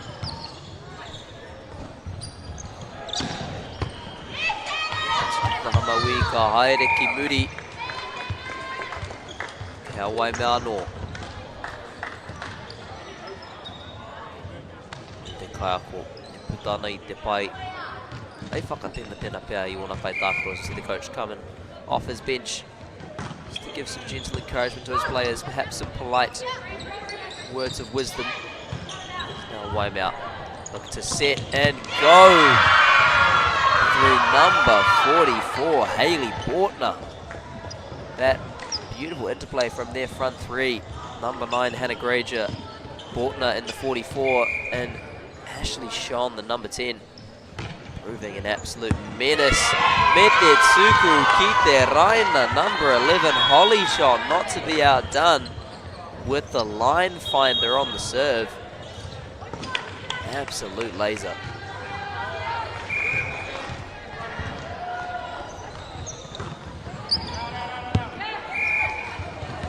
Kahua roi taua wā no reira kia hapele anō. Tau mai o te kauma rima. Ngā piro te rerekētanga, just 4 points in it, 19 to 15. Both teams get a good opportunity to make the most of this first set.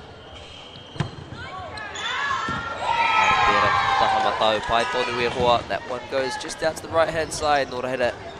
Ia heinga I naia nei mā Waimea College. A big opportunity now for Waimea to place their mark on this first set. That one just touches the net. Again, however they come, you just take the points. Waimea, mate ono. Whāngā piru e toi ana mō rātau I tēnei CET tuatahi. 4 points left for them in this first set. As now Hutt Valley to go across the left hand side. Good smash, Waimea keeping it alive, going back towards the line. Work it back to the courts. Te pāo kei te haere I rerenga kai ārai. Engari Waimea. Te Fitsu I naia nei.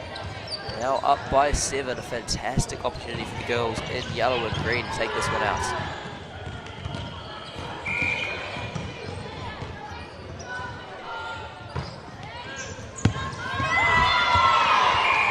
Ahua roi taua wā. Touch long. Hutt Valley. Pai rātou te whai whakautu. You can see a substitution coming in as well for Hutt Valley. That is number 9 onto the courts. That one heads out just wide as well. Just 5 points in it. Hutt Valley starting to pull out a little bit of a comeback here as Hutt Valley girls tried to figure out how to dab. Never seen someone struggle with that movement before, but I understand it's a blast from the past.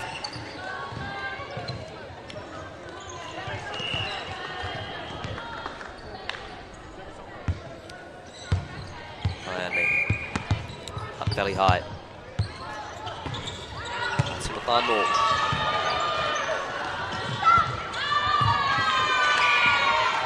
That one there will just go to ground. Kia rātou tonu.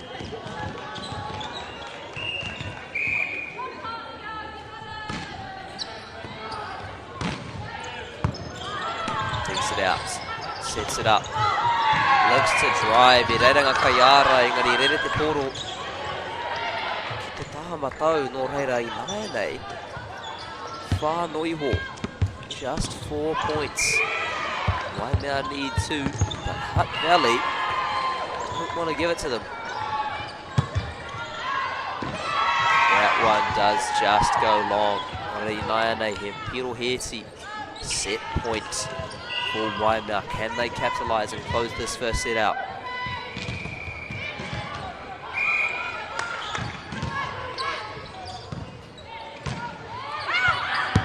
That one goes long as well. With the Kaumawha, te rua te kau. It is anyone's gain as we hear a heck of a chant coming out from the Heights boys. Not sure if you guys are able to hear that one, but making their presence felt at the moment. Waimea, there's the bow, there's the hesi tuatahi, the smash and the sets. Fantastic work from the girls in the yellow and green to close that one out. Nai nei toa ana mā te tahi ki te kore. Nā reira, ka paka whakatātātai. We'll take a quick break e te iwi kaua e tā wā ki ka hoki mai anō akua nei ki te hesi tuarua.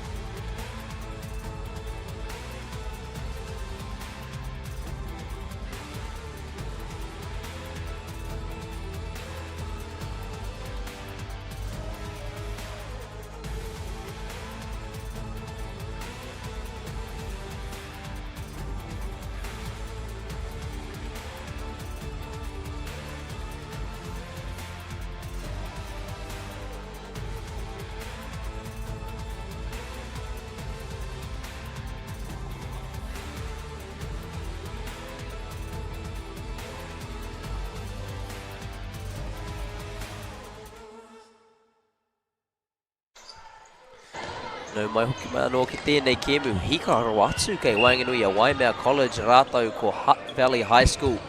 Ko ngā wahine nō whakatū I toa I te hēti tuatahi nō reira. Are kore ka taka anō tēnei hēti tuarua was the girls from Nelson, from Richmond I should say, again to all of my Tasmanites out there who draw a difference between those two regions, those two towns I should say, who took out the first set, no doubt.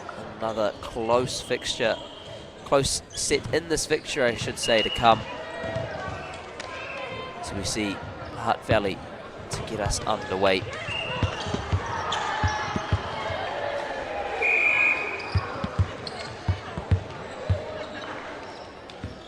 Rātou e timata. Sets it up. Looking to put it over. Engari I reira ka kai ārai. Taupare ai taua patu rā. Blockers getting up just to thwart that attempt. Good start for Hutt Valley High School.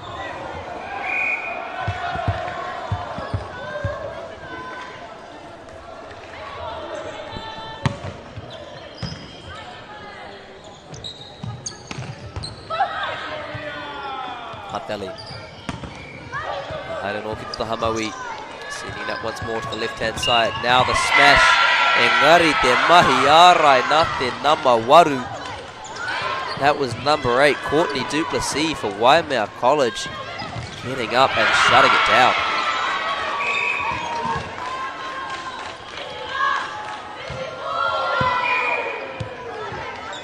Ahua poto taua tukura no reira kia Hutt Valley anō. Hutt Valley, good opportunity here.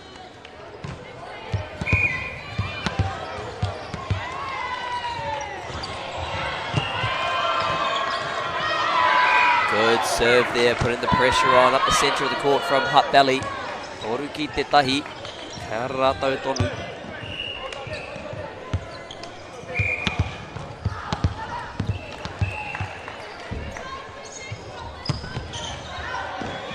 Are taua tuku ki te taha maui no reira kei a Waimea I nai nei.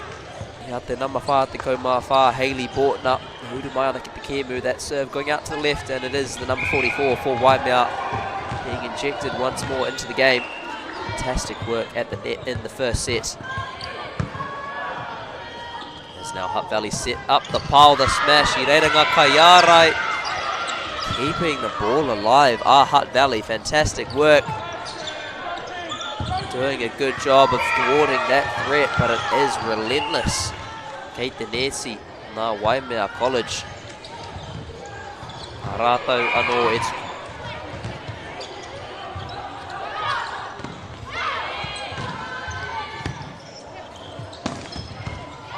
to the line. It's it over the top. Rite Tetuku digs it out, sends it once more to the right hand side. Ki te kai whakawā, kua whakawhiti te raina. Looks like that one just crossed the line. Ka hoki anō ki Waimea, toru ki te toru. Whā ki te toru meki.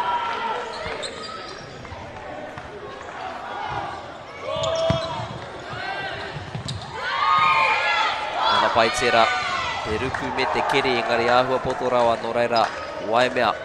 Tuana mā te rua. Great effort there with the dive, couldn't quite get the dig over the net.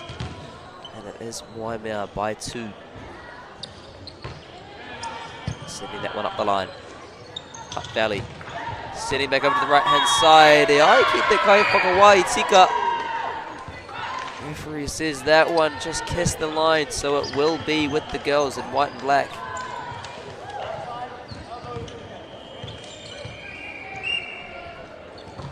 Kēmu o ngā manonita tēnei. This is a game of centimetres. That one just falling on the right side. Hutt Valley, Katsuata no.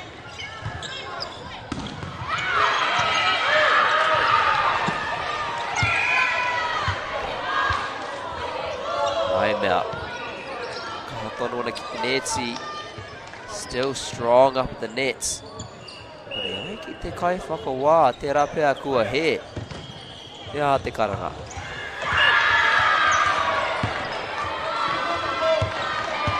says they've just made a brief mistake there up in the forecourt, so it looks like it will be Hutt Valley to get us back underway. Ia tētai hunga kai tākoro e tau tohe ana ki te kai whakawā. It's one of the players just having a brief debate, a polite debate, let's say, with the referee in regards to one of the decisions.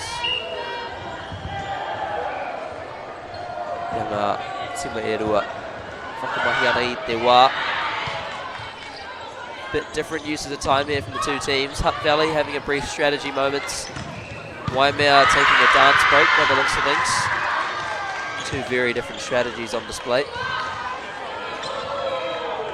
Nganu mihi ka tika ki ngā kai tautoko o tēnei kaupapa. Kia Anchor, Nativa, Bailey's, Māori Plus, Apollo Projects, rātou ko Celtics. Ko rātou tērā e tautoko ana I a tātou rangatahi me o rātou hākina. And a big thank you as well while we wait to all of our sponsors. Anchor, Māori Plus, Bailey's, Nativa, Apollo Projects and Celtics supporting all of our rangatahi and their sports, allowing this kaupapa to go ahead. And a big thank you as well to Fly Palmerston Arena for hosting us.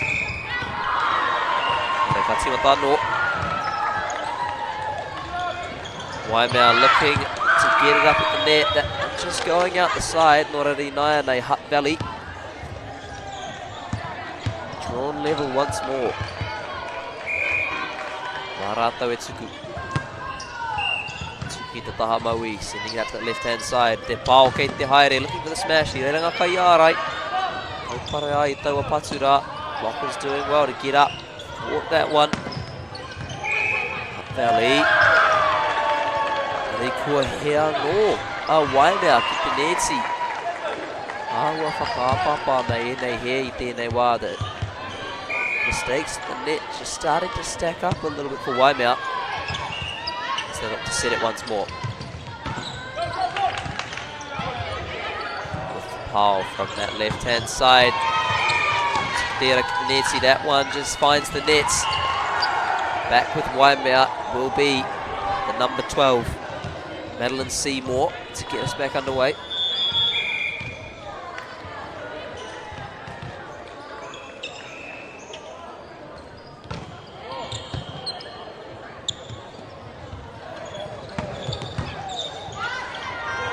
Hutt Valley high. Putting it up, bringing it down. Good save there from Waimea, looking to set it up once more. Trying to find an opportunity to unleash something at the net. Teruku by. How about that for a save from Waimea? They're diving all over the place. Engari Ite Mutsunga, Hutt Valley High School. Kaharawa I taua piro. Bit too strong in that particular point. Engari ngā tinana kei te raina. More Waimea College bodies on the line for the girls from Richmond / Nelson / Tasman / whatever else people like to call that region.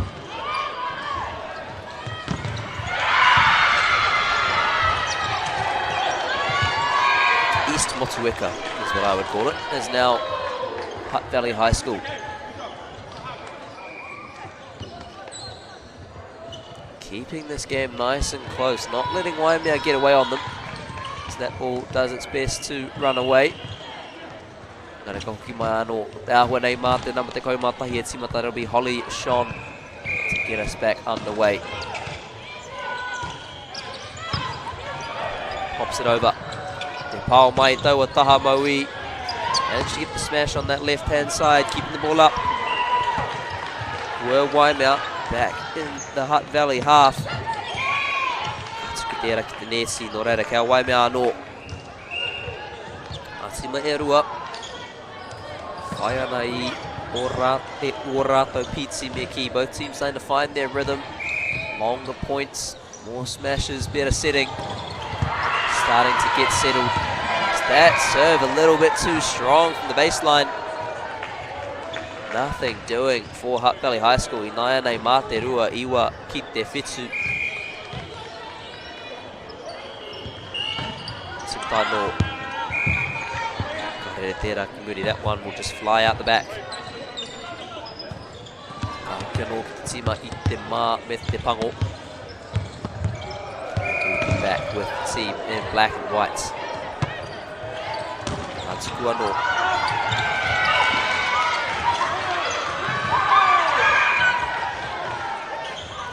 Valley High School i nai. Tētahi momo oma. Some type of run at the moment as the kai whakawhisi for Waimea continue the dancing in the back. Plenty of energy on display.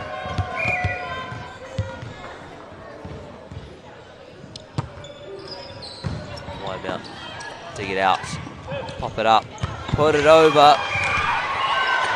Ngā wari noa. Te paihuki o ngā honunga kei Wainganui ngā kai tākaro katoa. Once more, the strength of their connection on display. Even if it doesn't quite go to plan, they find a way to get that ball up and over. We'll see a substitution once more for the number toru tera, Ena Suta, coming into the game. Mā Waimea. Tetsuki.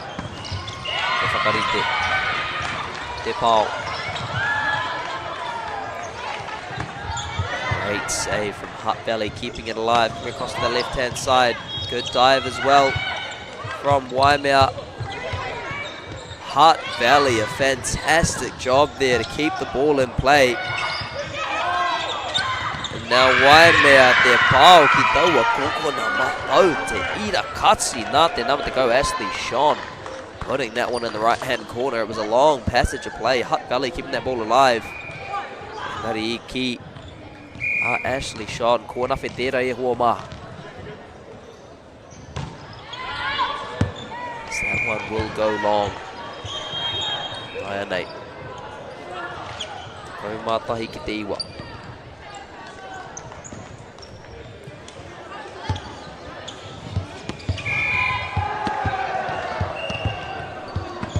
Hutt Valley mā rātou e timata.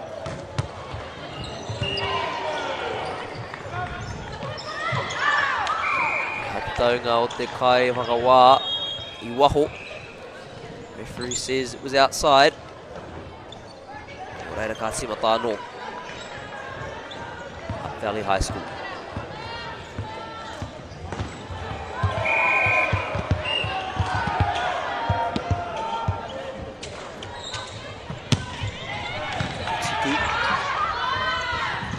Wainga me te pao nā te nama waru Courtney Duplessis.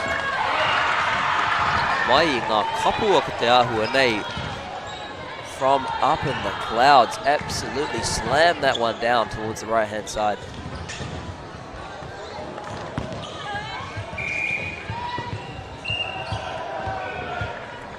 Tsukuano.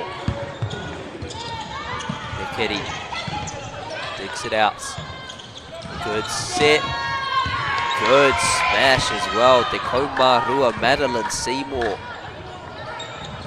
Te ngao, moenei kai tākaro no whakatū. The energy being brought in by this Waimea College team at the moment. Engari Hutt Valley High School, kei reira tonu.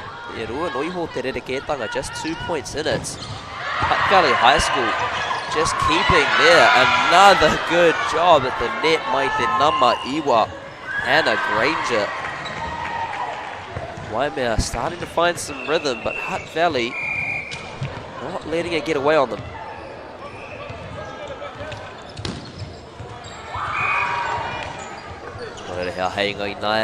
Hutt Valley, te whai whakautu. Now an opportunity for the girls from Lower Hutt to find a response. Just 2 points in it. Tētai whakawhisi e uru ana ki te kōti. See a substitution coming in. Number 10 from the Hutt Valley bench.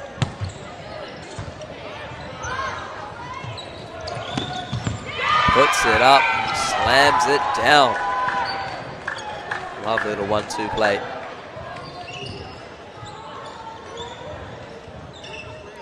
Nai Mā Waimea e timata.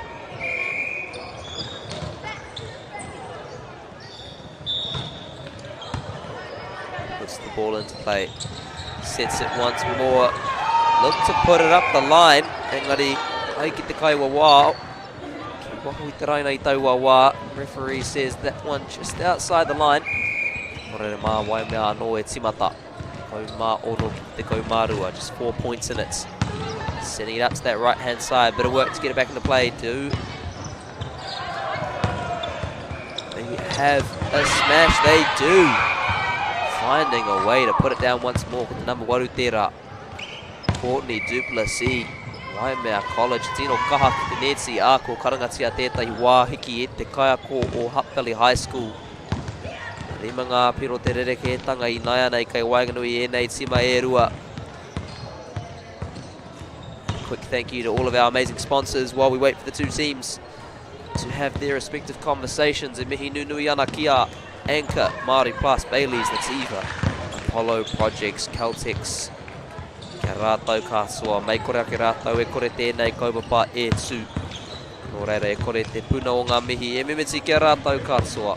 E tautoko ana I a tātou arangatahi. And a big thank you as well, of course, to Caltex, Apollo Projects, Anchor, Nativa, Bailey's, and Māori Plus for all their fantastic work so that this tournament can go ahead.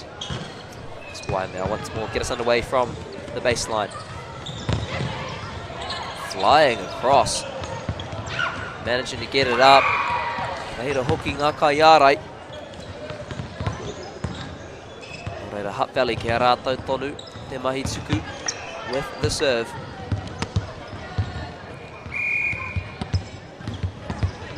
Waimea. Mā te whā.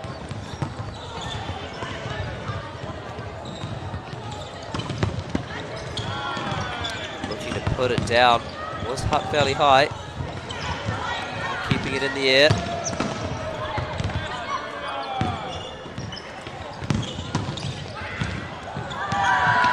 That one just a little bit strong out to that right hand side. Waimea.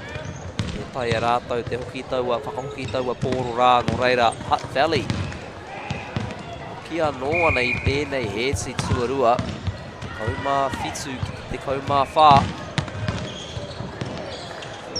Waimea sets. Back on the Hutt Valley side. Puts it up. Waimea looking to cook up a smash, can't quite do one. Working it around that midcourt, back up to the net, comes over to their right-hand side. Hutt Valley keeping the ball in the air. Return to return serve, the Ruku Mete Keri, the diving dig from the number 11. Holly Sean looks for all money, like that ball was down, and there's the reward. Mahi tika ana nā ngā kaiarai o Waimea College.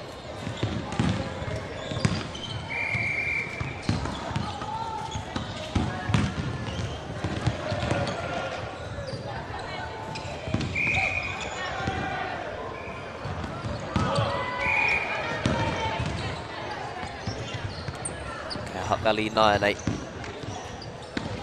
Kaumā waru ki te kaumā rima. Tatatonu. Still close here. As they pop the ball up and over. Digging it out.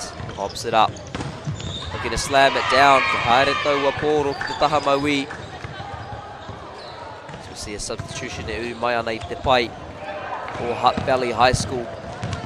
Mari, mā Waimea e timata ko te nama te kaumā rua tērā ko Madeline Seymour. Te tuku pai hoki ki te I taua āputa ki mua. Saw that gap up the front, put the ball in it, and that is yet another point for her team. Rua te kau ki te kaumā rima. Ngā piro anō mō rātau I tēnei hētis. There's 5 points left for them to get in this set. Hutt Valley still plenty of opportunity to steal this one. And that's a fantastic start. Te pao ki Wainganui. Putting her mark on that one up the front.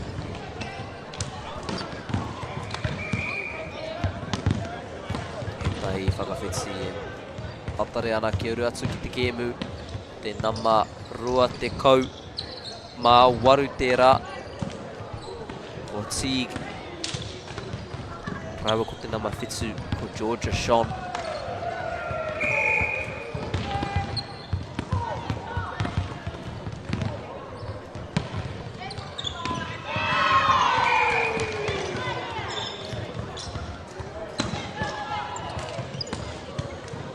Nei kei te nama te kaumatahi Holly Sean.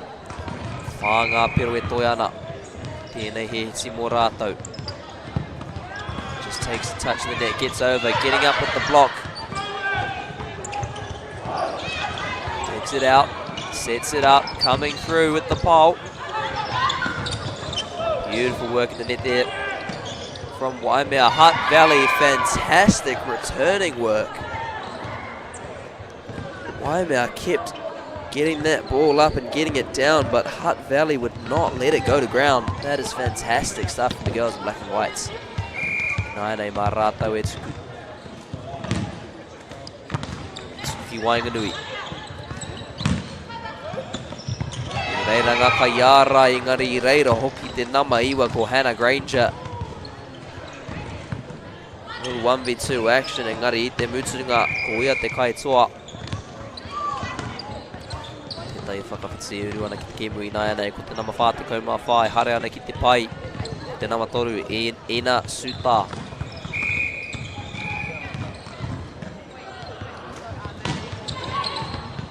Tuki Wainganui. Waimea College with the sets. Takes it out. E te pāo engari I reira hoki ngā kaiārai. Mahi pai tērā nā Hutt Valley High School ki te neti.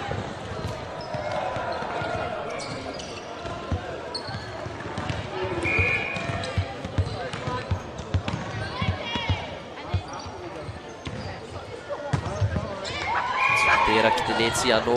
That one just finding its way to the net once more. So Waimea now with the chance to potentially serve this one out. Ko Georgia Sean tērā. Mai te pai muri from the baseline.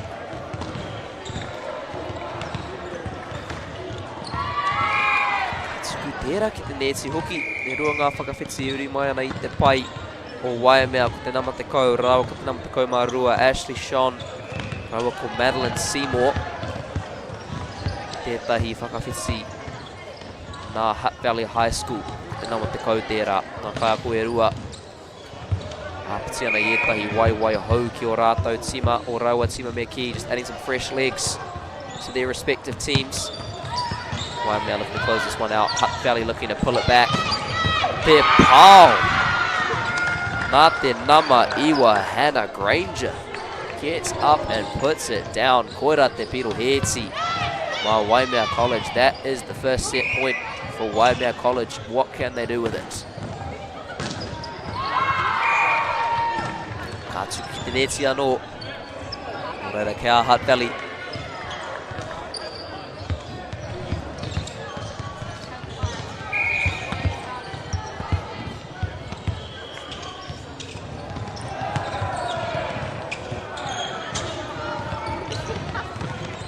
Ka tuku. Whakarite, te pāo, Hutt Valley High School e hoki mai ana. A little bit of a comeback here from the girls in white and black. Waimea still looking for that set point, but Hutt Valley just sneakily making their way back in.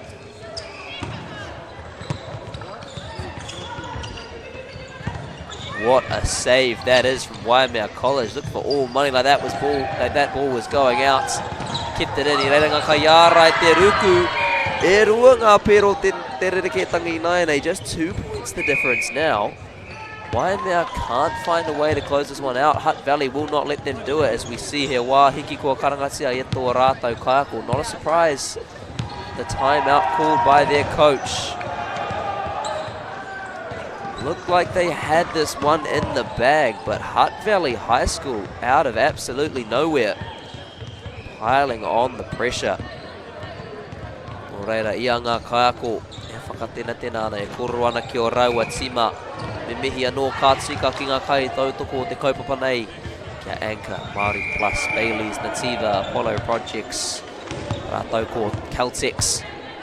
Mihi kau ana kia rātou katoa e tautoko mai ana I tō tātou nei kaupapa. Reira, mā Hutt Valley anō e timata.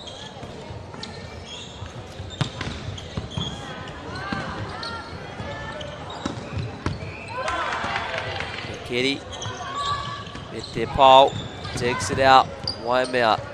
Here comes the smash. Nā kai ārai. kaupare anō. E te ruku, ko tahi piro nui ho te rereketanga e te iwi. Now just 1 point in it. Hutt Valley High School on a heck of a run at the moment.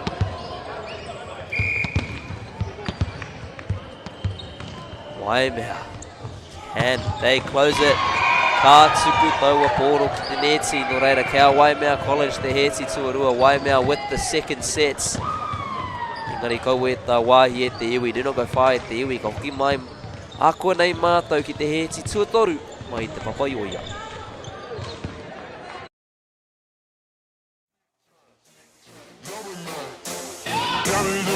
I got a lot of shine. Running out the numbers, that's a lot of grind. Try and take it from me, must be out your mind. I'm big time, lot of times. Funky in the air, that's a lot of time. Pockets running over with the dollar sign. Try and take it from me, take it from me.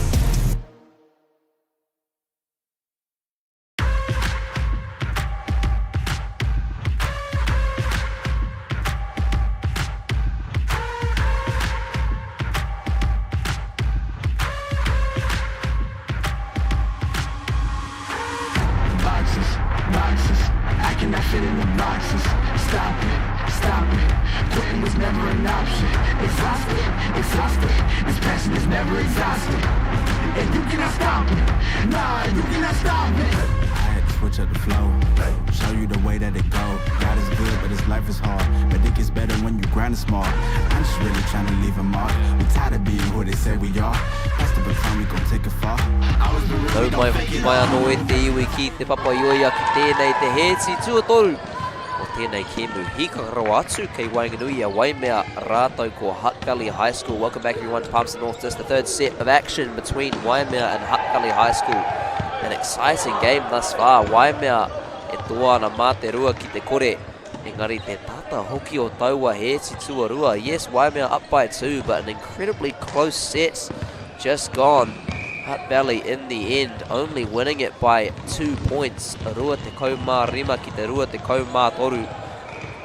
Nō reira, tērā pēr hea heinga I naia nei mā Hutt Valley ki te whai I tētai whakahutu. Perhaps an opportunity now for Hutt Valley to find a response.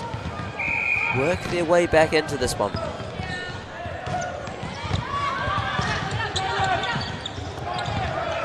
Hutt Valley moving it around, going deep. Te ruku me te keri, fantastic diving save from Waimea College, keeping that ball alive. Ka pērā anō. Ngari taua wā. Taka ki te papa, that one does make it to ground. Fantastic work though from Waimea College to keep that ball alive. Hutt Valley now in a fantastic position with the serve to perhaps get an early advantage in this third set. Te ruku me te keri anō, a fantastic diving save once more from Hutt Valley High School. That was the number 6.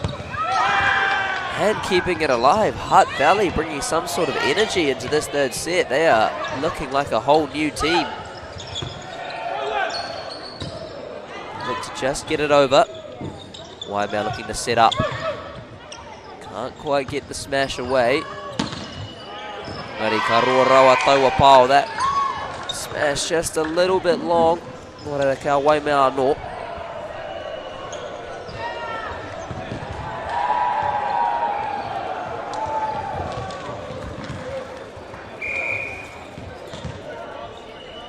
Waimea ka tuku anō.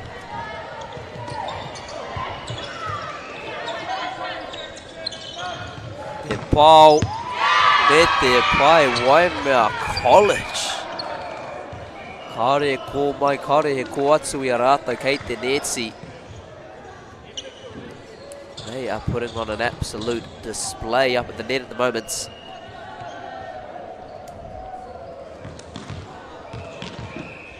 Mā rātou anō e timutako te nama iwa tērā. Number 9, Hannah Granger, getting us underway once more from the baseline.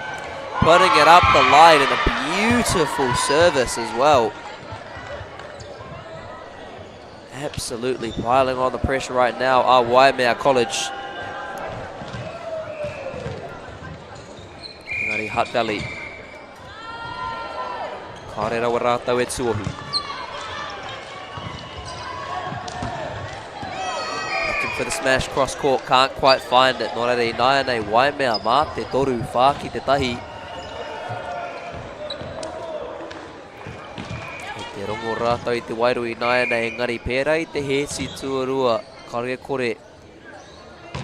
He kia anō tō Hutt Valley High School, but no doubt just like that second set, Hutt Valley High School have another gear. If they can get into that sort of mode, they'll be able to mount a heck of a comeback here. Me he mea kei te mohio koe ki te kupu tika I te reo Māori mō gear. Whakamohio mai. Kei te ako tonua. Waimea. Katsuki Kitaraina sending it up the line. Now switching across to the left-hand side. Te pau. Ki muri anō. Nāia nei ono ki te tahi mā te rima. Waimea College, they are feeling it at the moment.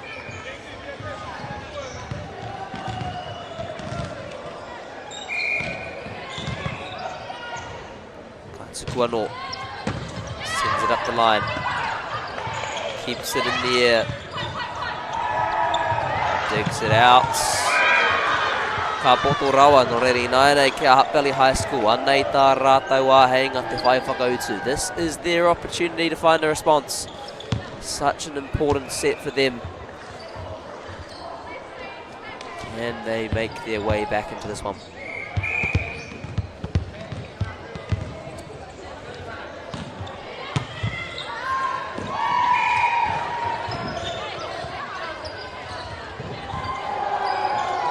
Kahawa Kaharawi taua wā, a little bit strong on that occasion. Goes across the baseline. Orera kia Waimea anō. Te mahi tuku. Tuana mā te rima. Hera pia ka tai rātau te whakanui, te whakaroa tonu I taua āputara.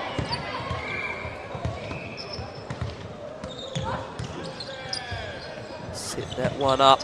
Waimea looking to put it down, but that is fantastic interplay from Hutt Valley High School. Mai te maui ki te mātau. Te whakarite me te pau, the set and the smash. Beautiful work from the girls in black and whites.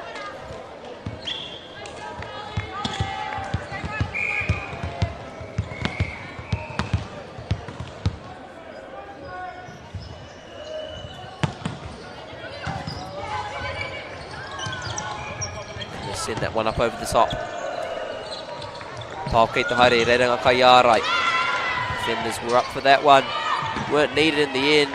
Ka pātera poro I te rākau rā, just heads the stick there. So, as per the rules, it does go the way of Hutt Valley. Those two markers there. Ball must go inside, not around or into them. Ka haere tērā tuku. Ki muri rā, that serve just going out the back. Nō reira kia Waimea anō. Ka hā rātau ki tēnā āheinga.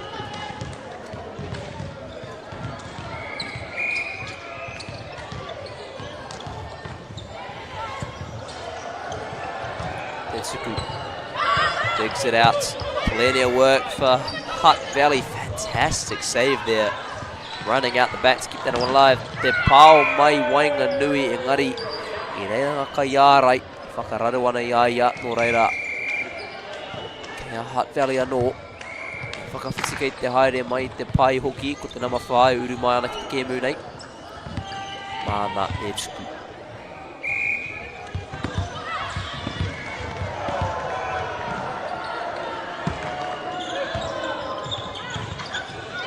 Puts that one straight back over, and now Hutt Valley once again doing well to save it. Cheeky little tap there from the number 28 for Waimea, as that one is beautifully judged from Hutt Valley High School. Nāia nei e rua noi ho te rereketanga, just to the difference. This game still oh so close.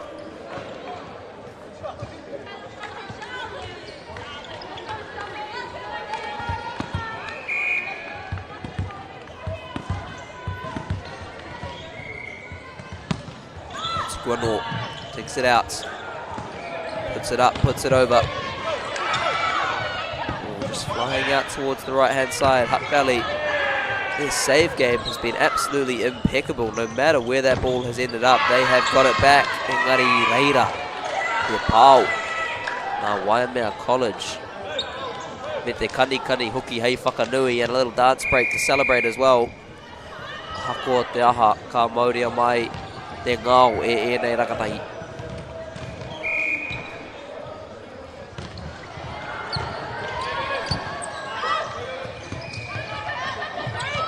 Waimea.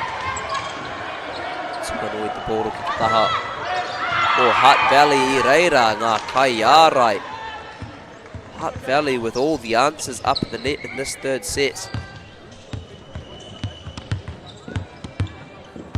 Nā rātau anō e Sinata Etsuku.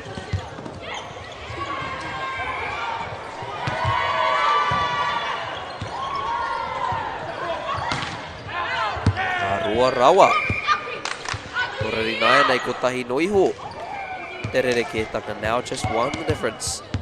Perhaps a great opportunity here for Hutt Valley High School to find an advantage.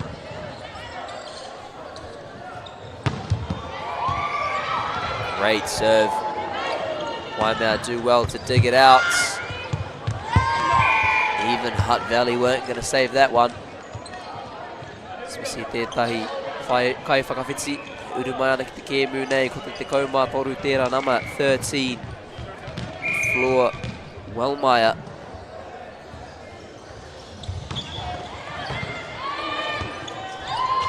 Haere taua pōro ki te taha matau. Reira Waimea I nai anei. Whakatua no ana I taua aputa, once more establishing that gap. They draw ever closer to that crucial 3-set.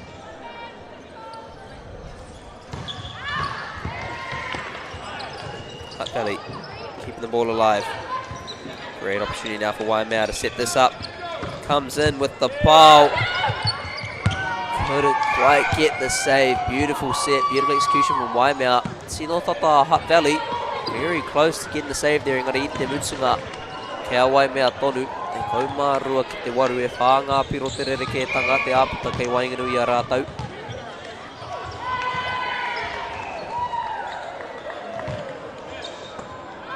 Tukono ki te raina. Once more sends it up the line. There's the pāu I reira hoki te kai ārai. How on earth did she keep that up? But in the end, Hutt Valley doing enough to get it down. Kau ko Waimea. Oh, we're taukiri e te iwi. Not quite sure how they managed to pull that one out, but that is some fantastic defensive work.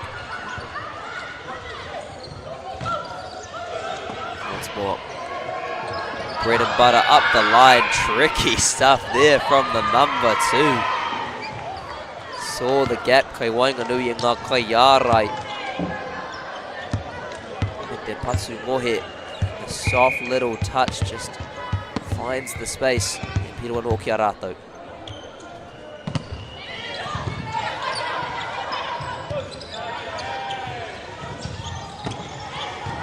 Sending it over towards that right-hand side.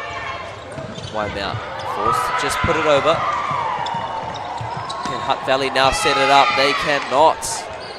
Waimea mā te rima. Kia rātau hoki.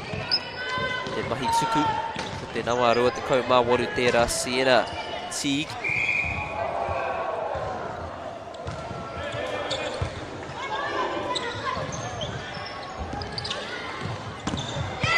Me te pau hoki te nama te kaumā rua. Madeline Seymour. Pai ake I a rawiri ne.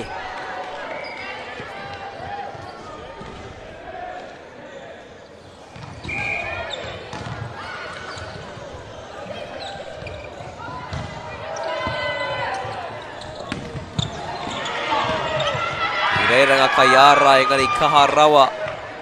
Te pāu o Hutt Valley I taua wā. The blockers were there, but too strong were Hutt Valley High School, managing to get that ball to deflect off to the left-hand side. He pīroa no ki a rātau me etahi whakawhiti e uru mai ana ki te kēmu nei. He rua o rātau ki te nama whitu raua ko te nama te kau tērā. Whitu te kau me ki te kau kareo i te tino mōhio. Tā no mai muri. Sets coming in from that right-hand side, looking to slam it down. Getting up, digging it out. Fantastic return. Mai te nama te kaumātahi o Waimea. That ball just sitting on top of the net dangerously. Gets up, smashes. Ka haere ki te taha maui, ki te nama Whitutera shone in the past tense, shining in the present tense. Beautiful work from Georgia in the 7 jersey.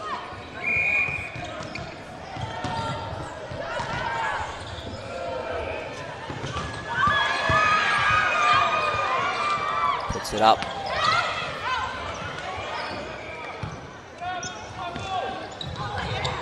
Pops it over the top. Hutt Valley, Ahua Kaharawa no, nā reira Waimea. Mā te Whitsu.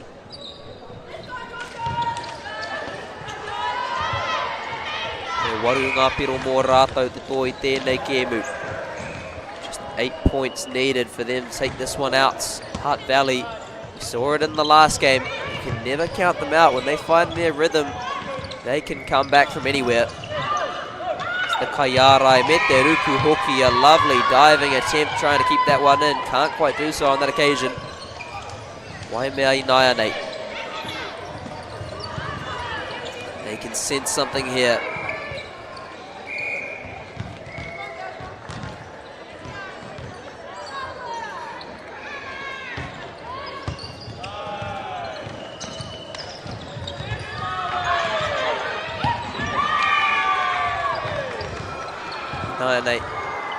Hutt Valley. Kia rātou te mahi tuku koi nei. Te āheinga I pīrangitia I rātou. This is the opportunity they were wanting. This is their chance to work back into it. Engari kua tuku anō ki te neti. Nō reira Waimea College mā te waru. Waimea still up by 8.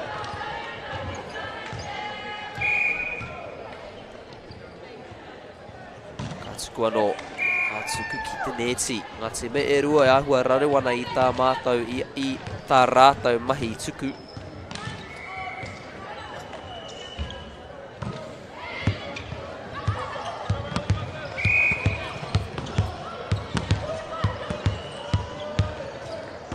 Ka tīmata anō. Engari, tētahi pōro mai te kēmu ki te taha maui kua Street Nia ki te kōti nei.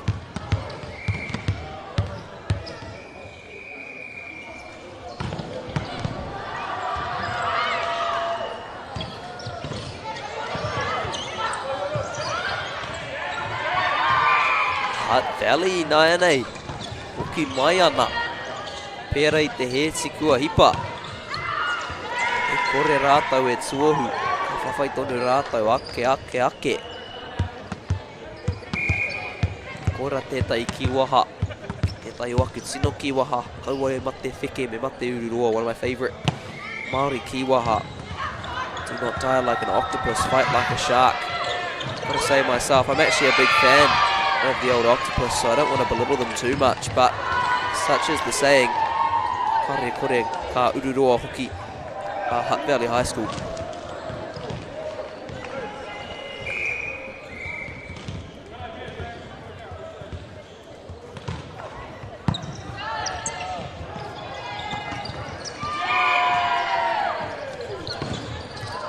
Te kau mā whā. Kea Hutt Valley te mahi tuku I Naianei. I reira ngā Kaiarai, taupara ai taua patura. Good work from the blockers there, getting up, cutting that one out, winning their team the serve.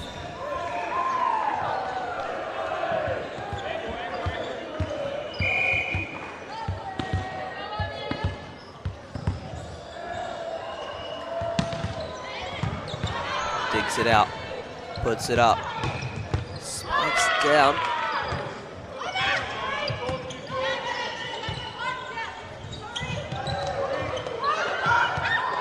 Haere tērā ki te taha maui ko te āhua nei.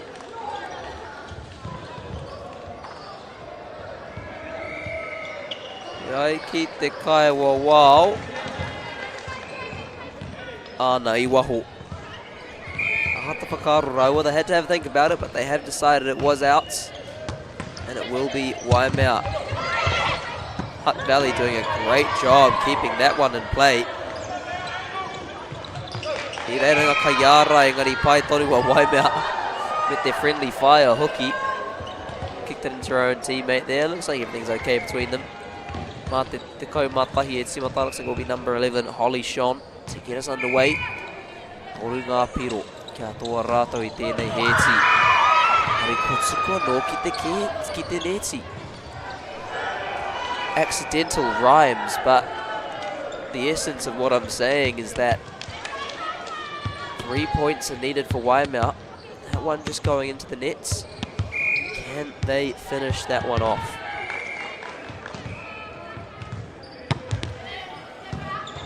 Roa no te tuku. Goes deep once more. Gets the smash away. Reiranga Kaiarai. Ref says we'll keep going. Good work from Waimea to keep this one alive. And then the pau hoki. Haere ki muri anō ko te āhua nei.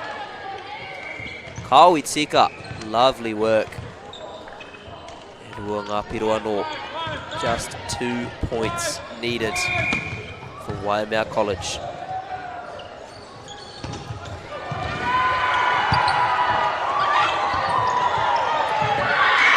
Engari tika. Ka rawe hoki taua patu. Fantastic shot there. Absolute laser to that baseline. Hutt Valley will not go away.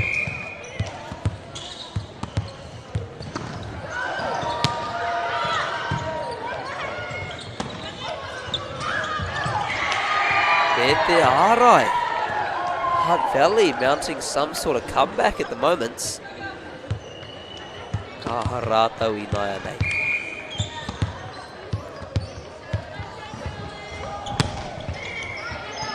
Putting it a bit deeper. Getting up for the pau. Ka roa no. Hutt Valley. E te iwi kia matara. Starting to string together some points. Starting to mount a comeback.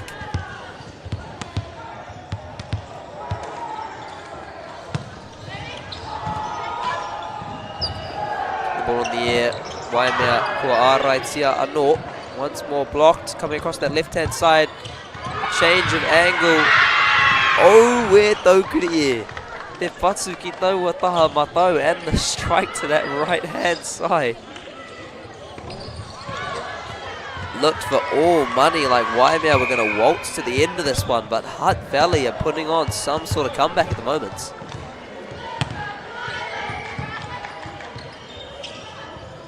Come Waimea. I reira te pau no reira. Te piro heti. Here is the first set point for Waimea College. Can they close this one out?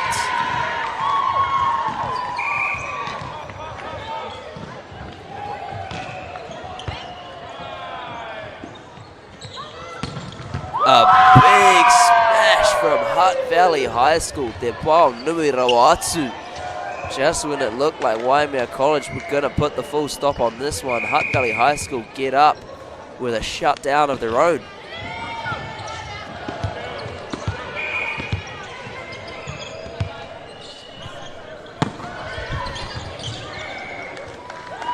Waimea, te pau.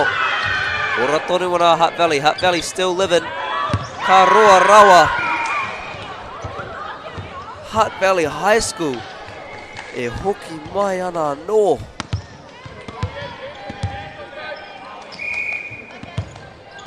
Te tuku. Puts it up to that left-hand side. I reira te pau. Ora tonu ana Hutt Valley High School. I whakaroa hau kore te mutunga. Koira te mutunga. Kua toa a Waimea College goal. Ai ki te kaua wau, kua whakawhitia I te raina.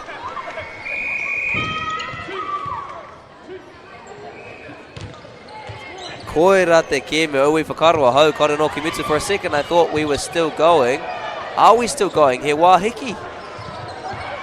The confusion is reigning up here in the commentary box. We're not too sure what's going on, but it looks like we're still going. Yes, Waimea have called a timeout. looked like that was the end of the game, but Hutt Valley still in it. Ka tae rātou te whakakapi I tēnei kēmu. Can they close it out? They've had 2 or 3 set points, but Hutt Valley will not go away.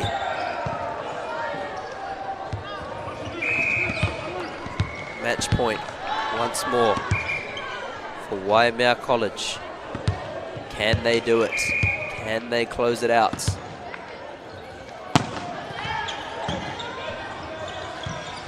Rite. Great save once more from Hutt Valley. They will not go away. Defense has been outstanding. Te Pau once more saves it.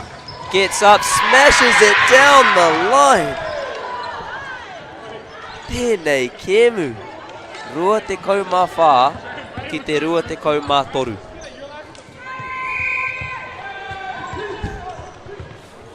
He wāhiki anō kua karangatia e te kaiako o Hutt Valley High School. No reira.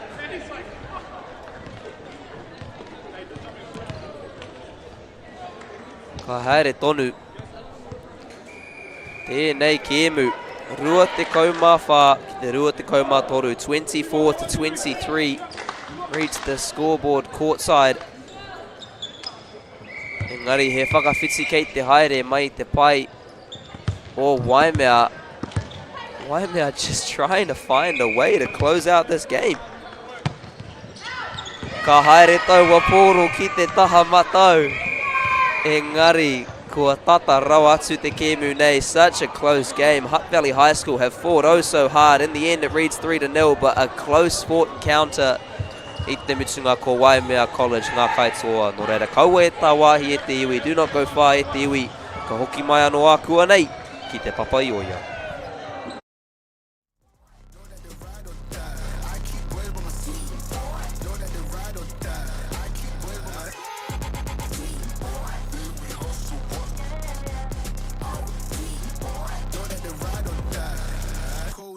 My guys know that they fly, know that they fly, know that they ride or die. Cold, these brothers, my guys know that they fly. What makes Bailey's altogether better? It's the energy we bring to every home, every commercial property, every investment, every development, and every farm. Because when the energy is right, you can feel it. Bailey's, altogether better.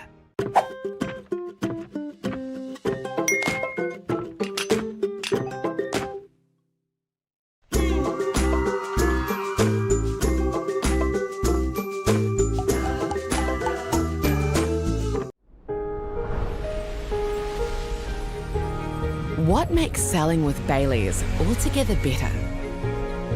It's the energy we bring to every home we sell.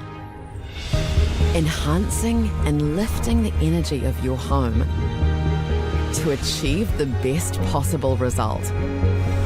Because when the energy is right, you can feel it.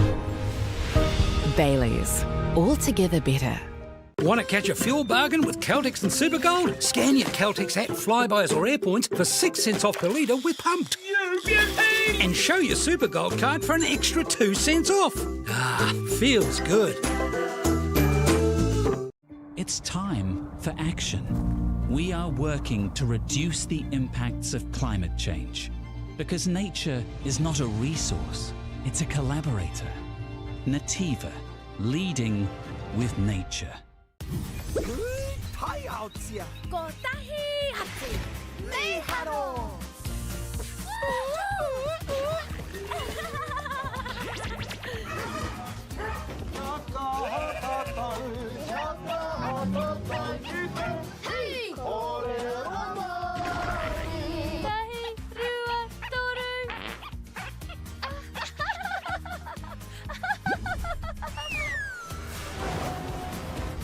Kuina ke te tāhi. E whakapono ana hau, ma angi hei tohu te ao. Nei haro! Ka rawe! Ki te mahi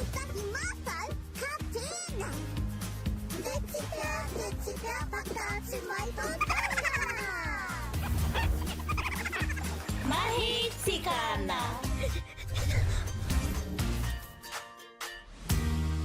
Hey, Stefano, look who's in the house. From the park to the city, stories told our way. Quick scroll, one tap, ka mau, kua uru mai koe. Hey, tēnā koe. Tō mātou reo. Kia au te manoarere, kia au. Tō mātou puku hohe. So a lot of eggplant emojis there, my Tō mātou tirohanga. Stream it, cast it, carry it with you. Download Māori Plus on your devices. Okay, guys, twice to sell. Got past the sell, going to sell. Ladies and gentlemen, this isn't about what we wore back in the day. We're going to go now. Going once, going twice. No more offers. Sold! It's about being trusted to get a better result for our clients since 1973. No time to fluff around today? No worries. Just swing into Caltex and pay for fuel with Pay and App to speed on through. Ooh, yeah. Feels good. Use it at your local participating Caltex.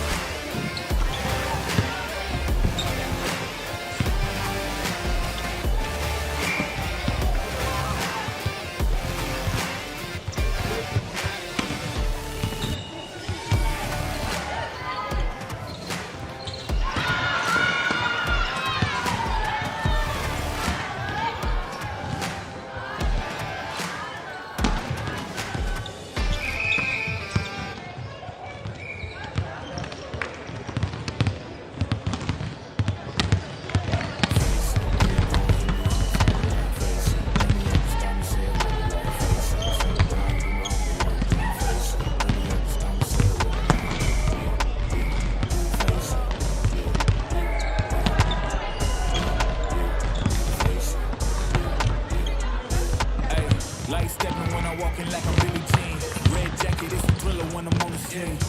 Paddock on my wrist, now I'm ahead of things. Ain't no time to slow it down, I'm on the better things. Bust it down, that's a watch, not a sign, you are not, When I touch down, it's a problem. And you know it's do or die, it ain't an option. 6 chains like a Kumo. I'm a heavyweight, got my pockets on sumo. Kick game, judo, 6 rings, who knows? Anything you know, I'm meeting up, I'm too cold.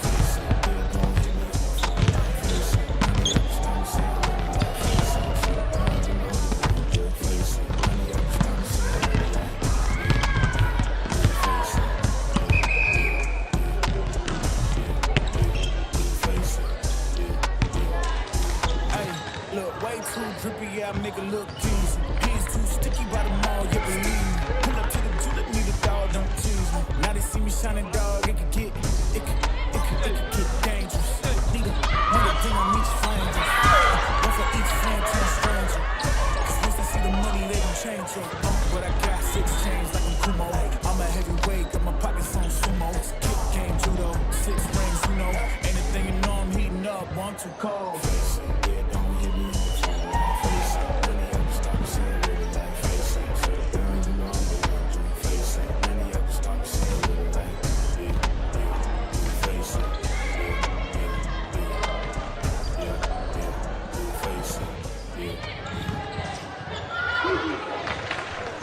E te tae hoa mānau mai hono mai anō ki te Pāpāmoa ki tēnei te kēmu tuarima o te rangi tuatahi o te whakataitai Poirewa o ngā kura mo te tau 2026 Ko tauwi tōku ingoa nōku te maringa nui, nōku te whiwhi ki te mātakitaki tahi tēnei kēmu me koutou katoa e hono mai ana I ngā koko nei e whao te motu nei. Kia ora everyone and welcome back to the 5th game here on the first day of the 2026 Volleyball Secondary School National Championships here in Palmerston North. My name is Toby and it is my privilege to watch this one alongside all of you joining in from across Aotearoa Kemu. Pairo atu kei te haere kei wanganui ngā tima e rua ko Tauranga Girls rātou ko Rangi Ruru.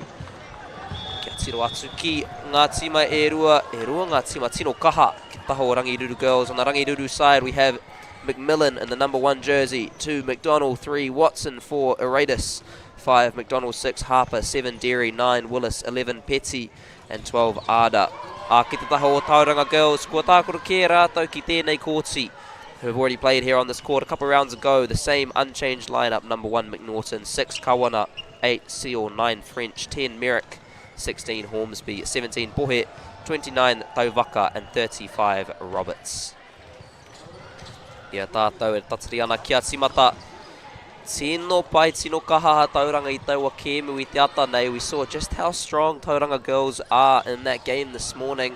Nō reira, te rapero he wero nui tēnei mā Rangi Ruru. Te whai whakautu ki tēnei wero nō te Bay of Plenty. Ka timata a Rangi Ruru me te tuku. Good work, keeping the ball on the air there from Tauranga Girls. To get that into the Rangi Ruru half. Putting it down, couldn't get the dig. Nō reira kia Rangi Ruru. Te patu tuatahi with the first blow. Kia matare e te iwi ki te nama te kau me te nama ono. Mai Tauranga Girls, number 10 Merrick and number 6 Kawana. 2 incredibly strong players in the backcourt and up in the nets. Make sure you keep an eye out for them in the fixture to come. Kia Tauranga ana inaia nei te mahi tuku. Tauranga with the serve. Whakawhiti ana ki tō rātou taha, switching over to their side now. Mā te nama. Ko ai tērā. Te nama, te kau mā whitu, tērā tuku I tuku. That was Kendall Pohe with the serve and a good one at that. Putting it deep into the courts. Keiaia anō.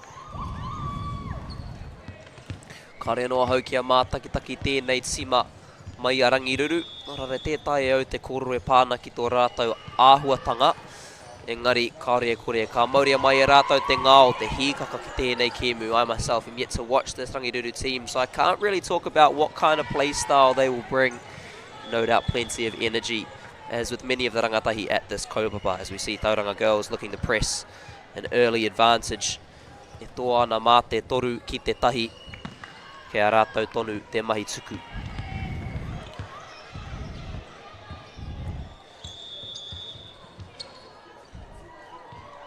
Timata mai muri, getting underway from the baseline. Katsuku ki Wainga the Korti up to the centre of the court. Rangi Ruru looking to set one up there. Happy to just pop it over to the Tauranga girls' side. Put the pressure in them, literally and figuratively. Put the ball in their courts. Norari Naenei kei a Tauranga toru. Whaki te tahi. Toru ngā piro te rere kētanga. Nō reira kua tere a Tauranga mai ngā kēti. Tauranga quick out the gates. Kora tētai āhuatanga tino whakahirehire e nei kēmu nui. E nei whakataitai nui me ki. Kia timata pai. Kia tauai ia koutou ia rātau anō. One of the most important things in these big games, these big tournaments, is to be quick out the gates, to start well, to settle yourself down, deal with the nerves, get that early advantage. And Tauranga off to a flyer here. Tsukuanoki Wanganui, Rangi Ruru. Looking to work it in from that left-hand side. The set up for number 35, just taps it over. Good save there from number 2, McDonald. It was Zara McDonald keeping it in play. In the end, does end up in the nets. Nō reira, kia Tauranga tonu. Me te mihoki ki ngā kai tākoro au we. Me te kaiako hoki o Hutt Valley. Kua no tonu ki tēnei kēmu hei āwhina i a tātou. And a big thank you as well to the coach and players of Hutt Valley who've stuck around on the courts to adjudicate this one. Kora te āhuatanga o tēnei whakataitai mā ngā kai tākoro. E tākoro, e whakawā hoki, e whakahaere hoki me ki. Players both play and officiate in this tournament. Rangi Ruru, katimata mai muri ko te namari matera. Eliza McDonald getting us underway. Lovely Aotearoa, good smash back into the centre court from Tauranga girls. Great opportunity to set one up here. With number 35 in from the left-hand side. Te Ira Katsi. Te nama toru te kaumarima, Karina Roberts, putting a stamp on that one down that left-hand line. What a presence she has when it's up in and around the net and around the forecourts. Real physical challenge. Inaenei, Rangi Ruru. Te taipau hoki, te ruku me te keri, the dive and the dig. Lovely work there from Tauranga girls. In comes the smash from the number 3. Beautiful work from Melia Watson, putting it deep into the Tauranga half. And a good save once more. Rangi Ruru keeping this one alive.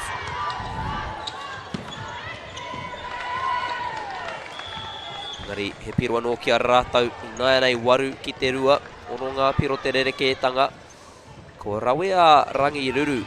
E mahi whakahoki tēnei he tītai noa ki tēnei wā. Rangi Ruru been great on the returning game thus far in the sets. Not giving Tauranga any easy points. That one just striking the stick on the side. Koera te ture, kia haere te poro, kei wainga nui e rā rākau. Such as the rule, the ball needs to travel in between those two markers, those striped markers. If it goes outside or touches them, that is a point against the team who last contacted the ball. Taurangi Naenei, mā te waru.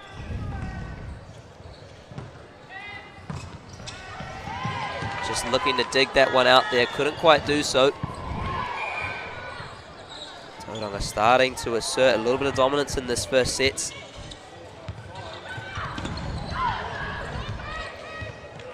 Ia hau e rangohau ana no hea a Rangi Ruru. No tautahi. Me taku aroha ki ngā tāngata katoa te waipau namu ai no tāma ki makaurua hau. No reira, kare ai te paku mōhio ki ngā wāhi ke atu, ngā rohe ke atu. And my apologies to everyone from the South Island. Yes, I'm an Aucklander, so I have absolutely no idea what's going on outside of Tāmaki Makaurau. Hence why I need a little bit of research to understand these two teams a bit better. Tauranga. Mā te kaumātahi. This is a strong start. Ākua karangatia tētahi wā hiki e te kaiako o Rangi Ruru. And the Rangi Ruru coach unsurprisingly calling a timeout. Engari I reira tonu ētai whakatena tēnā mō tēnei tima mai te Waipou Namu. Still some encouragement there from the team from the South Islands. Tough start, but they've been putting in some fantastic returns, making Tauranga fight for it. Scoreboard leaning it to the side of the girls in the Bay of Plenty, but much more balance in the style of play than it would suggest. As now Rangi Ruru ready to get back out onto the courts. Tauranga doing the same. Tētai whakawhiti ko te āhua nei kua Kau. Tonu ana a Tauranga ki tō rātou tima. Tauranga sticking to their original team. No substitutions. If it ain't broke, don't fix it. Seems to be the philosophy of their coaching staff. Te keri. Engari ka āhua roa I taua wā. Ka haere ki muri. I nai nei Tauranga. Mā te kaumā rua. Up by 12. Te kaumā whā ki te rua. Rangi Ruru. Keeping the ball in the air. Once more, a little too strong. Tauranga, that pressure paying dividends for them. See if they can press this advantage and push right on through to the end of the sets. Lovely vision there. Ki te I te aputa, ki mui te kōti. She saw the gap at the front of the court. Just dropped the serve in there. He pirua no mā rātou.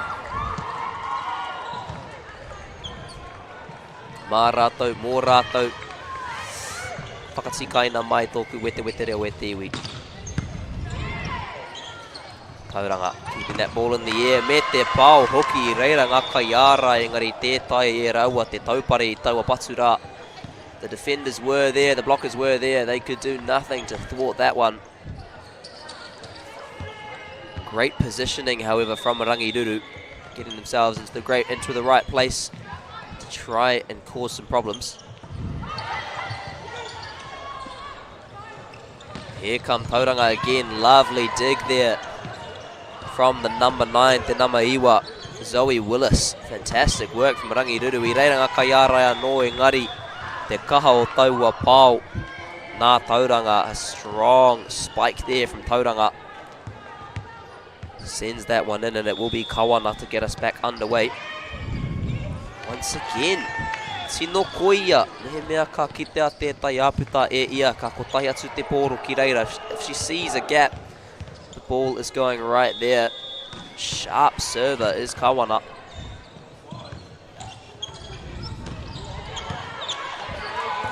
Sets it up, te pau. Ngari ai ki te kaiwa wāwi he, no reira kei a rātou tonu. Te pātai nui nai nei, mō Rangi Ruru. Mā wai e whakautsu, mā wai e tūwana aha koa tēnei ngaru mai a Tauranga. Big question now for Rangi Ruru. Who's going to be the answer? Who's going to stand up despite this wave coming in from Tauranga? Ask and you shall receive. I didn't even get to finish my sentence, and there it is. Rangi Ruru with the response. They will now have a substitution coming in with the number for Tutera, Lucy Derry. Matano Patsuki Wainganui. Me te pau hoki. Te pai o ngā hononga kei Wainganui e nei kai tākaro. Koera tētahi o tō rātou tino kaha. That's one of their main strengths. O rātou tino kaha me ki. Their main strengths for Tauranga. It's that chemistry between their players. Ngari Rangi Ruru. Pea hei ngā tonu. Tā rātou. Te whakararu wai tēnei tima. Mai the Bay of Plenty.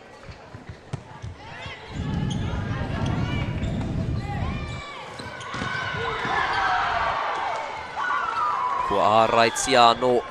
Once more. Blocked by Tauranga. Ia rātou whakatatana ki taua. Rua te kaumā rima pero as they close in towards that 25-point gap. 25-point mark, I should say.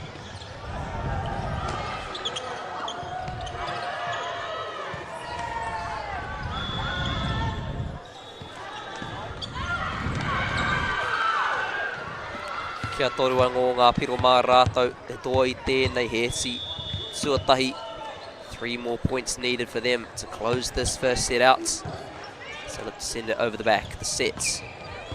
Looking for a pole there, looking to spike it. Now an opportunity for Tauranga to do the same. Ka haere taua pōro ki te taha matau. I nai nei, rua te kau mā toru ki te toru. 23-3 to scoreline. He scoreline, oh where te iwi. Whakaranu ana hau I ngā reo e rua.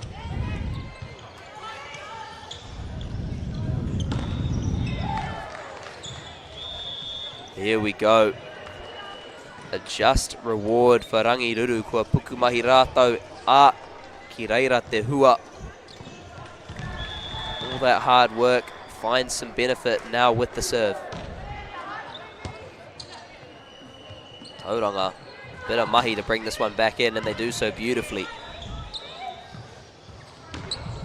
Aotearoa I taua wā. Te piro he si tuatahi. Mo Tauranga girls. First set points for Tauranga girls high.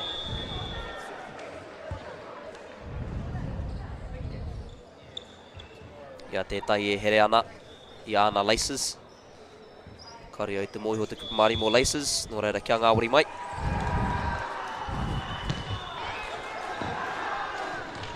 Taura hu tērā pēr. Pai tērā kia hau nei, pai tērā kia hau.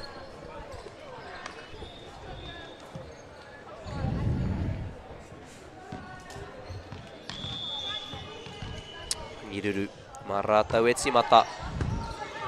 Bit of a knuckleball on the serve there. Pirangi I te pā, wanted the spike, couldn't get it over. Nō reira Rangi Ruru, starting to find a few points here.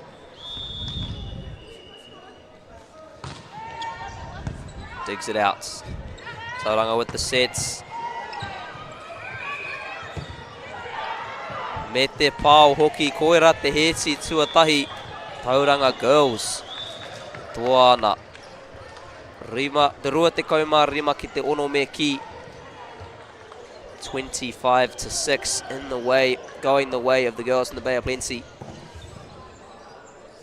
Ngari, ia tātou e tatari ana mō ngā tima e rua. Me mehi atu ki ngā kaitau toko katoa o tēnei kaupapa.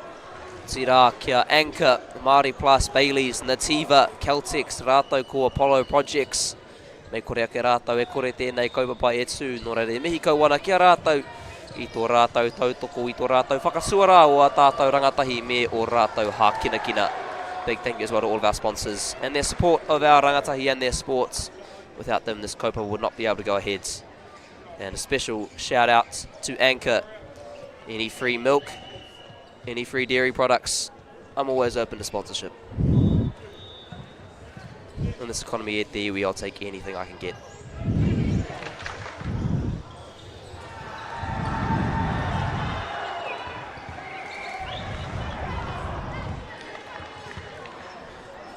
Tima e rua, e rite ana ki te urua no ki te kōti.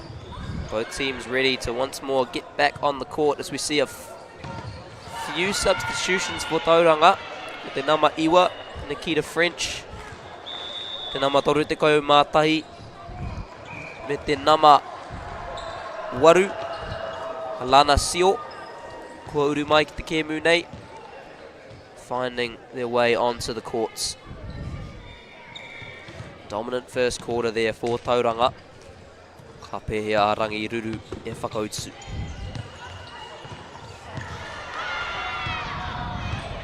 Should also give a quick shout out to Celtics. A few fuel discounts wouldn't go amiss.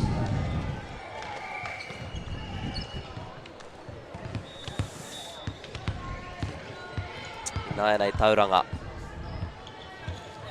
Mā rātou e timata.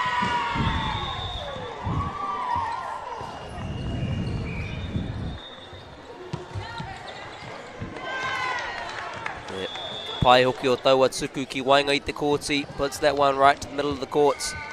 Too strong on that occasion, will head out the back. Kei a rātou tonu.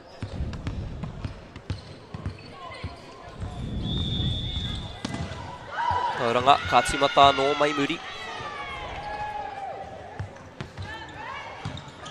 Rangi Ruru with the kitty, digging it out, looking to set up the pau. Engari I reira tonu, a kawana.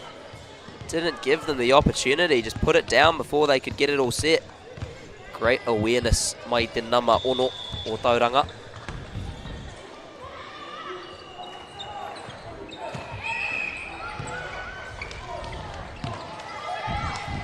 Hiroa no, Tauranga girls, kei te rere rātau I Naianei, absolutely flying at the moment. Rangi Ruru. Kare kore he ara, mō rātou te hoki anō ki tēnei kēmu. No doubt they can find a way to once more return to this game as Tauranga continue to put the pētara ki te mētara.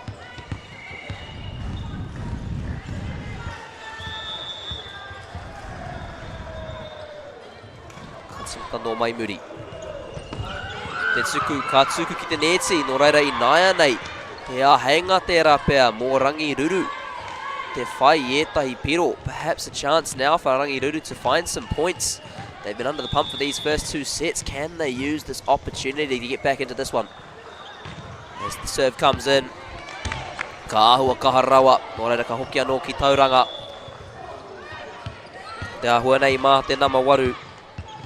E timata looks like it will be Isabella Kawana with the serve. E tai whakawhiti e uru mai ana ki te kēmu hoki as we see a few substitutions as well coming in from the Rangi Ruru side. That Kayako still looking for someone to make the difference for his team. Nai nei Tauranga. Te pao mai te taha maui engari te keri Poirewa atu. Great dig there from Rangi Ruru, finding the opportunity, finding the pao and finding the points. Fantastic teamwork there from the girls in the black and yellow. No reire naia nei. E toru noiho te rerekētanga kei Wainganui ngā tima e rua. Just 3 points the gap in it. 5-2 in favour of Tauranga girls. Rangi Ruru perhaps with a chance to bring this one back.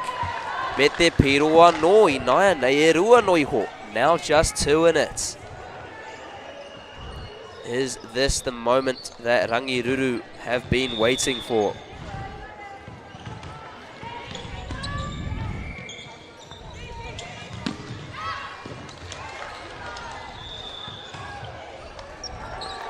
Ka haere tērā pōro ki waho. Ki tua I te raina, that ball going out. So now, Rangi Ruru 3 consecutive points. Mounting some sort of comeback here.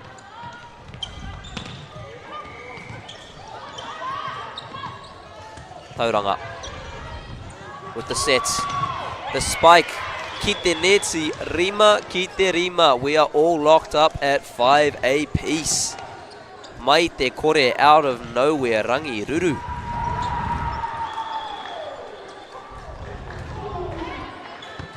Tauranga, dig it out, put it up, get the spike, koira te whakautsu. Merrick says not so fast from the left-hand side.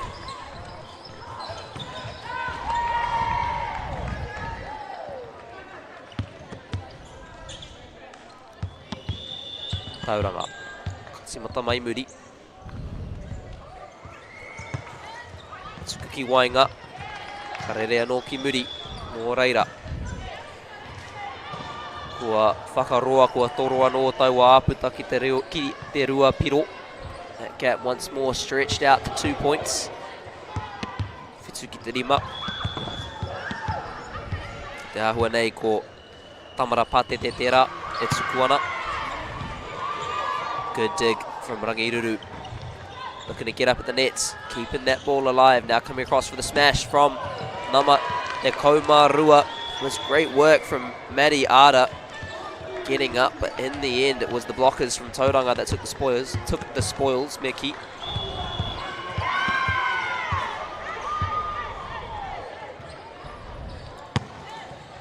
Sending it out to that right hand side. Rangi Ruru setting it up. Kaiarai anō. Te kaha o tēnei tima mai a Tauranga ki te neti, the physicality from this Tauranga team up and around the nets, proving a big difference at the moment. Iwa ki te rima. Engari kua roa. E mihi hoki ki a Rangi Ruru, e hari te mea kua ngāwari tēnei. Kua whai rātau I eta ia heinga te whakararu ai I a Tauranga. This has not been easy for the girls in blue. Rangi Ruru finding plenty of opportunities to cause some problems for this Tauranga team. Can they save it? That ball going miles out the back. That is an unbelievable save from Tauranga. That ball was almost out the arena, and out of nowhere they managed to get it back into play. Tērā pēr ka tae e koutou te rongo. I ngā karanga mai te taha maui o a koutou mata me ki. Perhaps you can hear some of the shouts coming in from the left of your screen. Very tight game happening on the far courts. plenty of support in the house for all of these teams. So now Tauranga get up and find the pile, get the spike, put it down.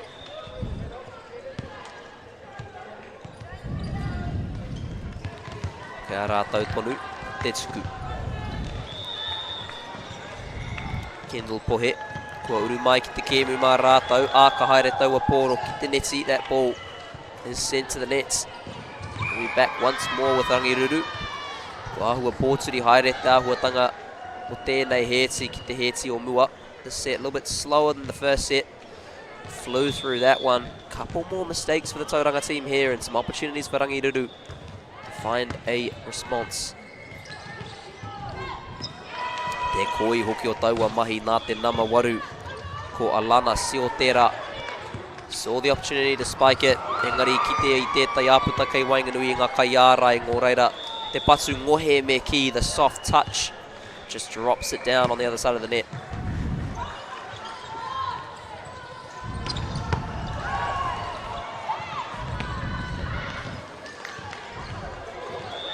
Kia Rangi Ruru anō. Whawhai pai tēnei nā ngā wahine no o tautahi.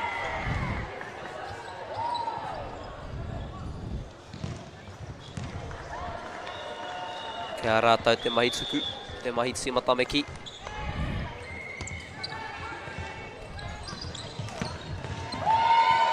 Kia tūpato, e ngā kai whakahaere. The line judge is just receiving a little bit of friendly fire there. Need to look out for these smashes coming in from the Tauranga side. Engari, kia rātou tonu te mahi timata.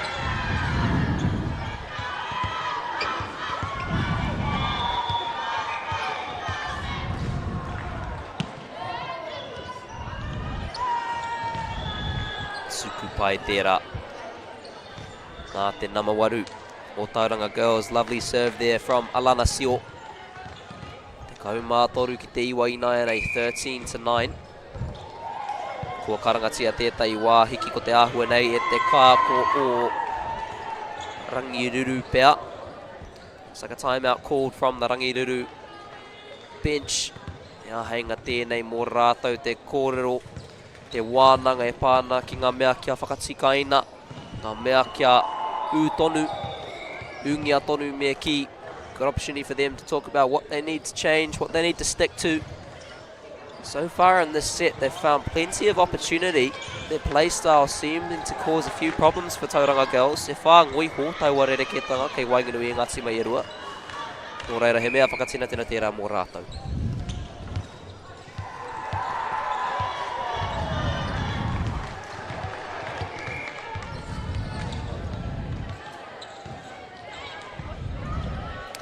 Katimata no, mai te pai muri. Putting it over towards that right hand side, te ruku me te keri.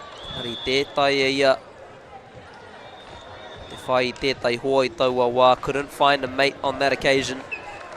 Rea kia Rangi Ruru tonu. Ahua nei te kaumātoru ki te kau.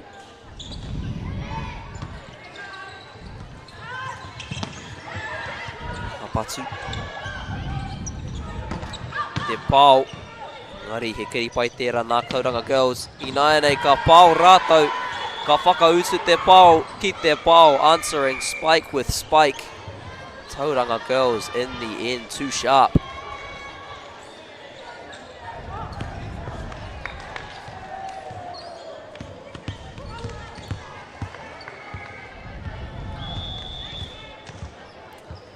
Tauranga e timata.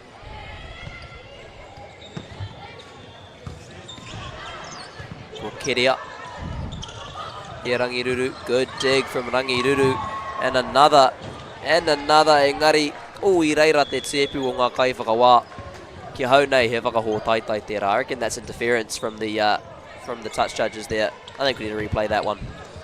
The table wasn't there. She was getting it in my opinion.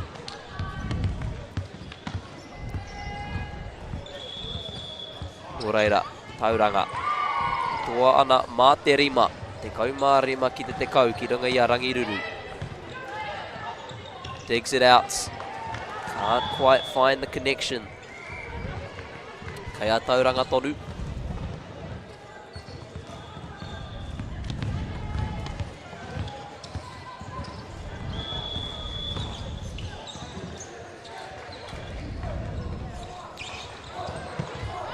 Tumata no mai muri. Rangi Ruru. They set it. Get it towards the net. Happy to just put it over onto the Tauranga girls' side. Perhaps looking to let the girls in blue make their own errors. Great Ruku Tera, great dive. Saving it, Engari ka haere ki muri anō once more. Will go out the back.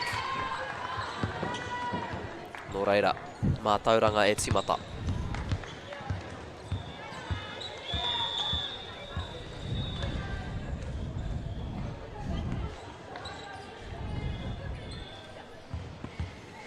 Ka timata anō. Rangi Ruru. Ui reira te nama toru te kaumātahi.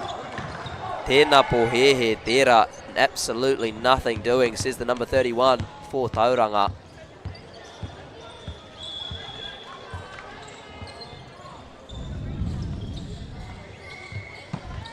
Te Patsuki Wainganui. Ka haere anō ki te taha maui he piro anō ki a Tauranga girls. Kaumāiwa ki te kau.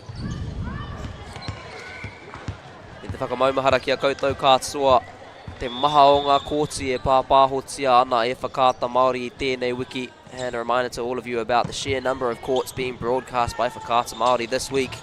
Not saying you have permission to leave this one, please stick around, but so much great volleyball on display over the coming days. If you're at work, if you're at home, make sure you got a screen on standby ready to make the most of this action. It's now Tauranga. Kia rima ngā piro mō rātou te tō I tēnei hēti tuarua.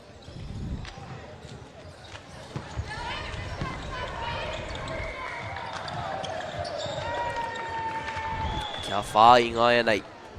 Whakatatana rātou. Ki taua roa te kaumārima piro aue.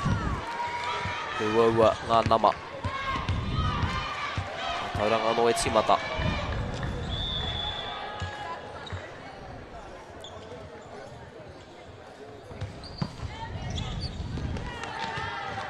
Tuku Paero asu tērā ki Wainganui. Great serve up the middle there. Rangi Ruru not able to handle it. Kua karangatia tētahi wā hiki ko te āhua nei e te kāko o Rangi Ruru. Yet another timeout called. Looks like it's from the Rangi Ruru side. Morara he wā pai tēnei ki te mihi atu anō ki ngā kaitau toko katoa te kaupapa nei. Kia Anchor, Māori Plus, Bailey's, Nativa, Apollo Projects, rātou ko Celtics. E whakatakoto ana I te tūua Pāpāmoa nei rangatahi te tākoro ai o rātou hākinakina, laying the foundation for these rangatahi to be able to play their sports. We do appreciate all of their endless support, funding and care for our kaupapa and for so many kaupapa across the country in this winter tournament week.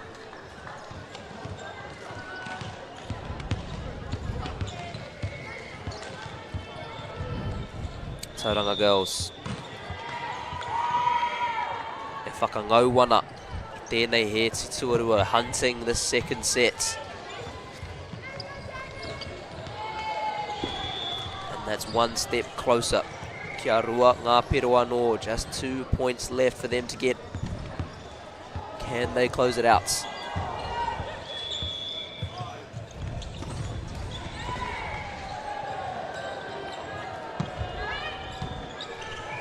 Set anō, putting it up. Happy to just pop it over to the Tauranga side. Not looking to rush anything here. I reira te pāo nā te nama iwa, number 9. Nikita French laying that one down. Engari. Me mihi hoki. Ki te kaiarai wainga o Rangi Ruru, Georgia McMillan. Kua rawe tōna mahi kei wainga I te kōti. She's put in some fantastic work in the mid-court for her team throughout these 2 sets. Yet to take a sub.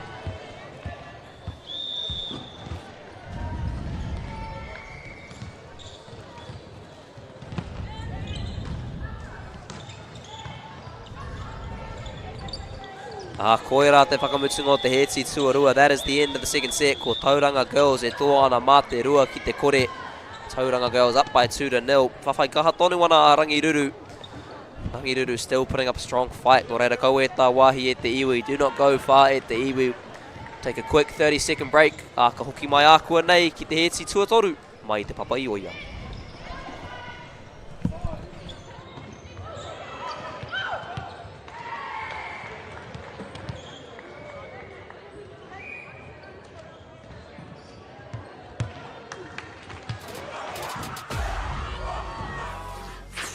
That is tough. Kei aku nui, kei aku rahi, anei rā, a haka feels.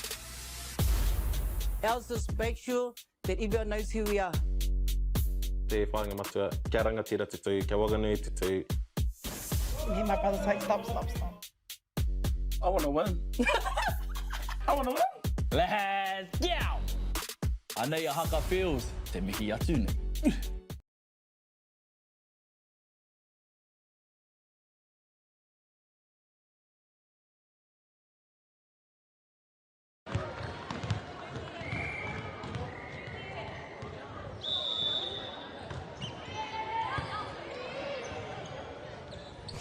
Nau mai hoki mai anō e te whānau ki tēnei te heti tuatoru o tēnei kēmu kei Wainganui a Tauranga Girls rātou ko Rangi Ruru.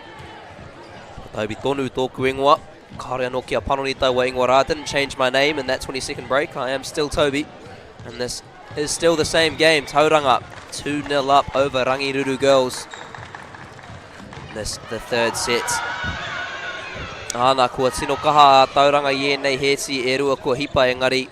Kaua e wareware I tēnei tima mai a Rangi Ruru. Do not forget about this team from Rangi Ruru. We saw in that second set they have plenty of tricks up their sleeve to cause some problems for Tauranga.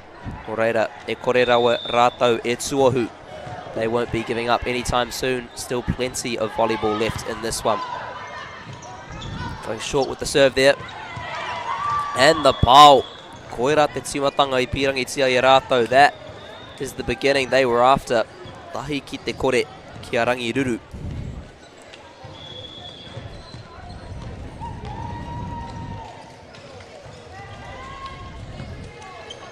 Digs it out, shifts it across that left-hand side. Ākua uru mai a Alia Tauvaka. I te tiha te nama rua te kaumaiwa in the number 29 shirt.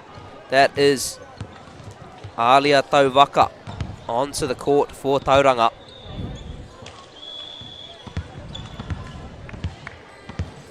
Mā rātou e timata. Tauranga Girls will get us underway. Going to serve it up the line.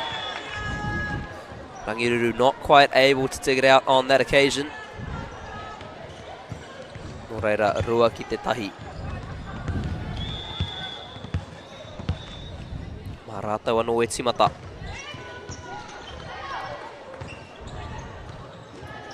Rangi Ruru doing well to return that one back to Tauranga Girls' side. But once more, ko wai atu I Karina Roberts. Kaore he ko mai, kaore he ko atu I iaia kei te neti. Not many players better than her in and around the net. Stomping her presence on this Rangi Ruru team. Engari, kei reira tonu rātou. E whakahoki ana I te nuinga o ngā mea ka whiua e Tauranga ki a rātou. They're still there returning most of the things that Tauranga are throwing their way. And there you go. Finding a little bit of reward as well. And well deserved at that. Mā Eliza McDonald. Tēnei piro e timata.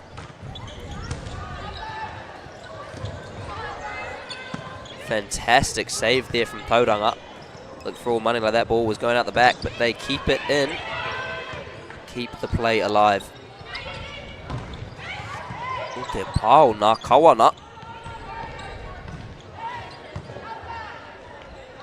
Great passage of play here. Both teams rallying. Commentators curse just as I say that. Ko wai atu I Roberts. Met their pau with the spike. Inaia nei. Mā Tauranga e timata. Kei a rātou te mahi kawe tuku. Ka timata anō ki Wainga. Sending it up the centre.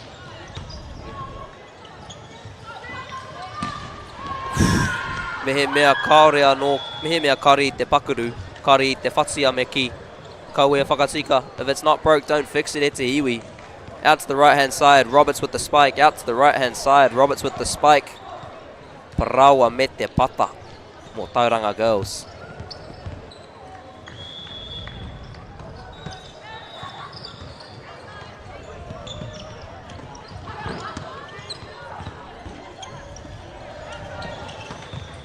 I reira te he. I reira te ahenga mā Rangi Ruru. There's the mistake that Rangi Ruru are waiting for, and there's their opportunity. Could this be their chance to start to bring some points back? Start to find a way back into the set.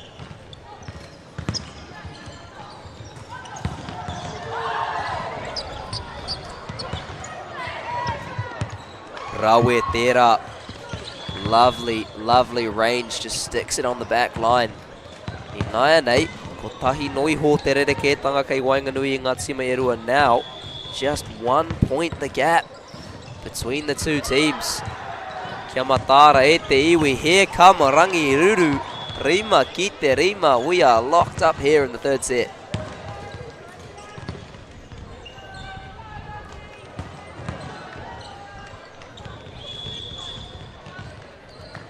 No, McDonald. McDonald once more getting it underway. I reira te pau. I reira hoki. Roberts. Tētai whakawhiti, kai whakawhiti e uru mai ana ki te kēmu ko te namawaru tērā. Substitution for Tauranga girls. Alana Sio making her way into the game. Te ahua nei, mā Sophie Ormsby. E tsimata. Te tihate te kau mā ono.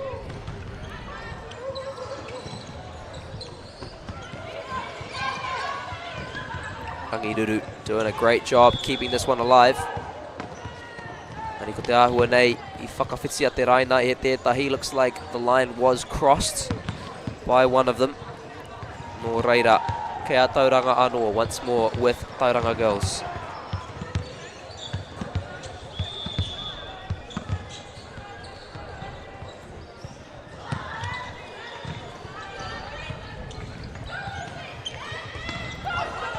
Lovely save there from Kawana. Back on the Rangi Ruru side, not wasting much time and getting it back over. Te pau. Oh, e whakaroa hau I kihi taua pōro I te raina. Thought that one had just kissed the line, but the Kaiwa Wow says no, it was out to the left. To the right. Aue e te iwi kareo I te mōhio ki oku matau me oku mawiwi, ngari pai tonu tērā. Rangi Ruru.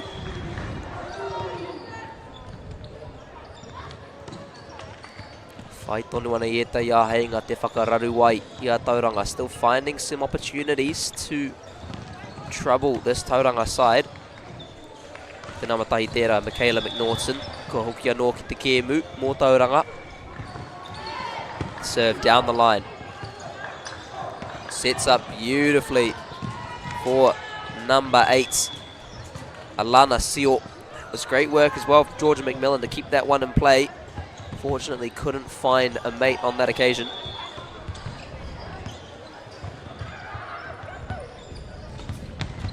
Katimata no mai te paimuri. It's more underway from the baseline. Digs it up. Trying to put it down. Engari reira te kai ārai. Hei taupare I taua patu rā. That was number 4, Piper Eridas. Getting up to thwart that attack. Norare I naia nei. Mā Rangi Ruru. Te piro e timata. Digs it out. Couldn't quite find a way to get it back over on that occasion. I naia nei Tauranga. Toa na mā te toru. Te kau ki te whetū. 10-7. Mā rātou anō e timata. Te nama te kau tērā. Te moana la mō Merrick. Mari. Kua tuku ki te neti. Sent to the net once more. Nō reira ēnei āheinga. These opportunities for Rangi Ruru coming thick and fast. What can they do with this one? He piro anō I naia nei ko tahi noa te rereketanga te kau ki te iwa. Just 1 point the difference. 10-9. Favour of Tauranga girls. Rangi Ruru fast becoming a little bit of a thorn in the side of these girls from Tauranga.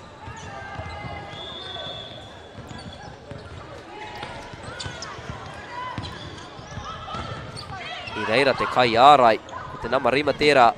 Lovely work, the interplay between number 5, Eliza McDonald, and number 6, Hannah Harper. Anything you can do, I can do better. 2 great blocks, and we are locked at 10 apiece. Te kau, ki te kau, tētai e koe, te wehe wehe e nei tima e rua. You cannot separate these two teams at the moment.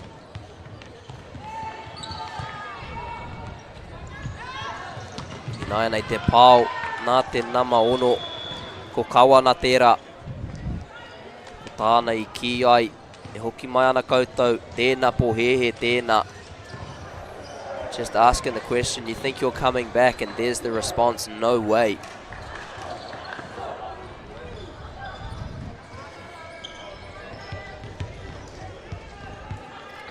Nai nei, mā te nama waru, Alana Sio e timata. Nicely dug out by McMillan. Going out to that right-hand side. Good long hit again by Eliza McDonald. Putting in some serious work on that right-hand side is the number 5 for Rangi, Ruru. Te kaumātahi ki te kaumātahi.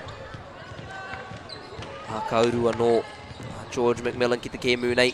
George McMillan once more makes her way back onto the court. Michaela McNaughton, my apologies, that is for Tauranga girls. George McMillan feels like she hasn't actually left. Wondering if she'll be able to have a rest at some point. Might be a bit too valuable for her team, as we see. Fantastic dive and the dig. Just as I say her name, she puts in a special play.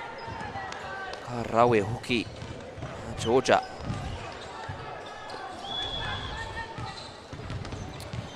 Oreira, Marangi Ruru e timata. E toa ana mā te rua I nai nei.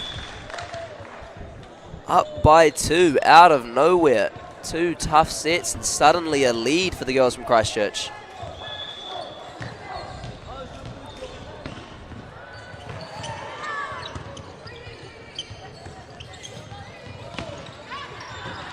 Lovely save there from the nama te kauma, toru te kauma rima, engari ai te kaiwa wau.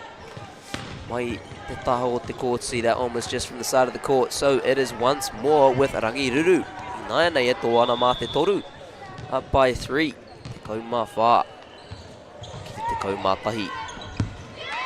Ahua roa, te tuku I taua wā. No reira ka hoki anō ki Tauranga. Serve there. A little bit strong, so it comes back to Tauranga. Te nama te kauma whesu tērā.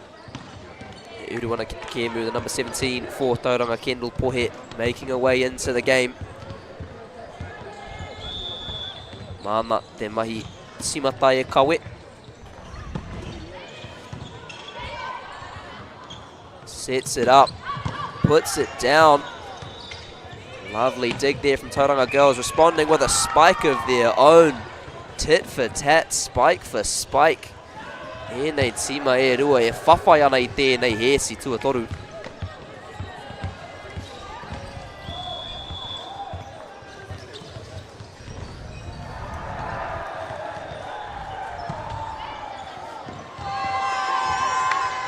Absolute laser beam tērā ki te paimuri. Right on the baseline. Don't get much more accurate than that. Absolutely fantastic from Tauranga girls.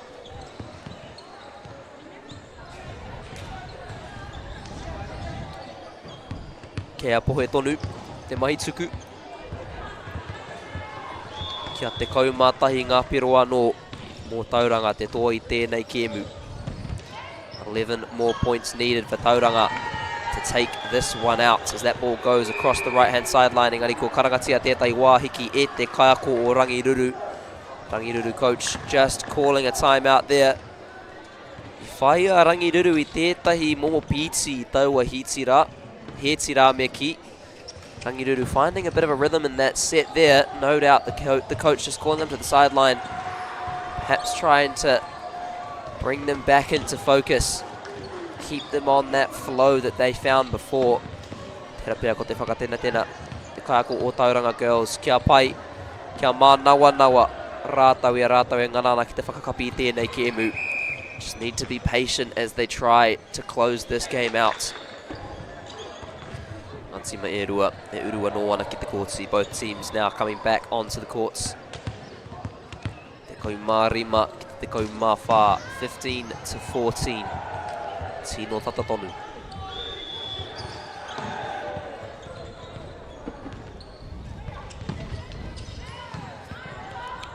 Rangi Ruru putting it up, looking for the pile for the spike. Engari reiranga kaiarai. O Tauranga girls with their blockers getting up on that occasion. Managing to cut that one out.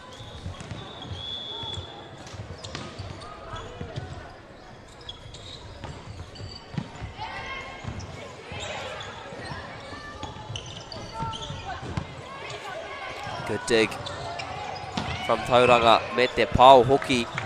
Nā te nama toru te kaumārima ko Waiatsuia Roberts. Who else but Roberts once more with the spike. Putting it down, and just a little error at the net there from Rangi Ruru. Tauranga mā te toru. Mā te toru. Kāore ko te mā tō toru. Tino rereke e ra ki anga e rua.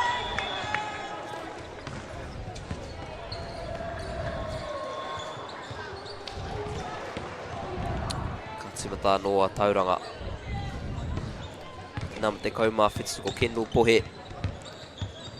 Tauranga he ūtonu ana ki tēnei tima. Just sticking with this lineup, sticking with this team a Tauranga. 1, 6, 16, 35, 10 and 17. Me te kanikani whakanui and the little dance celebration there as well from Tauranga. They're enjoying themselves now.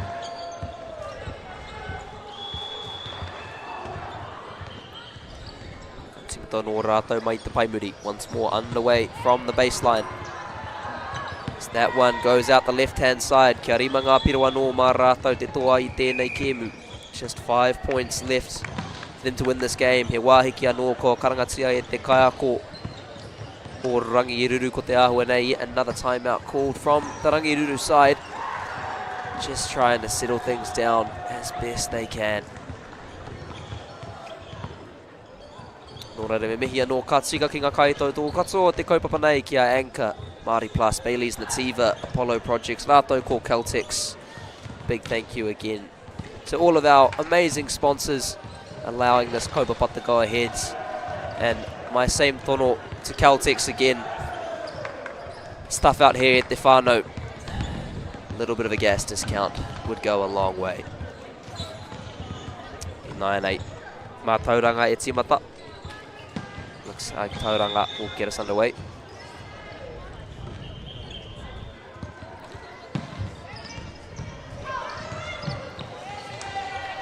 Kia Tauranga anō.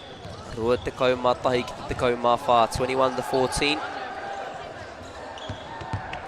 Ko rawe e nei tuku. Nā Kendall Pohe. There's been some fantastic serves, I should say, from Kendall Pohe.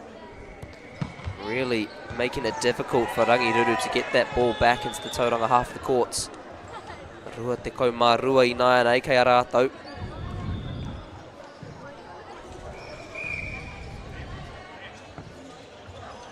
Nō reira, kia toru ngā pero anō. Just 3 points needed for Tauranga to find victory here. Tētai kai whakawhiti e uru ana ki te Kemus. We see a substitute coming into the game. Nō te pai o Rangi Ruru ko te nama te kaumā rua tērā, Maggie Ada.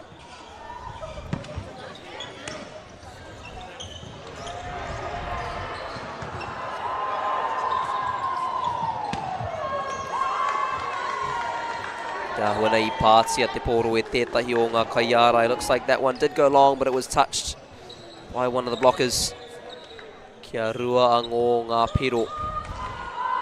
Just 2 more points for Tauranga to close this one out.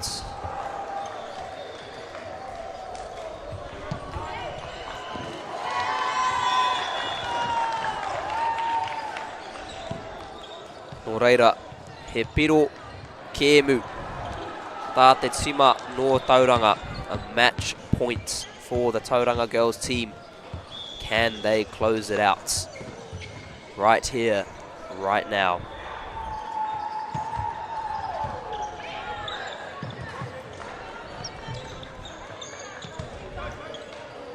Te keri, te pau, koera te kēmu.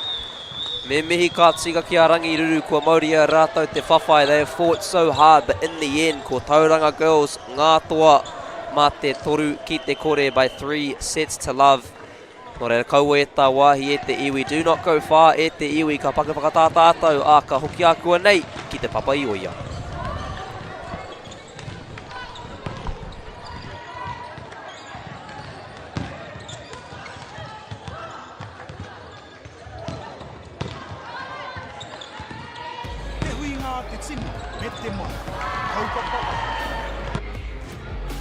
Whakapiripiri mai, whakatatatata mai rā. ASB Polyfest 2026. Ki Māori Plus, me whakaata Māori. Ko te Māori rere. Whanau atu rā. Kia kaha, kia Māori, kia ū. Ko te Māori kei a koe. Island of Mystery. Ki Māori Plus, me whakaata Māori. Nā reira, he mea huatu tēnei ki a rātou. Hei kura, hei tiki mō rātou, hei whai ake i ngā kahura.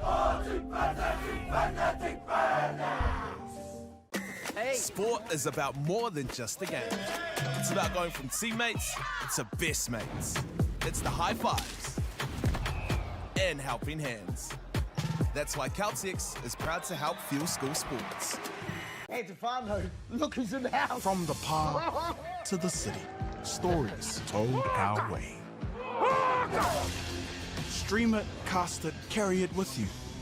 Download Māori Plus on your devices.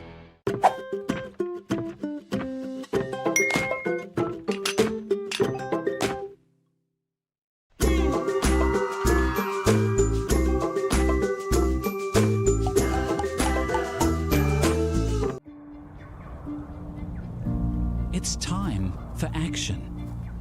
We are working to reduce the impacts of climate change, side by side, with nature, with each other, through research, investment, and practical innovation. Because nature is not a resource, it's a collaborator. Nativa, leading with nature.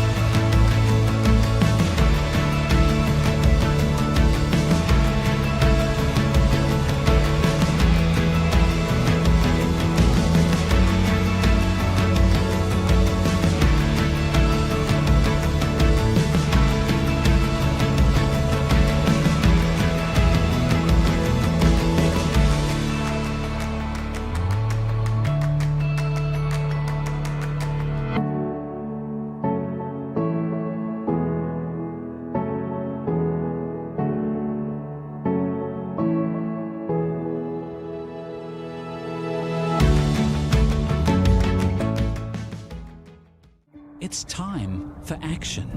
We are working to reduce the impacts of climate change. Because nature is not a resource, it's a collaborator. Nativa, leading with nature. Hey, Stefano, look who's in the house. From the park to the city, from up the coast to down south, stories told our way. How can you not be amped about that? Sharp as a tack, You're the mana mancha. deep as an ocean. Ahakoa kei hea koe, kei reira ao Māori Plus. Hey, tēnā koe. Quick scroll, one tap, ka mau kua uru mai koe. Pause it, rewind it, play that part again, turn it up. This is Māori Plus. Get ready with me. Tō mātou reo. Kia au te manoa rere, kia au. Tō mātou puku hohe. There's a lot of eggplant emojis there, matua. Ooh, aroha mai, babe. Tō mātou tiroha. Watch it when it suits you, how it suits you. What? I know. Stream it, cast it, carry it with you. Download Māori Plus on your devices. Okay, guys, twice to sell. We've got passports, coming to sell. Ladies and gentlemen, This isn't about what we wore back in the day. we're going to go now. Going once, going twice. No more offers.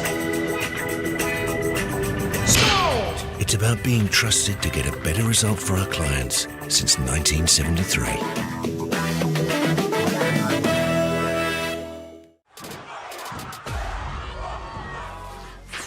That is tough. Kei aku nui, kei aku rahi, anei rā, a haka feels. Ours just make sure that everyone knows who we are. Te whāinga matua, kia rangatira te tū, kia waganui te tū. Me, my brother's like, stop. I want to win. I want to win. Let's go! Anei a haka feels, te mihi atu nei. Whoops, running on empty? Enjoy a 6 cents per litre fuel discount at your local Caltex with Pumped every day. Ah, feels good, eh? Get it at any participating Caltex. What makes Bailey's altogether better?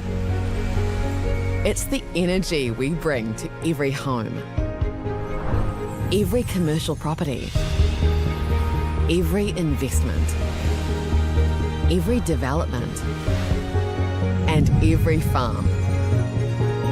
Because when the energy is right, you can feel it. Bailey's, altogether better.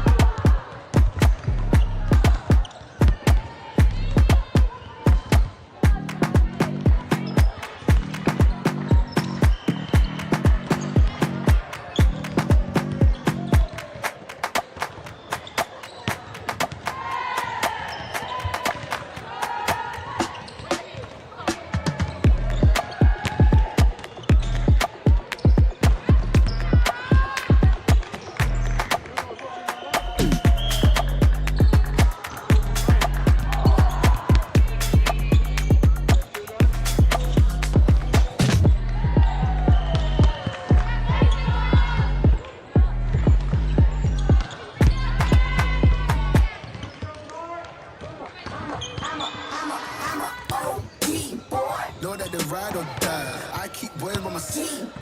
Know that they ride or die. I keep boys by my side. Then we hustle, but the night we know that they ride or die. Know that they ride or die. I keep boys by my side. Know that they ride or die. I keep boys by my side. Then we hustle, but the night boys by my side. Know that they ride or die. My name came up a lot of sounds. More when I was not around. Certain people that I know, they ain't no longer about. My name came up a lot of sounds. More when I was not around. Certain people that I know, they ain't no longer about. My name came up a lot of sounds. More when I was not around. Certain people that I know, they ain't no longer about. My name came up a lot of sounds. More when I was not around. Certain people that I know, they ain't no longer about. Know that they ride or die. I keep boys by my side. Know that they ride or die. I keep boys by my side. Then we hustle, but the night we know that they ride or die. Know that they ride or die. I keep boys by my side. Know that they ride or die. I keep boys by my side. Then we hustle, but know that they ride or die. These brothers my guys, know that they fly. Know that they fly, know that they ride or die. Cold, these brothers my guys, know that they fly. Know that they fly, know that they ride or die. CJ Ike, they ain't no longer about. They ain't no longer about. They ain't no longer about. CJ Ike, they ain't no longer about.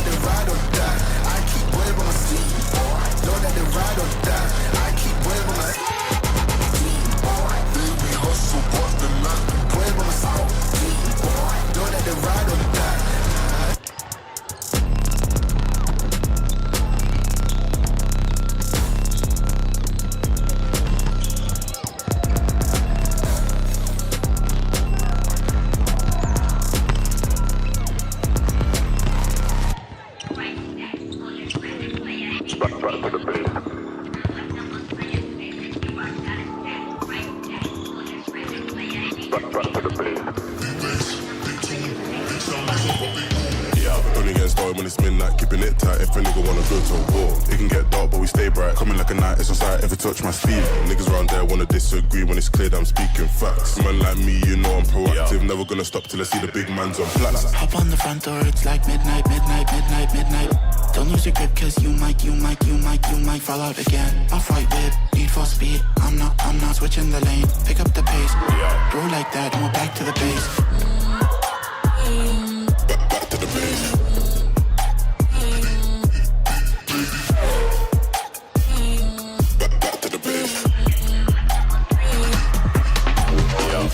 I can never act. Been tryna stack up racks on racks. Boys in the back wearing all black, staying on track. Better show your gun, and that's on me. Out here getting this beer. If you work for the devil, better retreat. Coming too icy, coming too clean. Could never move shady, ain't no feeling. Shotgun, London, what's the outcome? You know, I'm a madman. Just can't stick to the program. Raise up the heat, keeping the tension. Shifting the gear to a different dimension. Red light, speed up, take off. Hop on the front door, it's like midnight. Don't lose your grip, cause you might fall out again. Off-white whip, need for speed. I'm not switching the lane. Pick up the pace. Go like that, and we're back to the base. Back to the base.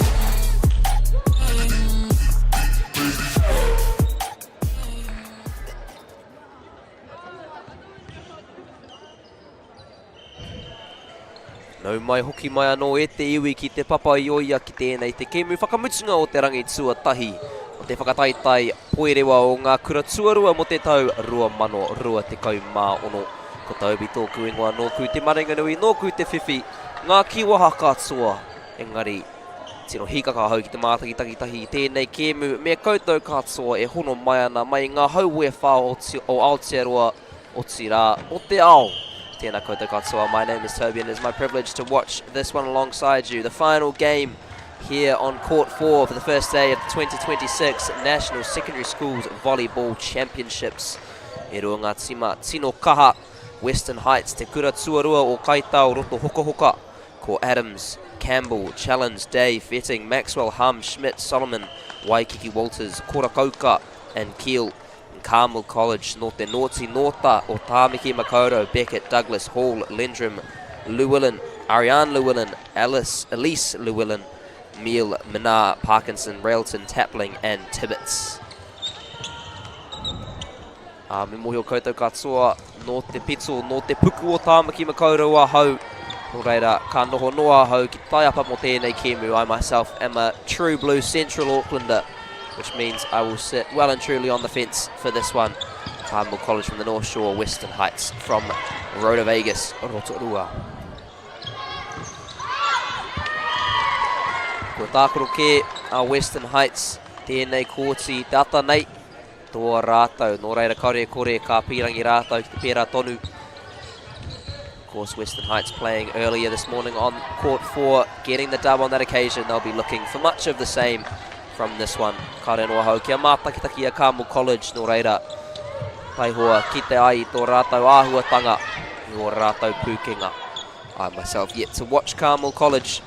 Have to wait and see their style, their skills. But Western Heights, well and truly attacking, physical team.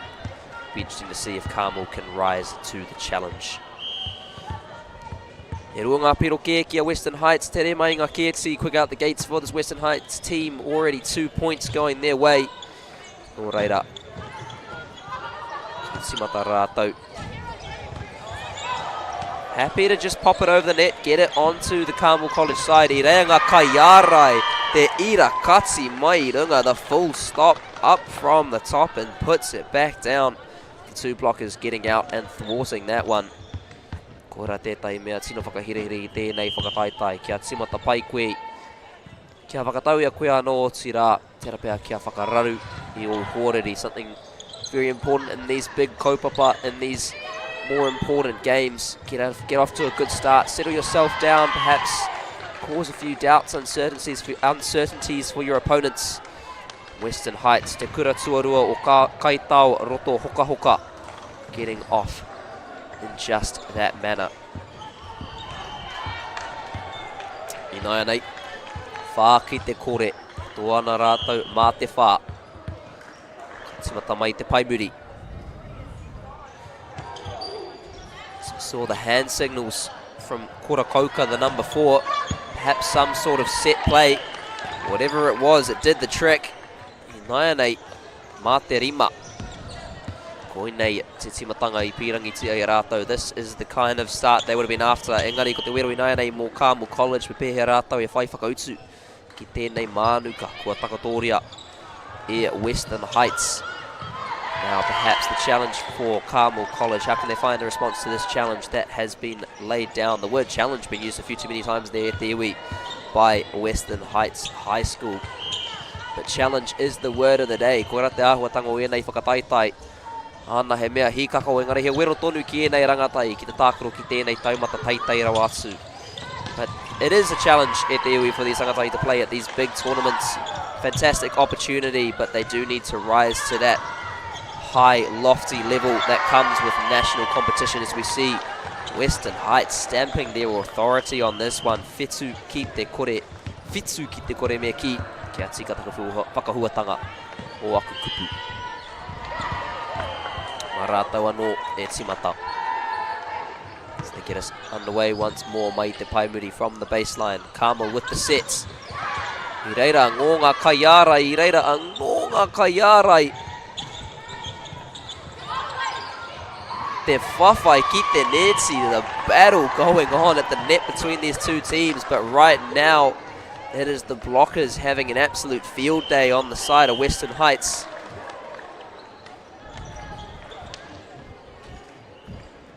Engari, E mea whakatina tērā mō Carmel College kua whai rātau I ētahi āheinga. Te paua I te portal, they found a few opportunities to get some spikes off. See if they can convert those into points. It's now Western Heights sending that one over. Carmel with the return. Western Heights once more. Reira te kaiarai. Switching across from left to right. Me te ārai hoki koira te piro tuatahi mō Carmel College. There is the first point for the girls from the North Shore. They've been patient, they've worked hard. This is the beginning.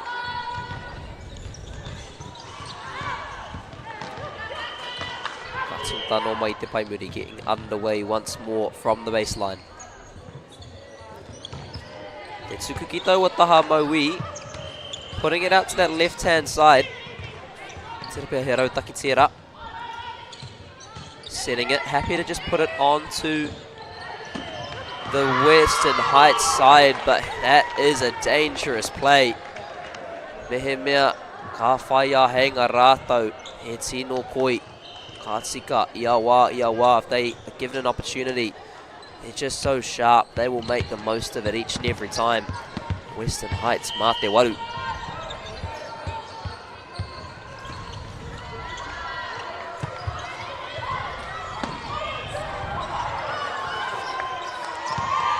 Rerea no te pōro ki taua taha maui, that ball going out the left-hand side.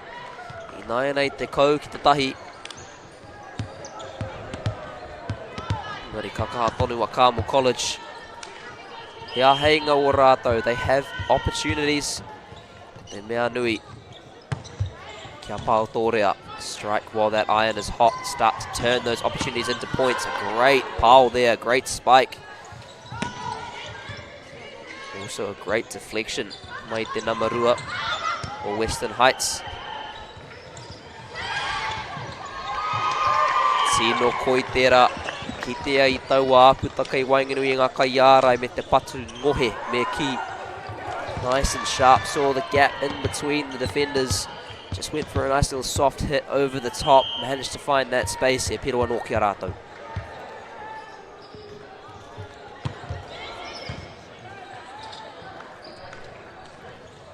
Great set there from Carmel College. Me te pau. Whakawhiti ana mai te taha maui ki te matau. Lovely crossfield strike from left to right. Finding that back left corner. O reira he pero anō kia rātou. Ia heinga ki te whakaiti I taua āputa. Whakawhaiti me ki.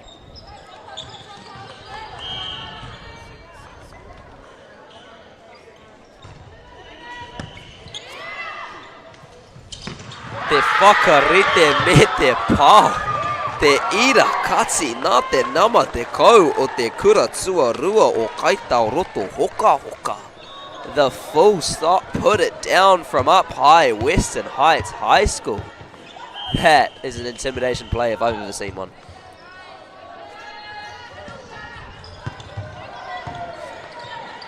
Katsukono ki taua taha maui, sends it once more to that left-hand side. Me te koi hoki, te patu rewa me ki, that lobbed hit just over the top, looking for that back corner and sticks it right in there. Iwa noiho te rereketanga I nai anei. Back down to a 9-point gap.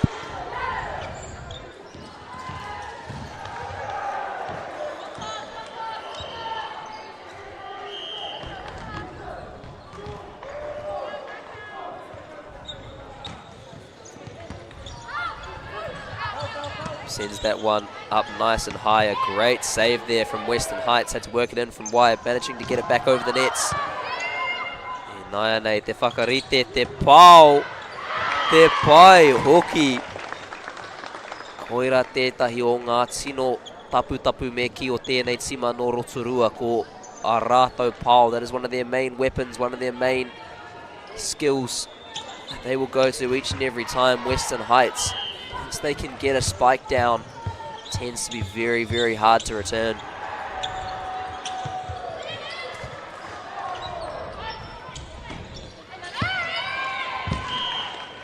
Pai tērā, Carmel College, te patu ki Wainganui, pōhehe ana I ngā kaiarai. Good strike up the middle from Carmel College. Just causing a bit of confusion in between the blockers for Western Heights. Goes the way of the wahine no Tāmaki Makaurau. Te taha nota o Tāmaki Makaurau meki. I reira ngā kaiara I taua wā.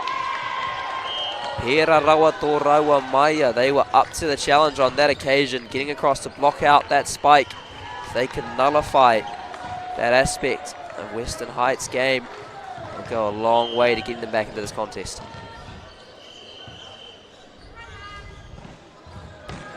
Matano, te keri, te whakarite, te pāo, te taia e koe te taupare I taua tukura. You cannot stop that. Aha ko te nama, ko te kahonga kai ārai. Au we, me pēhea te whakamutsu I taua werora.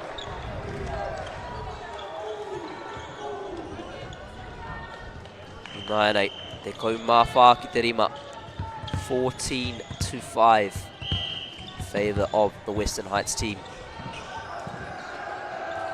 Ka tuku anō. Tino tata engari ka pā I taua rākau ki te taha koera tētahi o ngā ture kia haere te pōro kei wainga nui I era rākau e rua. E mea ka haere ki waho ka pā rānei I taua rākau. He piro tera. One of the rules here in volleyball, you have to hit it between those two sticks, those two red and white striped sticks. If it goes outside or touches it, that will cost you a point. United Western Heights, mate te kaumatahi up by 11. Ko rawe rātau I tēnei hetsi tuatahi. They have been so good in this first set so far. Engari kia rima no ngā pero. Ia heinga pai tonu tērā mā Carmel te whai whakautsu. I reira ngā kaiara I tino tata. Engari ka haere te pōro ki te taha matau. Oh, so close from the blockers, but it goes out to the right.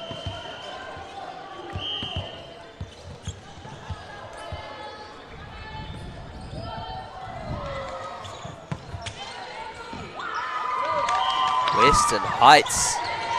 Te kauma waru I naia nei. Kia rātou tonu te mahi tuku. Tēnei ngaru no Rotorua. This wave from Rotorua just washing over the court at the moment.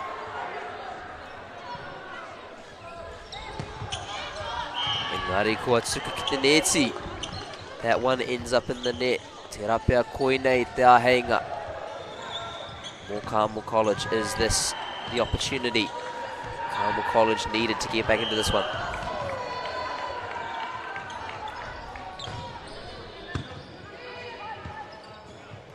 Ka tuku anō.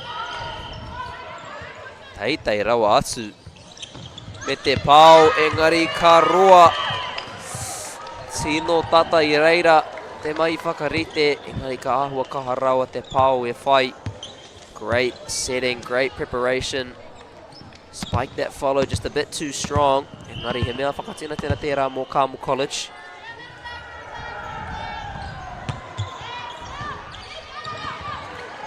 There's the set. I reira. That's what they were looking for. Te pāo mai te taha maui. Spike from the left-hand side. Te ara pea koera te ara mā rātau te hoki anō ki tēnei kēmu. Is that the way they're going to get back into this game?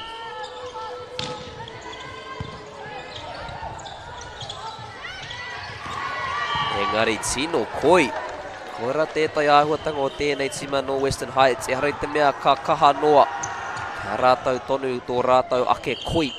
Something else we've seen with this Western Heights team. It's not like they're just going to come in with power. They have their own sharpness, their own way of reading the game. They see those spaces. They're able to manipulate the play, get the ball into gaps.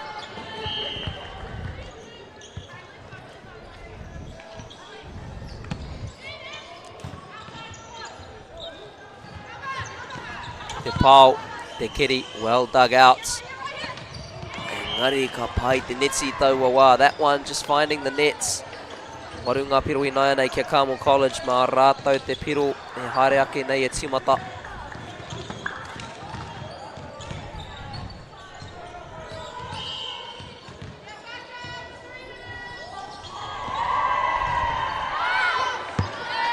Ahua kaharawa te tukui taua wā. A little bit strong on the serve there. Kia whāanga piro anō mā rātau te toa I tēnei hetsi tuatahi. 4 more points needed for them to take out this first set. Timatano.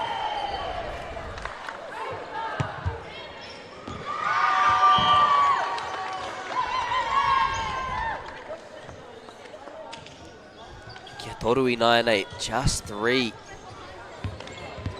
He mea ka tai e rātou te whakakapi I tēnei hesi tuatahi. Ka uaua mā Carmel College te hoki mai anō.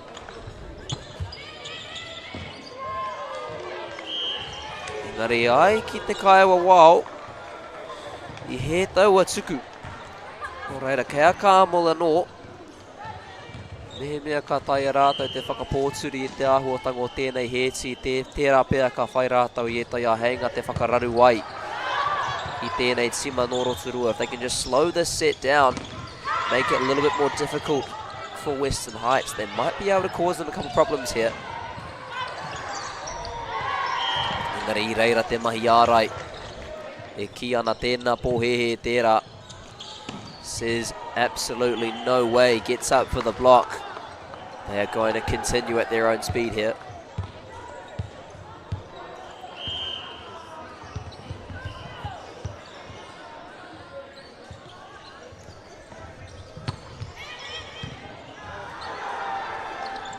Karite, te pau, dug out very well. Going to go over the back. Well met by Carmel. Once more trying to move that ball around. Engari he te kōrero kei Wainganui I ngā kaitākaro. The communication just going awry there for Western Heights. Ka aha Carmel I nai nei.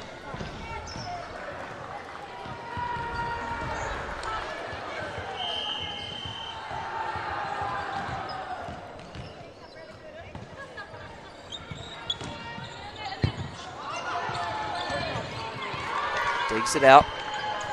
Carmel te pau. Ngari ka haere ki te taha no. One just out to the side. Nō reira anei te piro heti tuatahi. No Western Heights first set point here for the tima no Rotorua.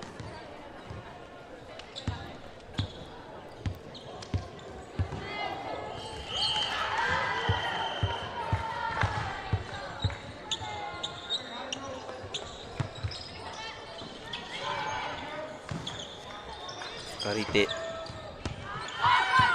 It's going to take a bit of an effort to bring this one back in. They do a great job. Look, for all money like that ball was going down, but they brought it all the way back. Ka roa hoki te pau rā. Looks like that will be the whakamutunga o taua hesi tuatahi. That is the end of the first set. Western Heights e toa ana mā te tahi ki te kore. Engari, kei reira tonu a Carmel, e whawhai tonu ana, ka rea kore ka tataranga heti kei te haere. Reira ka paku whakatātātou, we'll take a quick 30-second break.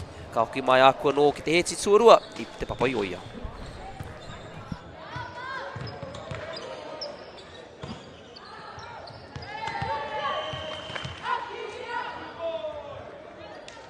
Stefano, look who's in the house. From the park to the city, stories told our way.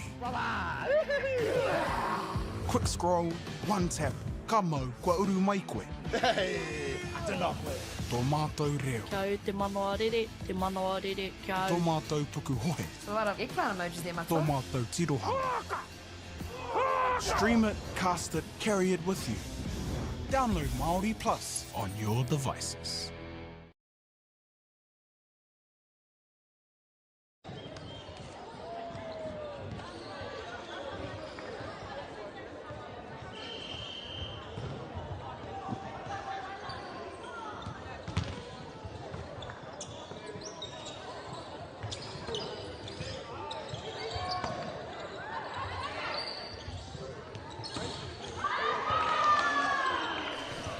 Nau mai hoki mai anō e te iwi ki tēnei te heti tuarua o te kēmu whakamutunga.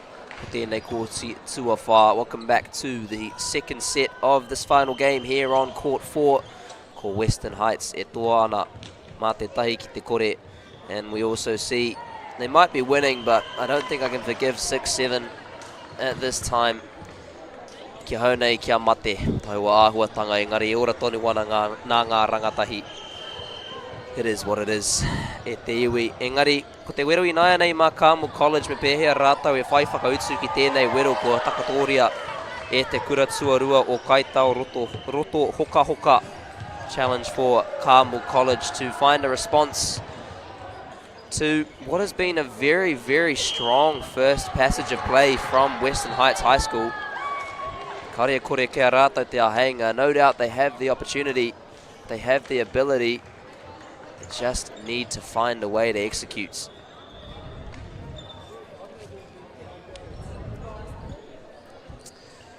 Ko te āhua nei, mā rātou e timata. Looks like they will be getting us underway here in the second set. Will it be Western Heights extending their lead? Will it be Carmel College with the response? Kia hikaka rā e te iwi. Tātou ki tana I tētai whakawhiti mai te pai o Carmel College. We see a substitution coming in from the Carmel College bench. That is number 4. Coming back into the game, tā rātou kai ārei Wainganui. And middle blocker. Te hengareti Kahurangi. Akai wawao. E ko rero tonu wana. Ko oti. Reira mā Western Heights e timata. Final conversations between the referees all finished up. It will be the school from Rotorua to get us back underway. Mai te paimuri.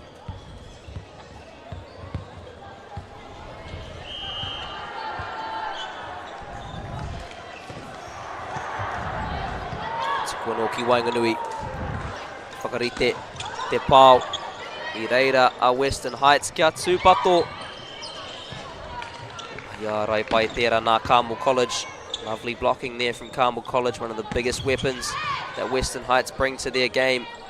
As they work around the net, if Carmel can get up and put some pressure on them, that will go a long way. And there it is, the piro tuatahi o te heti kia Carmel College. Koera te timatanga I pirangi tia ia rātou. That is what they were after to get this second set underway. Going to need a few more of those to get back into this one. Engari kua tuka no ki te neti. That one just ending up in the nets. Engari tahi ki te tahi. 1-1. One of the things that killed Carmel in that first set was Western Heights getting out to a big lead. Waru ki te tahi. No reira mehe mea ka tai e Carmel. Te piri tonu ki a rātou. Te rapea ka rereke tēnei heti tuarua.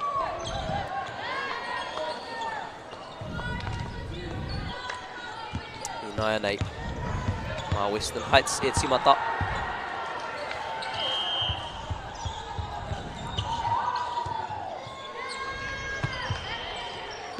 Te tuku ki Wainganui. Pōhehe ana I ngā kai ārai.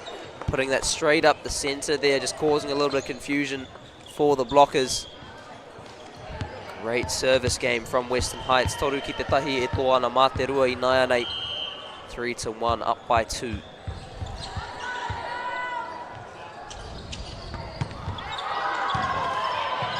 Ki Wainganui anō. Te pāo kei te haere I reira ngā kai ārai. Engari kua pā I te rākau. O reira kia Carmel College taua piro. Once more that rule just coming into play. That ball from the deflection going up into that rākau on the side of the nets.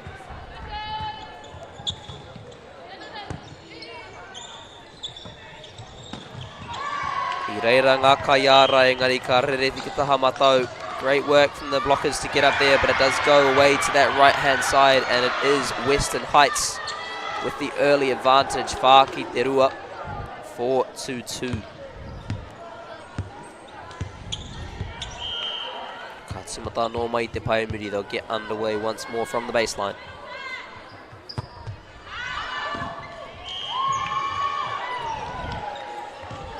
He piro anō. Whakawhānui ana. Takuaroha I whakawhewhaiti ana I taua āpita. Carmel College just narrowing that gap a little bit to 1 point. Ka timata no mai I Murira.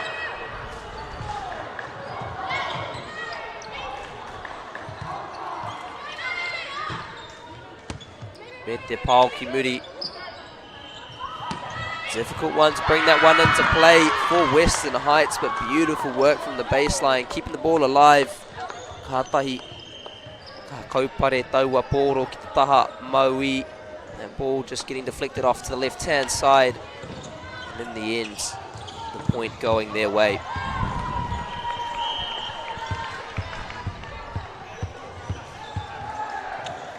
Katsumatano.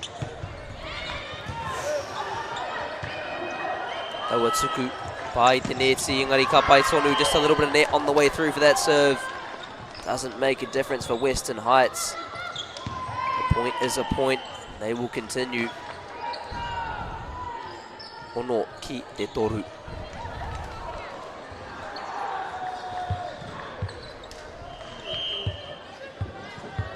Maratau e timata.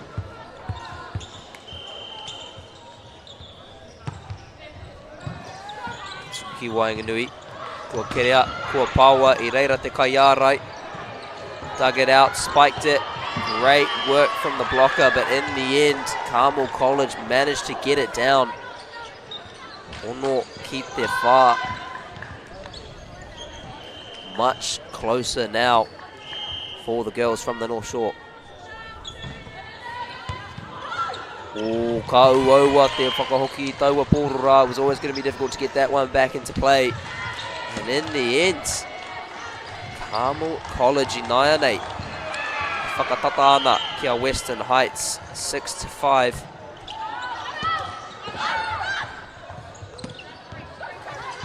That is some fantastic work from Western Heights College. How on earth did they manage to bring that one into play? Kario I te paku mōhio. Engari, I tika tonu kei a rātau te piro.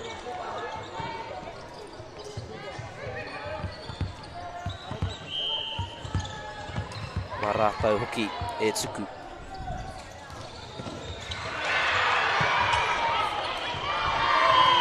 Ka pai te neti, engari ko tāku I ki ai. He piro, a point is a point. Western Heights now extending that lead to 3. Waru ki te rima, ki rungi a Carmel College.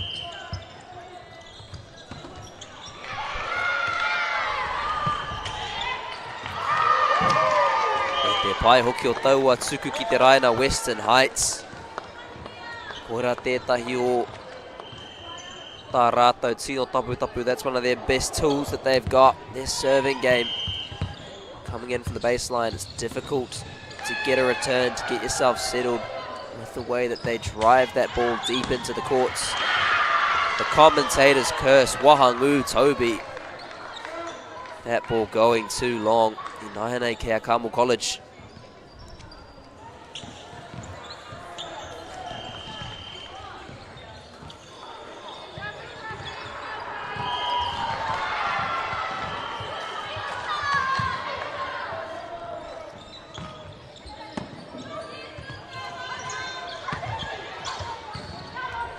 There's the sets. Te pao kei te haere. There's the spike. There's the piro. Carmel College. Naya nei e whai ana I tā rātou pītsi, finding their rhythm and also finding some fantastic celebrations. Loving what the bench is bringing to this game as well.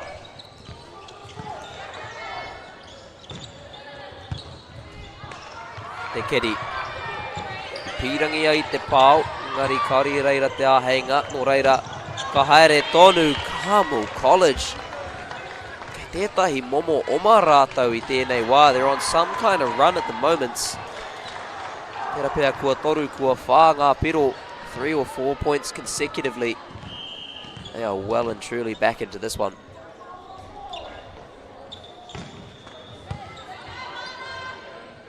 The sets. Te pao. Kua raka, iwa ki te iwa, locked up at 9 apiece. Te rere kētangi hoki o tēnei hetsi ki te hetsi tuatahi. Such a different kind of game in this second set to that of the first. Western Heights starting to get a little bit of trouble here. That one just goes a touch too far from Carmel College. Can Western Heights make the most of this opportunity?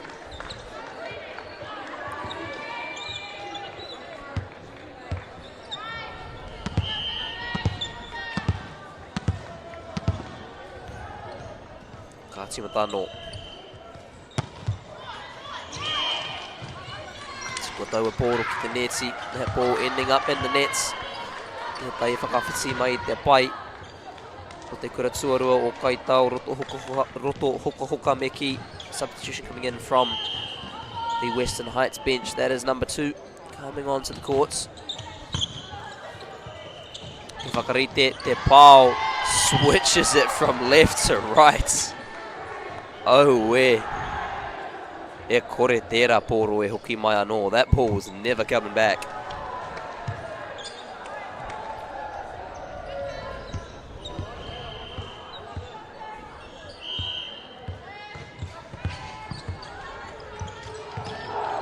Kāti Matano.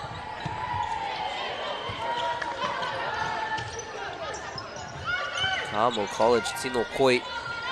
Mahi ana I ngā apita kei te taha. Ka taka. Ki tō rātou taha comes down on the side of Western Heights. Te kaumātahi ki te kaumātahi. 11 locks up with 11.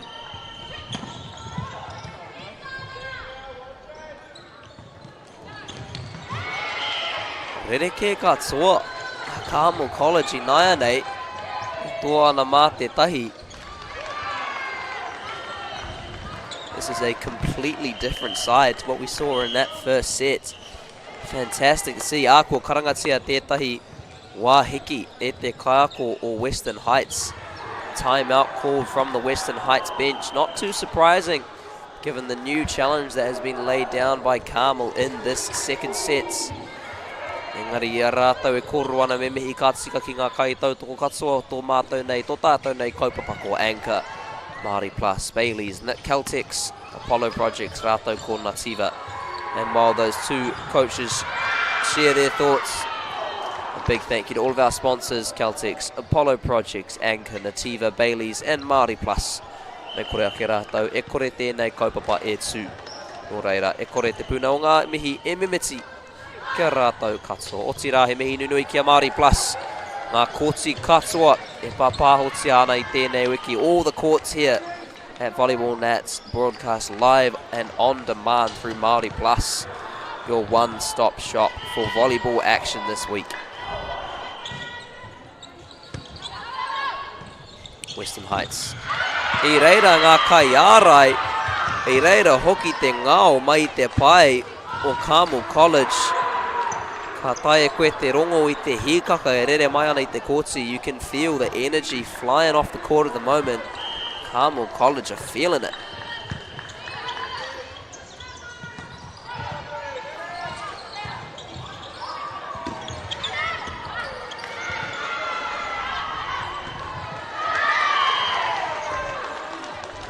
Paitera, more Western Heights. It's better for the girls from Rotorua. More of the same will take them a long way towards winning this fixture.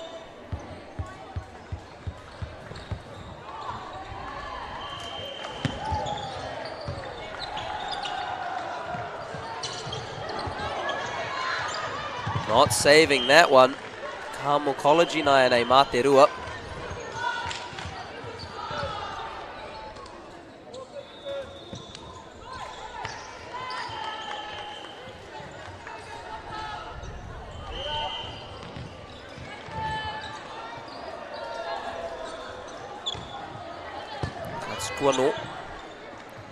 The set ahua kaharawa.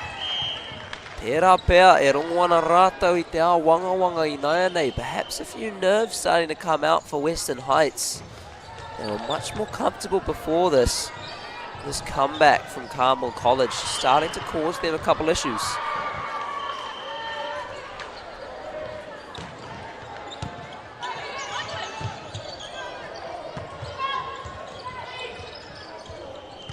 Lovely work there from Carmel to get that one back into play, but now an opportunity for Western Heights to set it up. Me te pau. Engari te ruku kia kere ai. The dive to dig it out. Lovely work from Carmel. Engari te pāua no kōwai atu I te nama te kau. Number 10, as always, standing up for te kura tuarua o Kaitau roto hoka hoka. Te kau mā rima ki te kau mā toru. 15-13.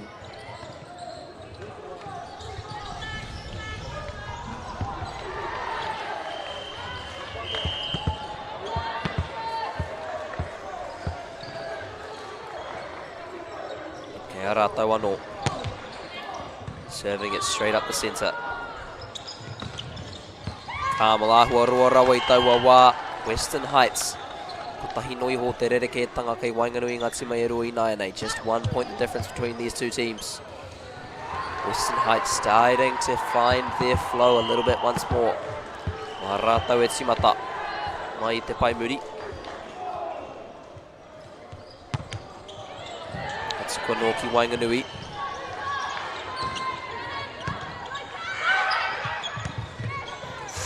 Kia kōrero e hoa mā. Getting away with it on that occasion, but communication almost costing Western Heights there. Pai tonu I te mutunga kei a rātau te piro.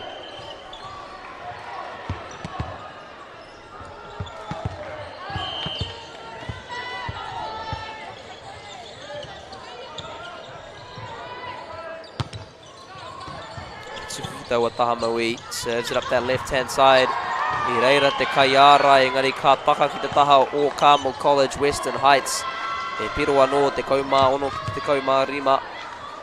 Blocker got up, fell on the Carmel College side. Western Heights up by 1. Ka timata anō.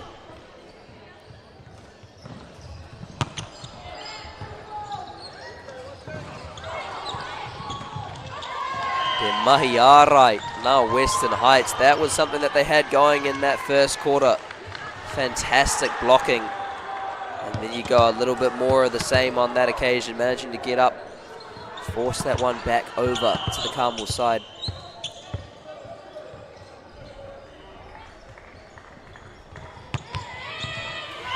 Ngari, Tukua no ki te neti. That one ends up in the nets. He hapa no nā te kura suarua o Kaitau roto hoka hoka. No reira, te rapea hea henga I nāianei mā Carmel College. Te whai tētai painga I tēnei he ti tuarua. Chance for the girls from the north to find an advantage in this second set.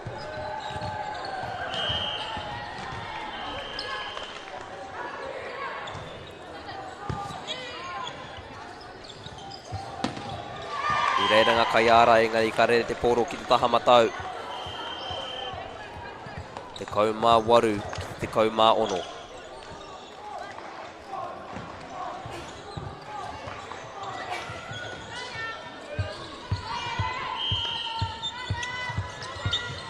Timata no mai te paimuri.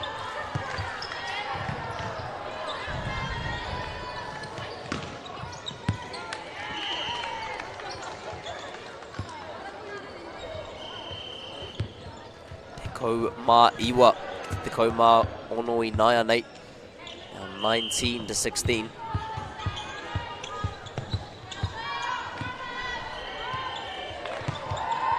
Tuki ki te taha matau, ka pai te neti, engari he piro tonu te piro, rua te kau, ki te kau mā ono, ki te taha o Western Heights.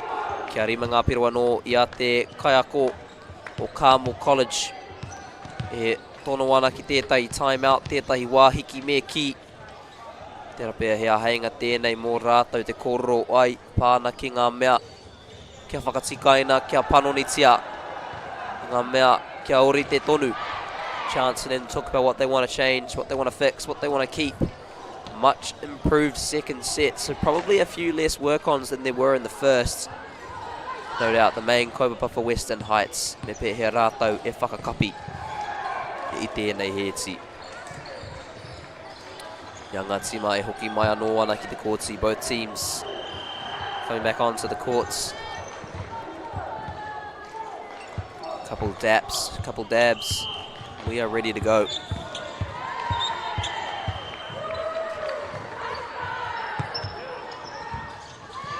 Rere taua pōro ki te taha maui, Western Heights. Rua te kaumātahi ki te kaumāono.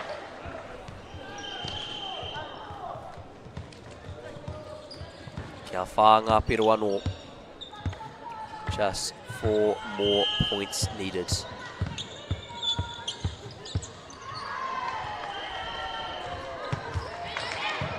Atsuki Wainganui. What a spike that was from Carmel College. Oh, where te kaha hoki. The strength up the center.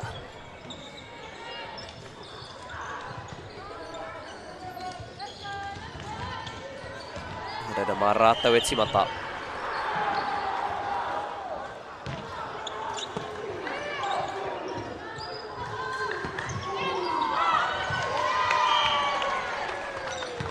Engari ka no tonu tērā ki te taha o Carmel College, no reira kia toru ngā piro i nāia nei.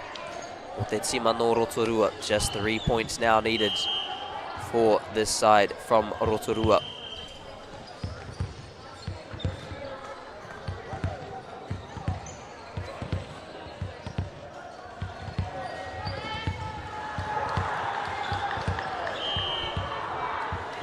Simatano.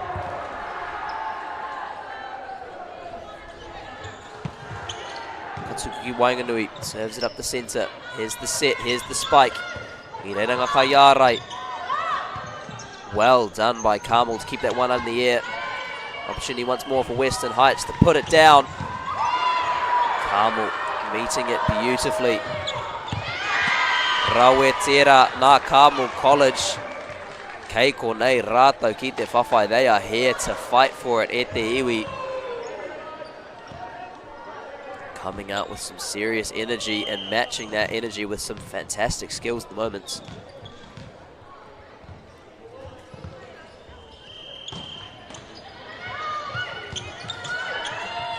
How on earth did Western Heights manage to get that ball back over?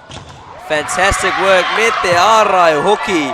Ira Katsi puts the full stop on it up at the net. That is a statement play.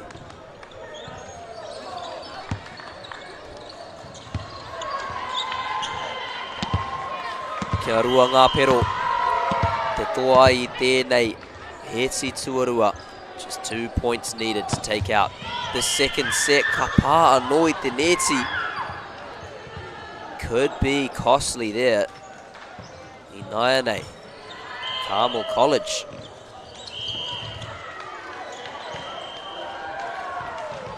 Ka hai rātou ki tēnei āhenga. What will they do with this opportunity?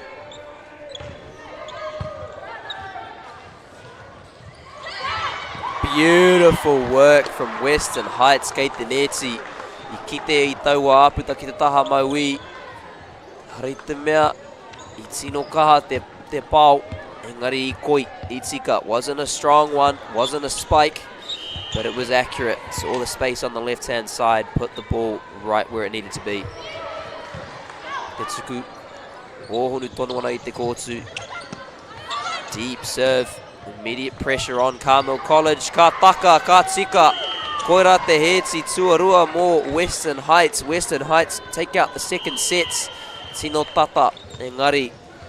Hei ako nei ka hoki mai ki te hetsi tuatoru. Tera pēr te hetsi whakamutunga mai te Pāpāmoa. This is an opportunity that we can't pass up.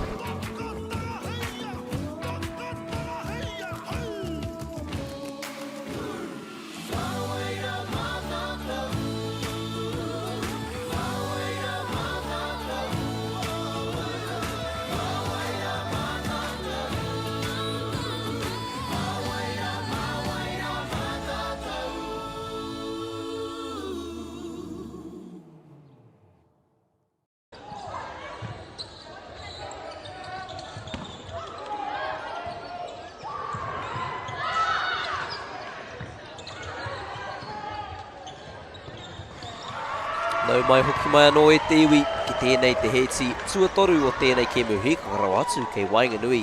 Now Western Heights rātou ko Carmel College. Welcome back to this, the third set of action between Western Heights and Carmel College. A fantastic and exciting game thus far. Mai te Pāpāmoa, ti rā, mai ia Palmerston Arena. Ko te kura tuarua o Kaitau roto hoka hoka. Western Heights e toa ana mā te rua ki te kore. Western Heights up by 2-0. Ngari tino tatataiwa heti kua hipa. A nice close set there in the second phase. Nō reira karea kore ka whakaporo tonu a Carmel. Ka tahi rātou te whai I tētai whakautu. They will keep believing they can find a response. They will keep believing they can find a way back into this one. Ia ngā tima e rua. E tatari ana ki aurua no ki te kōti. Both teams waiting to get back onto courts. Te pātai nui. He mea koi nei te heti whakamutunga. Te he mea koi nei te heti ka panoni te āhuatanga o te kēmu. Is this the final set or is this the game that will change? The set, I should say, that will change the way of the game.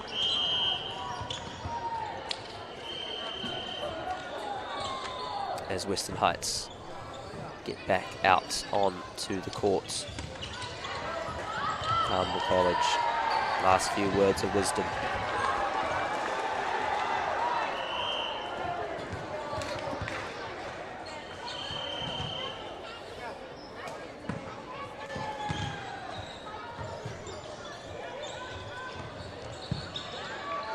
Katimata no a Carmel College ko te āhua nei.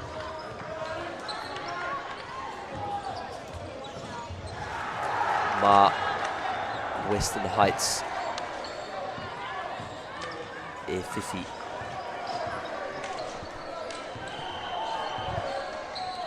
It appears as though Carmel College will get us underway. It will be Western Heights to receive. 9-8. Western Heights. I reira te kai ara I koira te timatanga I pirangitia I rātou. That's the start they were after. Great work there from the blocker getting up to thwart that pile, that spike. Already 9-8 mā rātou te piro e timata. They will get this point underway.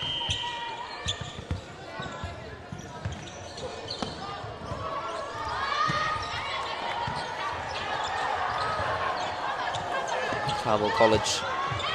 Beautiful spike there, beautiful response. Koira te whakautu I nai tahi ki te tahi. Mā rātou e timata. Mā te āhuatanga o tēnei heti. Ka rea kore ka whawhai tonu rātou. Ainoa ki te whakamutunga. With how important this set is, you can know for sure they will fight well and truly to the end. So that one takes a little bit of net on the way through. Ai te rākau, ko reira e rua ngā piro I nai kei a rātou. Tahi noa kia Western Heights.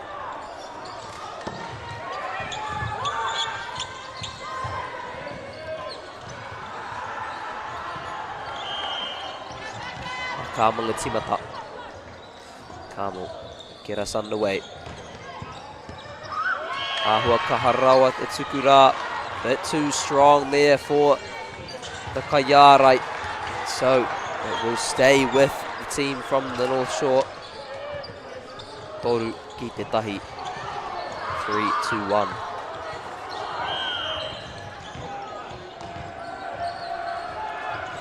Ora te mahi tino uaua I ngā hākina kina katoa, te whakakapi I te kēmu, one of the hardest things in all sports, closing out the game.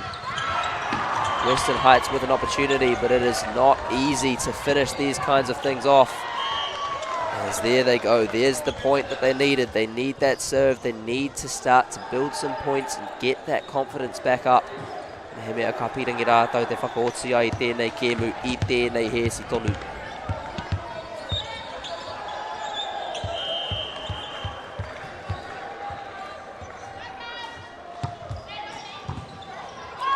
Rere taua pōro ki te tahamaui.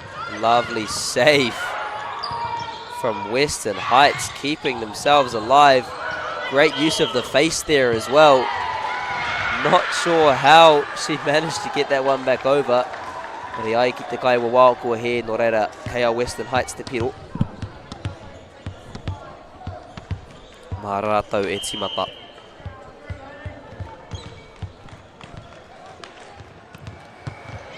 Te tuku ki Wainganui. Ka pai te neti. Just takes a quick touch on the net. Ngari ka taka anō ki te taho o Carmel. Looks like it will just drop on the Carmel side. Taku he. Ka taka ki te taho o Western Heights. Not sure what game I'm watching e te iwi. Nā Carmel e timata. Te tuku ki Wainganui. Te pao kei te haere. There's the spike. Mai te maui ki te matau. Too strong. Ball flies off and hits the door. Whā ki te whā kua raka anō ngā tima e rua. Once more locked up at 4 apiece. Kua tata. Kua tino tata te timatanga o tēnei heti. Very, very close start to this set.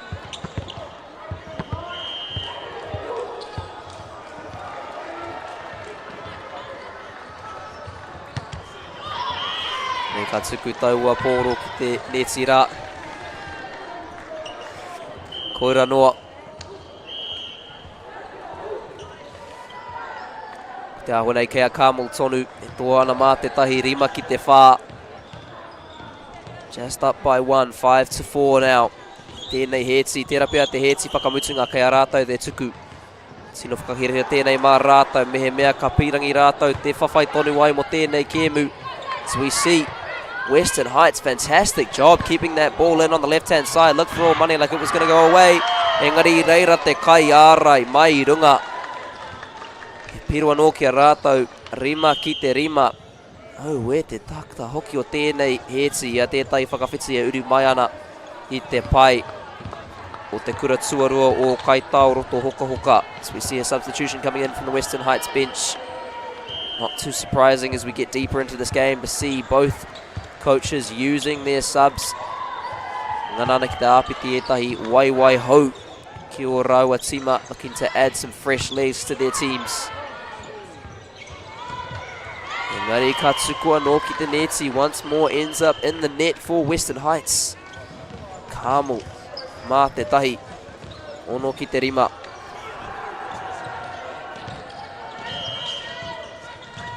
Ina ka tuku anō. Ka tuku ki Wainganui. Bit of distance left to cover, managed to get it over in the end. Can they save this one all the way over by the bench? That is unbelievable stuff from Western Heights. They had the coach running away. E ora tonu wana rātou. Oh, e te tata hoki. Mehe ngeru. E iwa o rātou oranga. Like a cat with 9 lives. They just would not go away in that point. Getting the ball back from seemingly impossible situations. In the end, Carmel driving home their advantage. Katsuku anō ki taua taha maui. The trick serve goes up the right-hand side, the left-hand side if you're looking from the Western Heights perspective. Toru, ngā pero te rereke tangi naenei, now 3 points the gap. Carmel starting to find some flow.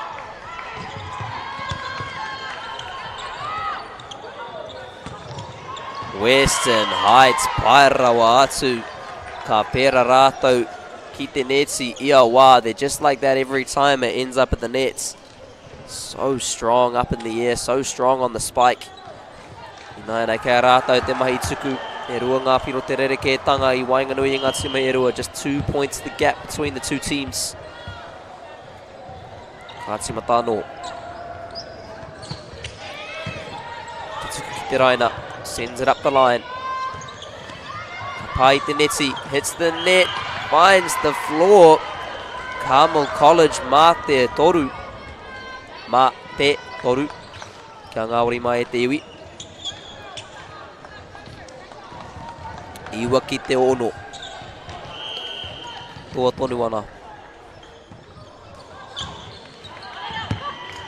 Engari ka roa rawa te tuku I taua wā Western Heights. E rapu tonu ana I te toa I tēnei heti, still looking to win, to close this game out in the sets.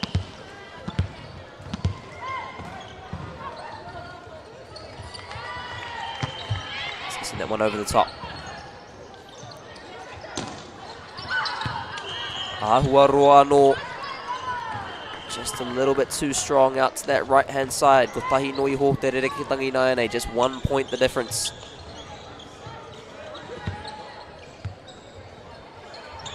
Te tae koe te whakapai mā Waiatoa. You just cannot guess who's going to take this set out.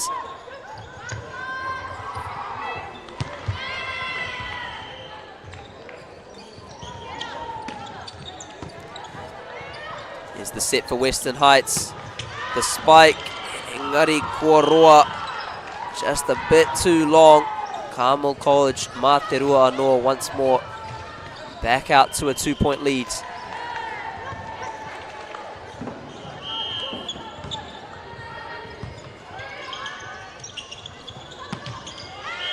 Katsuki ki te neti.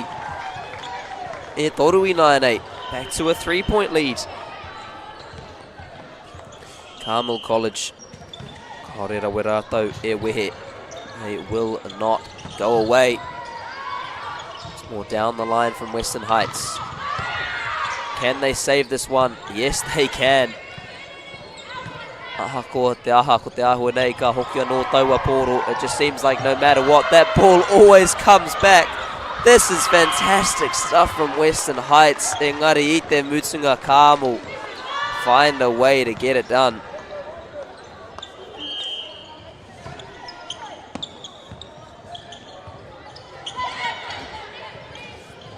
Ka whakarite anō.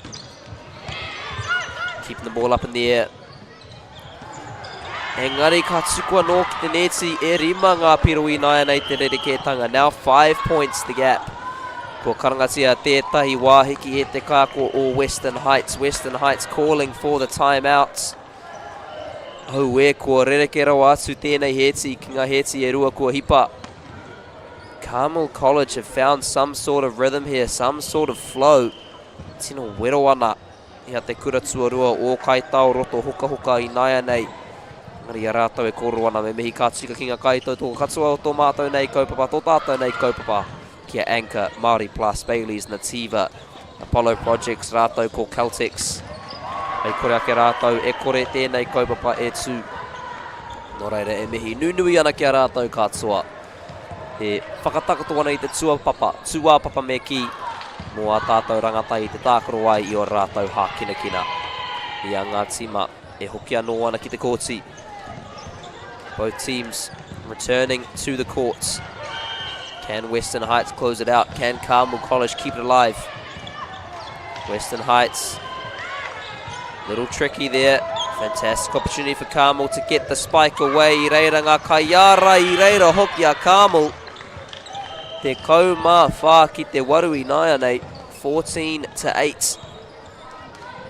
Hako te aha, ka whawhai tonu. Western Heights dig it out. Engari ka haere ki te taha matau. I nāia nei mā te whitu.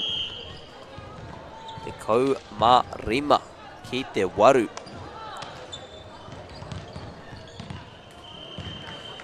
Mā Carmel e timata.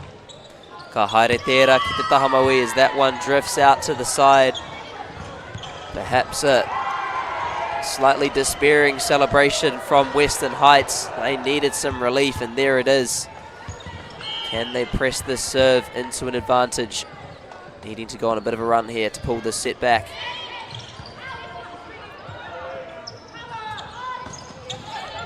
Here come Carmel. Here come Carmel. Engari reira hoki a Western Heights. Looking up for the spike. Engari ka roa. E ai, ki te kaiwa wao kua pai te ringo o tētahi o ngā kaitakaro o Western Heights. Looks like it did take a deflection off one of the Western Heights players. 16-9. Ka aha rātau I nāia nei. What can they do now?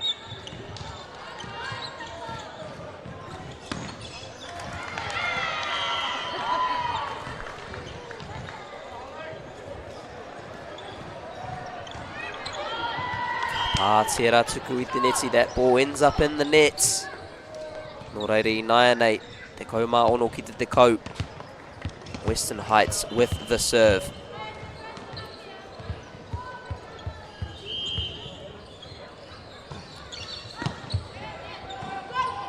Going to send that serve deep. Great return from Carmel. Great save also from Western Heights. Here comes the pile. Hits the net. Great save once more from Carmel College with the pile of their own. Engari ka tuku anō ki te neti kei Western Heights tonu. Te kaumā whitu ki te kaumā tahi. This feels like it could be their return they were after.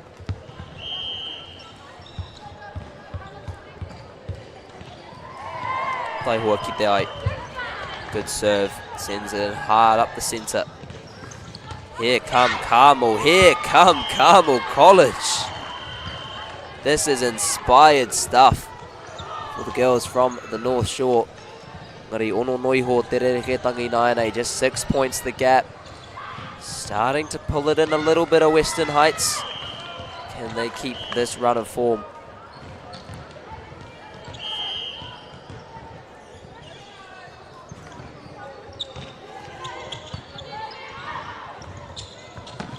Big spike. Mai te nama te kau o Western Heights. He piki pau tērā. Ngana ana ki te aha whakapōturi. Tēnei tima no Carmel College. Just looking to slow this Carmel College team down a little bit. Maybe try and disrupt some of that energy. Just put a little bit of a spanner in the works. Mā rātou anō e timata as they will once more get underway.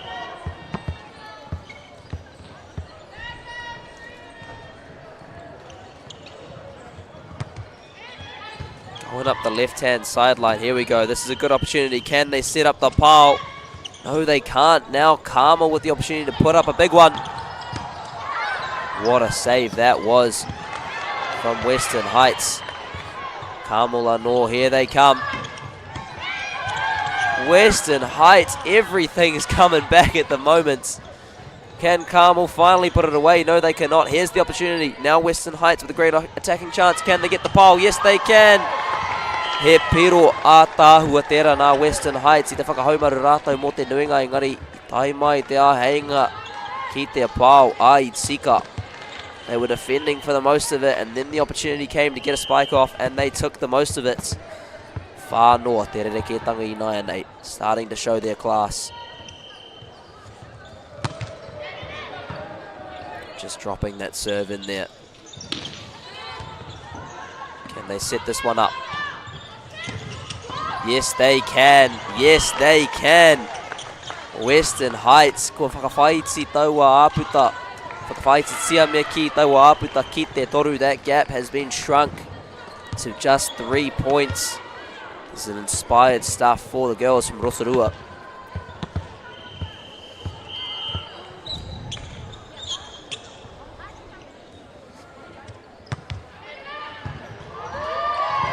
That one will also fly out the side. I Nāianei te kaumā whitu ki te kaumā rima. Now just 17 to 15. This is what the girls from Rotorua needed. Te kura tuarua o Kaitao Roto Hoka Hoka on a roll.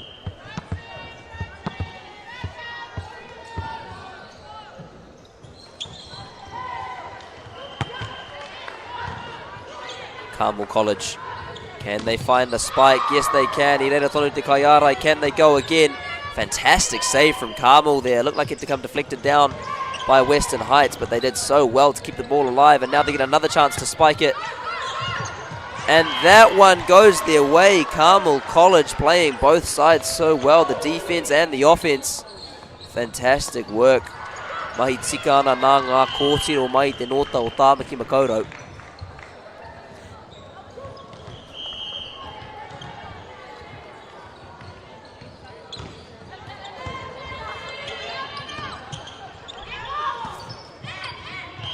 Perhaps a communication issue there for Western Heights. Carmel College starting to press that advantage. Once more up to a 4-point lead. Takoroha, 3-point lead.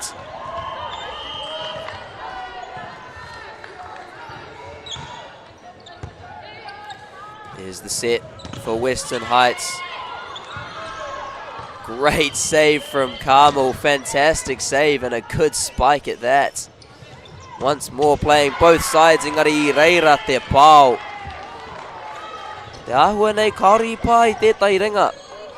Kaiwa Well says it didn't take a touch on the way through, so it goes the way of Carmel.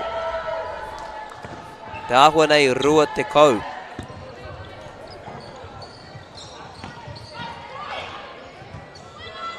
Now Carmel looking to get it back over. Western Heights with the set. No opportunity to spike it. It's going to come back over to Carmel. Ka haere. Ahua roa no rua te kau mā ono. 22-16 in favour of Carmel still.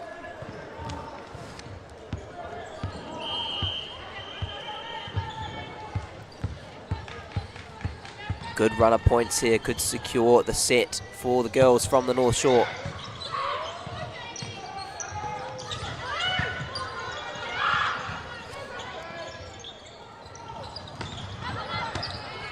Te keri, te tuku, te pau. Western Heights. Te kahoki o Carmel, engari rawetera. Te pau me te whakarite, the spike and the sets. Ina nei ke a rātau anō.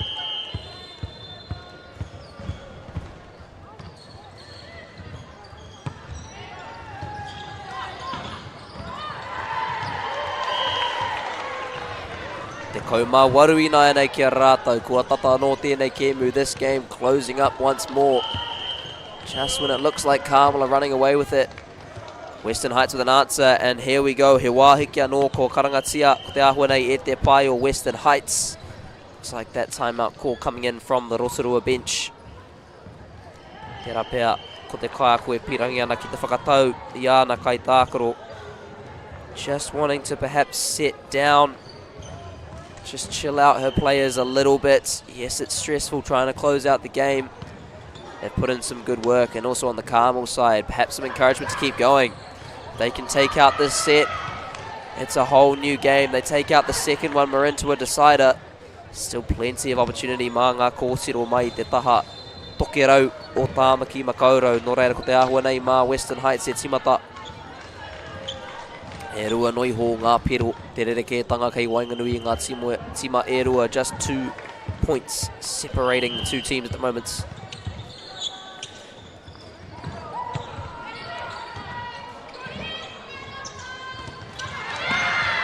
Me te pau hoki nā Carmel College.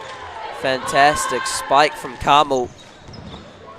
Ka aha rātau ki tēnei ahenga. What can they do with this opportunity?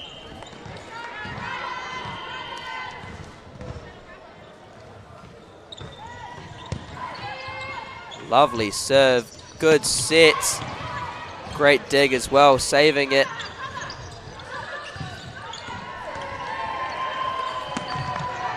Carmel, fantastic work keeping this ball alive. Mete Pau, good save once more from Western Heights. Both teams keeping the ball in the air, doing a fantastic job of it.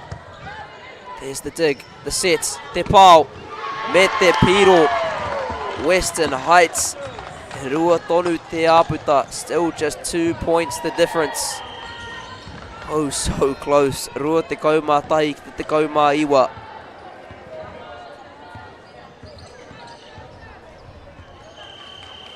Just feel Carmel might have the slight upper hand. Yes, on the scoreboard, engari kei te rongoa hau I te ngao.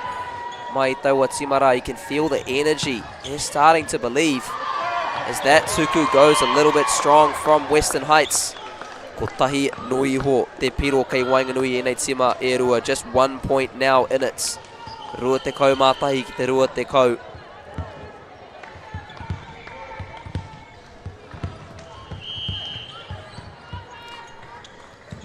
Ka timata noa Western Heights. Good dig from Carmel. Good set. And a bit tricky set up for the pole. Ended up just going for a deft little touch over the top. That's a fantastic little piece of play. Ngā Carmel let's see mata. Carmel will get us underway once more.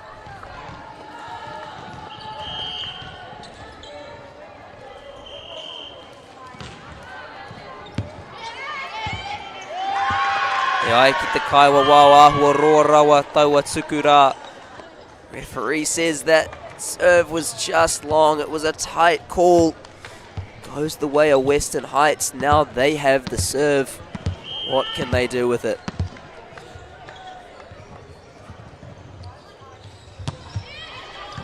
Send it deep. Set for Carmel. The spike. Rua te kaumārua ki te rua te kaumārua. We are locked up at 22 apiece. Kia toru ngā piro mo ia tima. Both teams needing 3 points. Here we go. It's going down to the wire. E te iwi. Can Western Heights make good on this service? No, they cannot. It goes into the nets. Inaiane Carmel College.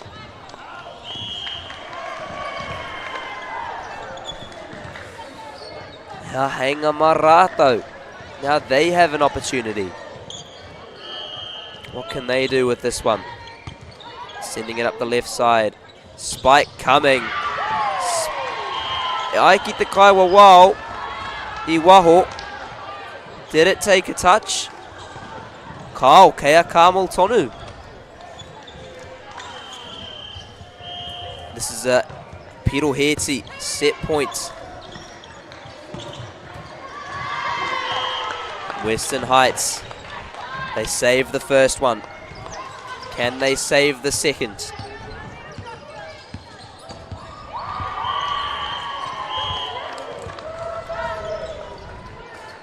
He wahiki kua karangatia e te kaiako.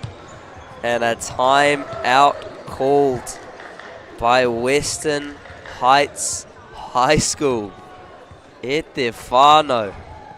Tēnei heti tua toru. Emotional roller coaster, couldn't even summarize it. It was all with Western Heights for the first 10 points. Then Carmel looked like they were running away with it. Western Heights came back, had the serve on 22 apiece, went into the nets. Inaine he piro heti kia Carmel College. A set point, a second set point. Mā ngā wahine ngā kōtiro. Mai te taha tokerau o tāmaki makaurau. Ka aha rātou. Ka aha Western Heights. Can they rise to the challenge? Great save from Carmel. And a good spike.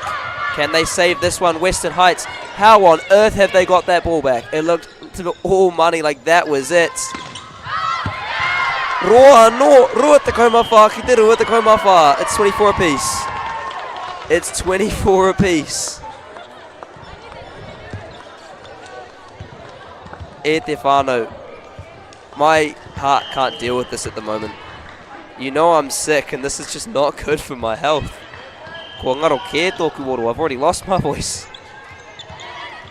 Here's an opportunity for Western Heights. Western Heights. Western Heights. He piro kemu. Ki te kura tuarua o kaitao roto hoka hoka. This is the match point for Western Heights High School. Can they do it? Can they find it? It goes over. Carmel putting it straight back. Looking to force the error. Western Heights get up. It's down. Western Heights have done it. Te kura tuarua o kaitao roto hoka hoka have won the game. Me mihi ka tika kia Carmel College.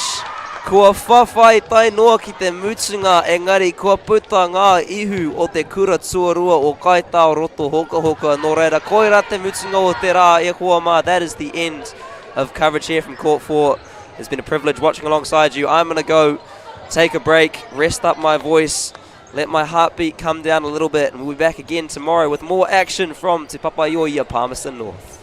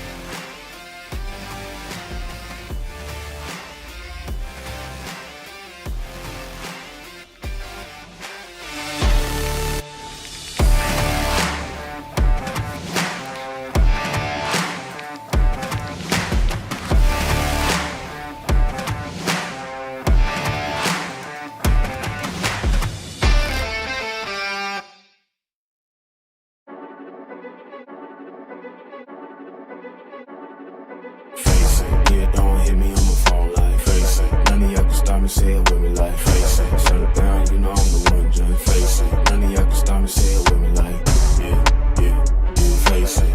Yeah, yeah, yeah, yeah, yeah, face it. Yeah, yeah, yeah. Hey, light stepping when I'm walking like I'm Billie Jean. Red jacket, it's a thriller when I'm on the scene. Paddock on my wrist, now I'm ahead of things. Ain't no time to slow it down, I'm on the better things. Bust it down, that's a watch, huh? Not a sound, you a knob, huh? When I touch down, it's a problem. And you know it's do or die, it ain't an option. Ay, 6 chains like I'm Kumo. I'm a heavyweight, got my pockets on sumo. Kick game judo, 6 rings, you know. Anything you know I'm heating up, boy, I'm too cold. Face it, yeah, don't hit me on the phone like face it. None of y'all can stop me, say it with me like face it. Shut it down, you know I'm the one, just face it. None of y'all can stop me, say it with me like, yeah, yeah, yeah, face it. Yeah, yeah, yeah, yeah, yeah, yeah, face it. Yeah, yeah, yeah. Hey, look, way too drippy, yeah, I make it look easy. Hands too sticky by the mall, yeah, believe me. Pull up to the julep, need a dog, don't tease me. Now they see me shining, dog, it could get dangerous. Need a ring on each finger. One for each friend, turn stranger. Cause once they see the money, they gon' change up. But I got 6 chains like I'm Kumo. I'm a heavyweight, got my pockets on sumo. Kick game judo, 6 rings, you know. Anything you know I'm heating up, boy, I'm too cold. Face it, yeah, don't hit me on the phone like face it. None of y'all can stop me, say it with me like face it. Shut it down, you know I'm the one, just face it. None of y'all can stop me, say it with me like, yeah, yeah, yeah, face it. Yeah, yeah, yeah, yeah, yeah, yeah, face it. Yeah, yeah, yeah, face it.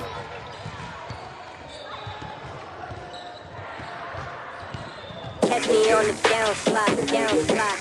I'll be leveling up in the wild, chillin' low. Yeah, foot on the gas, yeah, I'm on the way down. Move out the way, yeah, it's about to go down. Coming in hot, I ain't finna back down. Won't give it to me, I'll take that crown. Moving and shaking, I'm shaking the ground. Gotta stay ready, I'm ready right now. I bring the noise, they ain't making a sound. It's quiet for you, cause I'm living up now. Take the safety off it. Boom, take my advice and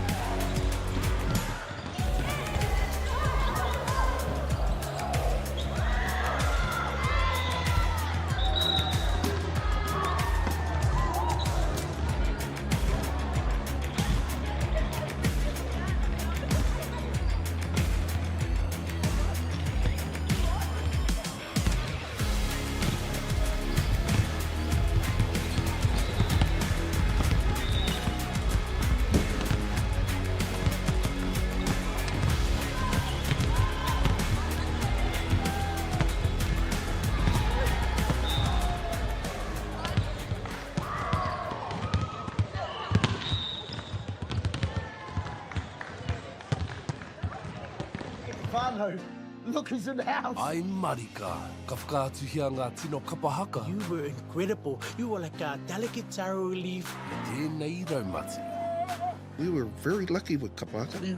With our kaiokos, with our parents and our aunties and nannies. We wanted to be able to share that.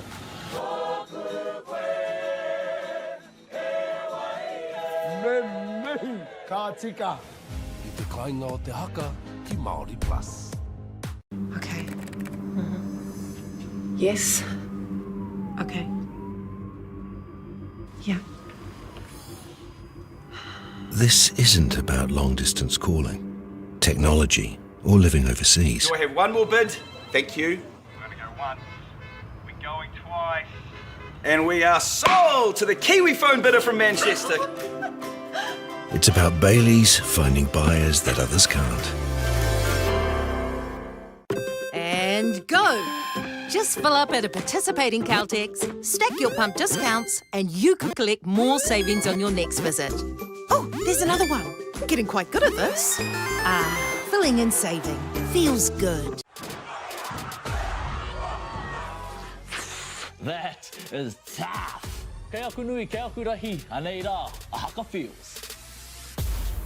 Let's just make sure that everyone knows who we are. Te whāinga matua, kia rangatira tutu, kia waganui tutu. Me, my brother's like, stop. I want to win. I want to win. Let's go! I know your haka feels, te mihi atu nei.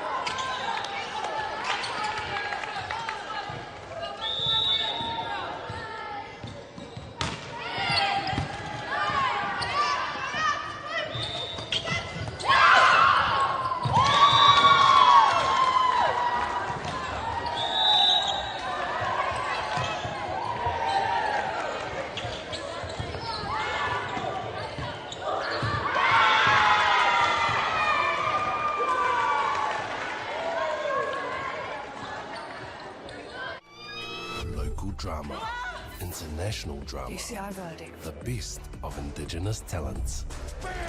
Drama queens. Just wake up, sis. And epic scenes. Fiction-laced. You shouldn't have done that. Or reality-based. Award-winning, riveting. If you go looking for drama, let it find you right here, this year. Ki Māori Plus me whakaata Māori.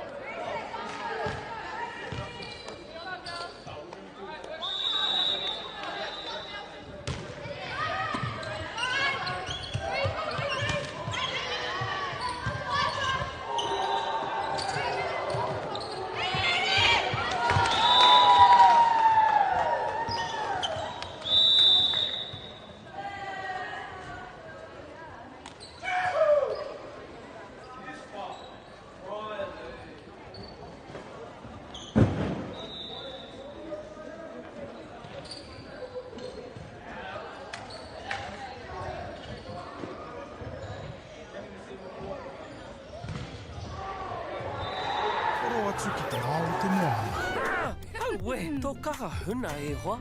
Ki te taha o enei hoa hou. Au e, kua hare katoa te Waikihia. Big Z's and Littles, ki Māori Plus me whakaata Māori. Te hui ngā te tinu me te mana, kaupapa ahuri. Whakapiripiri mai, whakatatatata mai rā. ASP Polyfest 2026, ki Māori Plus me whakaata Māori.